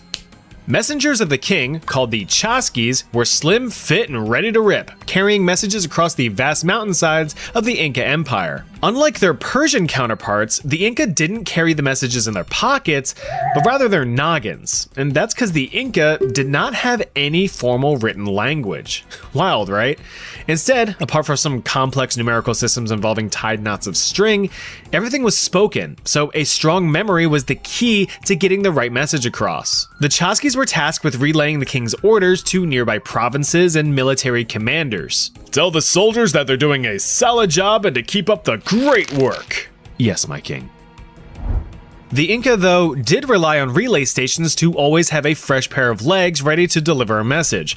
According to Spanish chroniclers, that's a fun word to say, each station was about a half a league apart, but could be as far as a league and a half. That's over 5 miles, or for you metric fellas, over 832,000 centimeters. The stations were more or less weather-resistant small huts with other Chasquis standing about, ready to get a move on. Upon arriving, the first messenger would give the oral performance for his buddies, and then repeat the message that he came with. After memorizing the information, the next Chasqui sprinted up to 5 miles to the next station. Now keep in mind, this was the Inca Empire. It wasn't easily traversed flat road. It was pretty much uphill both ways, wobbly, cobbly stone roads 10,000 feet above sea level, on par with how our parents walk to and from school every day, or so they claim. The king said to slob his knob, and that Greg's a jerk. The fuck did I do? It's unfortunate that sometimes things get lost in translation, but remember the first rule of exchanging information. Never shoot the messenger.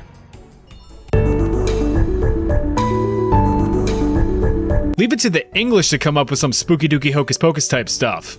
If you're extremely poor and a social outcast with no lucrative or meaningful skills whatsoever, then the profession of Sin Eater might have been on the menu for you. Blimey. Historically, the job was performed throughout the early 17th century up until the 19th century, mostly in England, Scotland, and Wales. So just this area.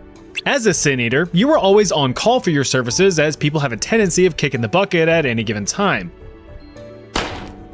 So while you sat slapping mud around all day outside your thatched roof cottage, you could receive the news of a local death at the drop of a hat.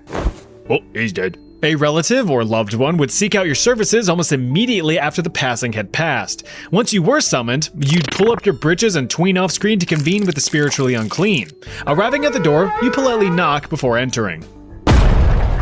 You waddle inside to see your new customer and get to work. So your job as the local Sin Eater was to, as you could probably guess, eat the sins of the deceased, as praying and repentance apparently wasn't good enough. Now, the eating of the sins was of course symbolic in nature, but it was conducted in a literal fashion. The family of the dearly departed presented the Sin Eater with food, usually bread and beer. The food was placed on the chest or face of the individual right as they had passed away, supposedly sucking up all the bad juju as the soul floated to regions beyond. So, now with the food being properly seasoned with a pinch of immorality and a dash of transgression, it was time to chow down. The basic idea of the whole ceremony was that you would effectively absolve the dead of any wrongdoings committed in life, allowing them a clean slate departure for the heavens as a certified good boy. Now you're probably not surprised to learn that this was far from a Michelin star dining experience. The bread was all stale and the beer was warm with a bunch of gross floaties in it, perfect for the hipsters, but less than ideal for normal people. So after munching and crunching and glugging and chugging, you'd say a quick yet emotionally packed prayer. Rub-dub-dub, thanks for the grub. Yay, God. Where's the shitter? Now with a proper sense of closure, you'd receive your paltry fee and be promptly vacated from the premises. So while your work of purifying one's soul was well appreciated, you were looked down upon, even outcasted. The belief was that you'd retain all of these absorbed sins, polluting your own soul in the process. That being the case, Sin Eaters were forced to live reclusive and isolated lives, being hated, ridiculed, and shunned by the locals. Until it was time to deep throat a sin or 12. It's not exactly clear how the tradition of sin eating was started. Some believe that it derives from the Jewish tradition of the scapegoat, a literal goat that was imbued with all of the local sins and troubles, sent out into the wilderness and actively prodded off a cliff, taking all of the town's trials and tribulations with it. Atonement complete. Thanks, Mr. Goat. As for sin eating, it seems that the tradition was finally laid to rest in the beginning of the 20th century with the death of Richard Munslow, the last known sin eater in England. He reportedly was a humble and well-loved farmer who took on the job after the premature deaths of his children. Very sad. All in all, sin eating really was a self-sacrifice when you look at it, trading in any sense of social standing for a few pence. But hey, free bread and beer. If you thought your childhood was rough, imagine dipping, diving, ducking, and dodging your way through cannon fire while slugging a heavy sack of gunpowder on a ship in the middle of the ocean. That's what powder monkeys had to deal with almost on a daily basis. So while you may have been pissed at your mom for taking your Game Boy away for a few days, powder monkeys were grateful if they even saw tomorrow. Back during the Age of Sail, naval warfare was a pretty common occurrence, ships just blasting big metal balls at each other in hopes of sinking the other guy faster or causing enough damage to warrant a surrender. In order to give yourself a fighting chance, you needed a well-trained, well-supplied crew who knew their way around cannons. Besides ammunition, the cannons needed a propellant to send those cannonballs barreling at the faces of the enemy. That propellant, of course, was gunpowder. In the heat of battle, every trained sailor needed to man their stations and execute their responsibilities in order to have a decent shot at survival. But one responsibility that didn't need much training outside of carry this shit and run over there was that of supplying powder to the cannoneers. Since there wasn't much to the job description, the task was given to young boys, usually between the ages of 12 and 14. You see, back in this time, between the 16th and 19th centuries, people were just cranking out kids, especially the poor. Simultaneously, nature was just cranking out infectious and deadly diseases, and industry was cranking out fatal working conditions, both of which were promptly streamlining children into the orphanage pipeline. This, of course, caused orphanages to become overburdened, and they needed some relief. And where's the best place to put able-bodied youngsters just looking for any kind of future? The military, of course. European and eventually American navies were scooping up hundreds of impoverished chaps each year and dumping them on ships to take on the role of powder monkey, more often than not against their will. But the young lads were quicker, more agile, and physically smaller than their adult counterparts, making them perfect candidates for the job. During a battle, each boy would quickly carry at least 2 leather cases housing powder cartridges from the ship's powder magazine deep down in the hull, all the way up to the cannons. A dangerous job for sure, but a critical one for the success of the skirmish. Oi lad, bring me that very explosive powder, eh? And be quick about it. Yes, sir. Right away, sir. That's a good lad. In exchange, the young fellows were clothed, fed, and given beds, even a little bit of education to fill their heads. The plan was to have the boys eventually become official, full-time members of the Navy, assuming that they survived to adulthood.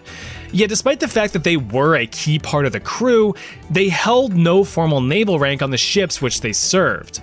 Now, while it was nice to have a place to call home, clothes on your back, and food in your belly, it of course came with the steep price of witnessing the horrors of war. Just to clarify, I said that powder monkeys were usually between the ages of 12 and 14, but in reality, some were much younger, with some documentation showing cases of children as young as 7 years old. These little guys were subjected to watching their fellow crewmen being blown to smithereens, impaled by split bits of ship, blinded by shrapnel, or having limbs ripped from rogue cannon fire. None of which they were immune to themselves, mind you. It wasn't until the end of the War of 1812 that formal regulations were put in place, preventing any recruitment of powder monkeys under the age of 12 from serving on ships in the United States. The British followed in suit with an age limit of 13 for the role, though these age restrictions were still often ignored. The practice did, however, fully die out in the mid-1800s once child labor laws were put in place and technology made the role obsolete. Sorry kids, looks like it's a big old box of PTSD for Christmas this year. Medieval medicine was wild. Physicians back then were really just throwing anything at the wall to see what stuck, which led to a bunch of strange medical practices that would, luckily, fall out of favor once modern medicine emerged. One such practice was that of uroscopy, the art and science of checking out your pee to determine your health. Now I know what you're thinking. Isn't this still used in the modern day? Yes, but no. Urinalysis, as it's practiced today, uses chemical, physical, and microscopic analysis of urine samples to generate quantitative data for diagnosis. Uroscopy, on the other hand, well, it had dudes snooping, sniffing, and sipping your pee. Well, Doc? I need a second opinion. Now, you might be surprised to know that the practice of uroscopy has been around for thousands and thousands of years. The earliest known evidence that historians have dates all the way back to the 4th millennium BC, where some ancient Sumerian physicians took note of urinary color. Perhaps the most profound early evidence that we have comes from the ancient Egyptians around 1550 BC. This is the Ebers Papyrus, a 65-foot-long medical scroll from ancient Egypt's New Kingdom era. This single document details over 800 diagnoses and remedies for all kinds of conditions ranging from skin problems, eye problems, burns, tumors, a limp, broken bones, backwards teeth, brown parasites, and of course, urinary conditions. The study and examination of urine continued for a while, but the formal occupation of uroscopist is believed to have been introduced between the 4th and 7th centuries in the Byzantine Empire, hitting its peak in the Middle Ages. According to medieval Welsh medical texts, it was believed that urine was the filtrate of the 4 humors: black bile, yellow bile, phlegm, and blood. Of course, we now know that your pee is the product of your kidneys filtering your blood and excess water, but hey, medical science was still a baby back then. Because of this theory, uroscopists believed that urine was the end-all be-all for determining a person's health status, and thus, it was the most important substance to study. The most telling quality of the urine was its color, so after collecting a fresh sample, a real fresh sample, the color was immediately observed. But a problem with qualitative analysis is that it's completely subjective, whereas quantitative is objective. When it comes to subjectivity, one PP doctor may interpret the same color differently than another. For objectivity, numbers are numbers, there's no argument there. In order to mitigate subjectivity and establish some sort of consistency, the piss percipients often constructed quick reference guides to use as a standard for diagnosis, sharing their knowledge across heavily detailed manuscripts. As an example, if your urine was clear, you might have some spleen issues. If it was dark red, your liver's too hot. Green, you've got jaundice. Black, well, wait, is black urine a thing?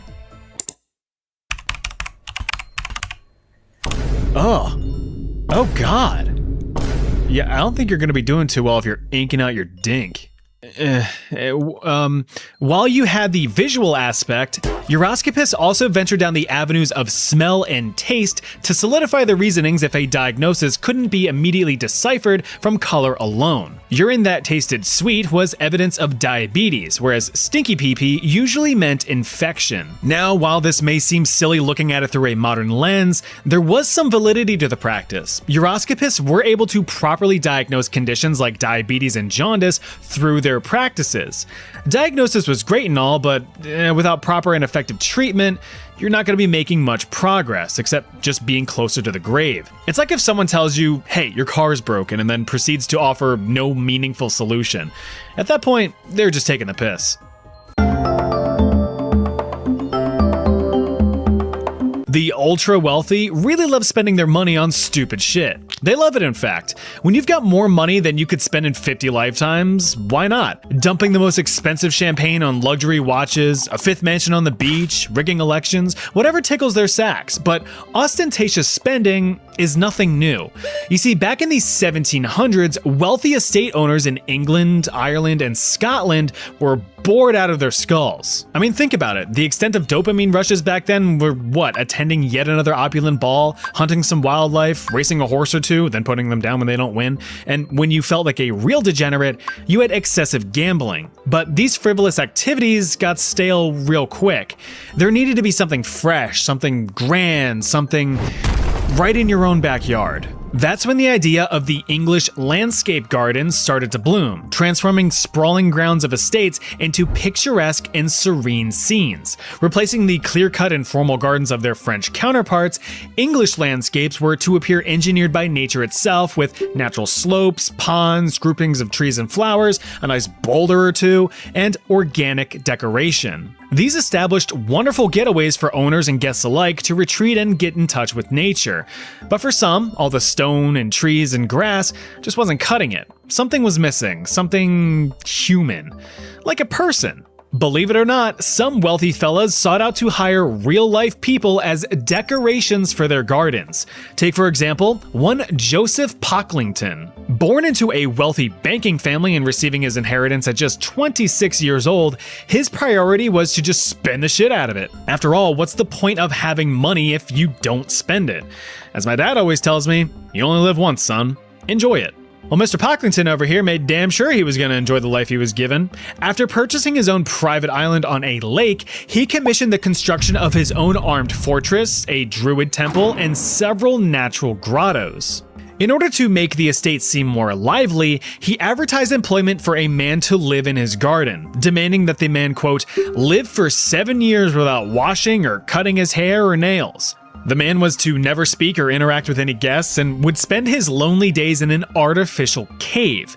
The basic idea was for guests to observe a man in his most natural state, untouched by societal influence. If the man was able to carry out these conditions, he would be paid the equivalent of about $100,000 in today's money. Now that's spread over the whole 7 years, so it's not really that much. But the position was dubbed the Ornamental Garden Hermit. Now get this, Pocklington was not the only fella to come up with this idea. Others employed their own hermits with much more lenient rules. Perhaps the most well-known example was the hill family from Shropshire. Their botanical bro was dubbed Father Francis, and he fully interacted with guests, told stories, and dispensed his own wisdom, all while maintaining a mysterious yet comforting presence. I want to see the hermit, mummy. I want to see the hermit. The trend of the ornamental garden hermit lasted just over a century, finally being uprooted in the 1830s in favor of living statues. And to answer your question, no, garden gnomes were not inspired by the garden hermit. Those came from Germanic folklore, hundreds of years prior, but they'll still guard your garden as best they can. Hey guys, today we're gonna see how some small mistakes in history led to some pretty big consequences, so strap in with your favorite toothpaste and orange juice, cause here we go. King of Scots Alexander III was revered by his subjects as a kind and noble king, so he was a pretty cool guy. He put an end to an ongoing war with Norway with the signing of the Treaty of Perth. This stopped the invading Vikings from doing their stereotypical graping and pillaging and made them frig off back to Norway. The treaty also let Scotland gain possession of the Western Isles and the Isle of Man. With all this land expansion going on, as well as increased exports and cash flow, Scotland entered a bit of a golden age. Everything was pretty good until it wasn't. After all, no story is complete without some good old-fashioned character development from a Disney Pixar family tragedy. In the mid-1280s, King Alexander's wife, Queen Margaret, bit the dust, which was pretty devastating since they were married since childhood. Well, at least he had his own children to care for. Except for the fact that they all died too. Little Margaret Jr., who hilariously became Queen of Norway, expired at the age of 22 while pooping out her only child, a daughter named Margaret. We'll get to her later. Alex Jr. died on his 20th birthday at the age of 20. Don't know how he died either, sources just say he just died. The youngest child, David, also kicked an uneventful bucket at age 19. With his family tree essentially trimmed down to the trunk, Alex was desperate to generate new successors, so he married a French countess, Yolande of Dreux. She moved in with the king, but like in a different town for some reason. Well, one night the king was acting pretty eager to perform, so he set out to do the deed of sowing his seed, and nothing was going to block his urge to splurge. Nope, not even that. Despite pleads and warnings from bro-code breaking advisors, the king set out to get his dunk sunked. He had a few of his servants accompany him as guides, and they made it to the queen, but the king, on the other hand, got separated in the harsh storm and was subsequently yeeted off of his horse over a cliff where he was found the next morning, dead as a doornail. With no other heir, it was Margaret Jr.'s time to shine. But since she was only 3 years old and with the attention span of a goldfish, the political landscape of Scotland fell into ruin, ending the short-lived golden age, all because the king needed to slam some sweet queen skush. As I'm sure you know, the luxurious ocean liner Titanic was the ship of dreams that ended up becoming a complete nightmare. The ship died in 1912 after Leonardo DiCaprio and Kate Winslet distracted the two lookouts in the crow's nest from observing the giant fucking iceberg floating several hundred feet in front of them. Despite the crew's best efforts, the ship collided with the iceberg and got flushed into the North Atlantic a few hours later. Joking aside, it is believed that the entire disaster could have been prevented, or at least significantly reduced, if it weren't for one key mistake: an actual missing key. Lookouts Frederick Fleet and Reginald Lee were tasked with the important task of making sure that no icebergs were in the ship's path. In the crow's nest, the two men were equipped with a warning bell and a telephone to alert crew of any potential dangers in the chilled waters ahead. They also had one more tool, a pair of binoculars which were secured in a box, a locked box, with a missing key. Apparently, this key was accidentally taken off of the ship before it set sail by a second officer, David Blair. What's this here in my pocket? Huh. I'm sure that's not a big deal. With no binoculars, the lookouts had to rely on eyesight alone. And that wouldn't be so terrible if it weren't for the fact that the night was extremely dark, cold, and calm, making it very hard to see icebergs. Luckily, there were almost none all night. Almost. Both lookouts miraculously survived the sinking and, when interviewed, agreed that if they had binoculars, they could have seen the iceberg and reacted more quickly, avoiding the unnecessary loss of over 1,500 lives, but dooming James Cameron's film career. The key, donated to the British Sailors Society by Officer Blair's daughter, was eventually sold at auction for 90,000 British pounds.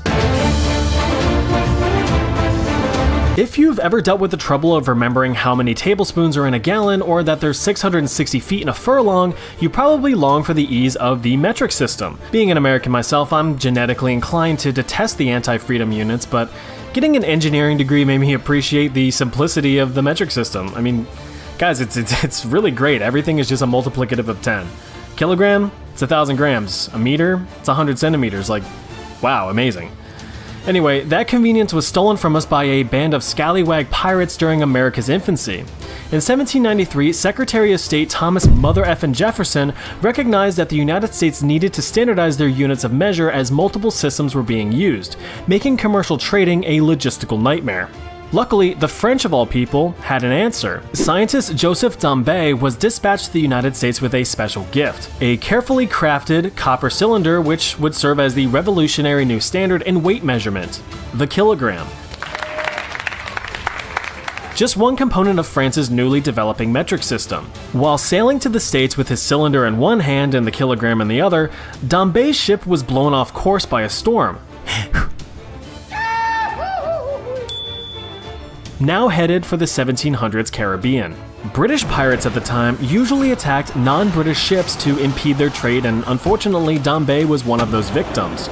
He was held hostage for ransom but died in captivity. Dombey's death meant that Jefferson never got the metric standard, meaning it was never adopted. So the United States stuck with the English units as their standard. While it is possible that we could all be measuring our all-beef francs using centimeters, it's doubtful, as multiple attempts over the years to implement the metric system have been defeated at the greasy hand of American pride. Ethiopia and Italy typically aren't two countries that you would hear about in the same sentence, but during the late 1800s when Africa was getting absolutely reamed by colonization, Italy had its sights set on some potential land expansion candidates, one of them being, you guessed it, Eritrea, Ethiopia's northern neighbor. This led to a bit of an unofficial scuffle called the Italo-Ethiopian War of 1887, which lasted for 2 years and ended with Italy formally occupying Eritrea and the signing of the Treaty of Wuchal. Among other rules, the treaty basically stated that peace was to remain between Italy and Ethiopia. However, one article had two different meanings between languages. In Italian, the article stated that Ethiopia must act through Italy if they wish to do business with other governments. The Amharic or Ethiopian version stated that Ethiopia can act through Italy for external business, which suggested that it wasn't mandatory. Very different things. The treaty was nonetheless signed and eventually the two countries clashed again. Italy claimed that it had full control over Ethiopia's external affairs, but Ethiopia claimed, "Nuh-uh, dude." Italy then invaded Ethiopia in 1895, starting the official First Italo-Ethiopian War. With Italy's army of 44,000 against Ethiopia's 125,000, the Italians ended up getting their spaghetti-eating teeth kicked in, securing Ethiopia's independence in 1896. Until Italy invaded again in 1935. Italy won that time. All in all, around 25,000 lives were lost during the First Italo-Ethiopian War, all because Italy decided to skip its daily Duolingo sessions.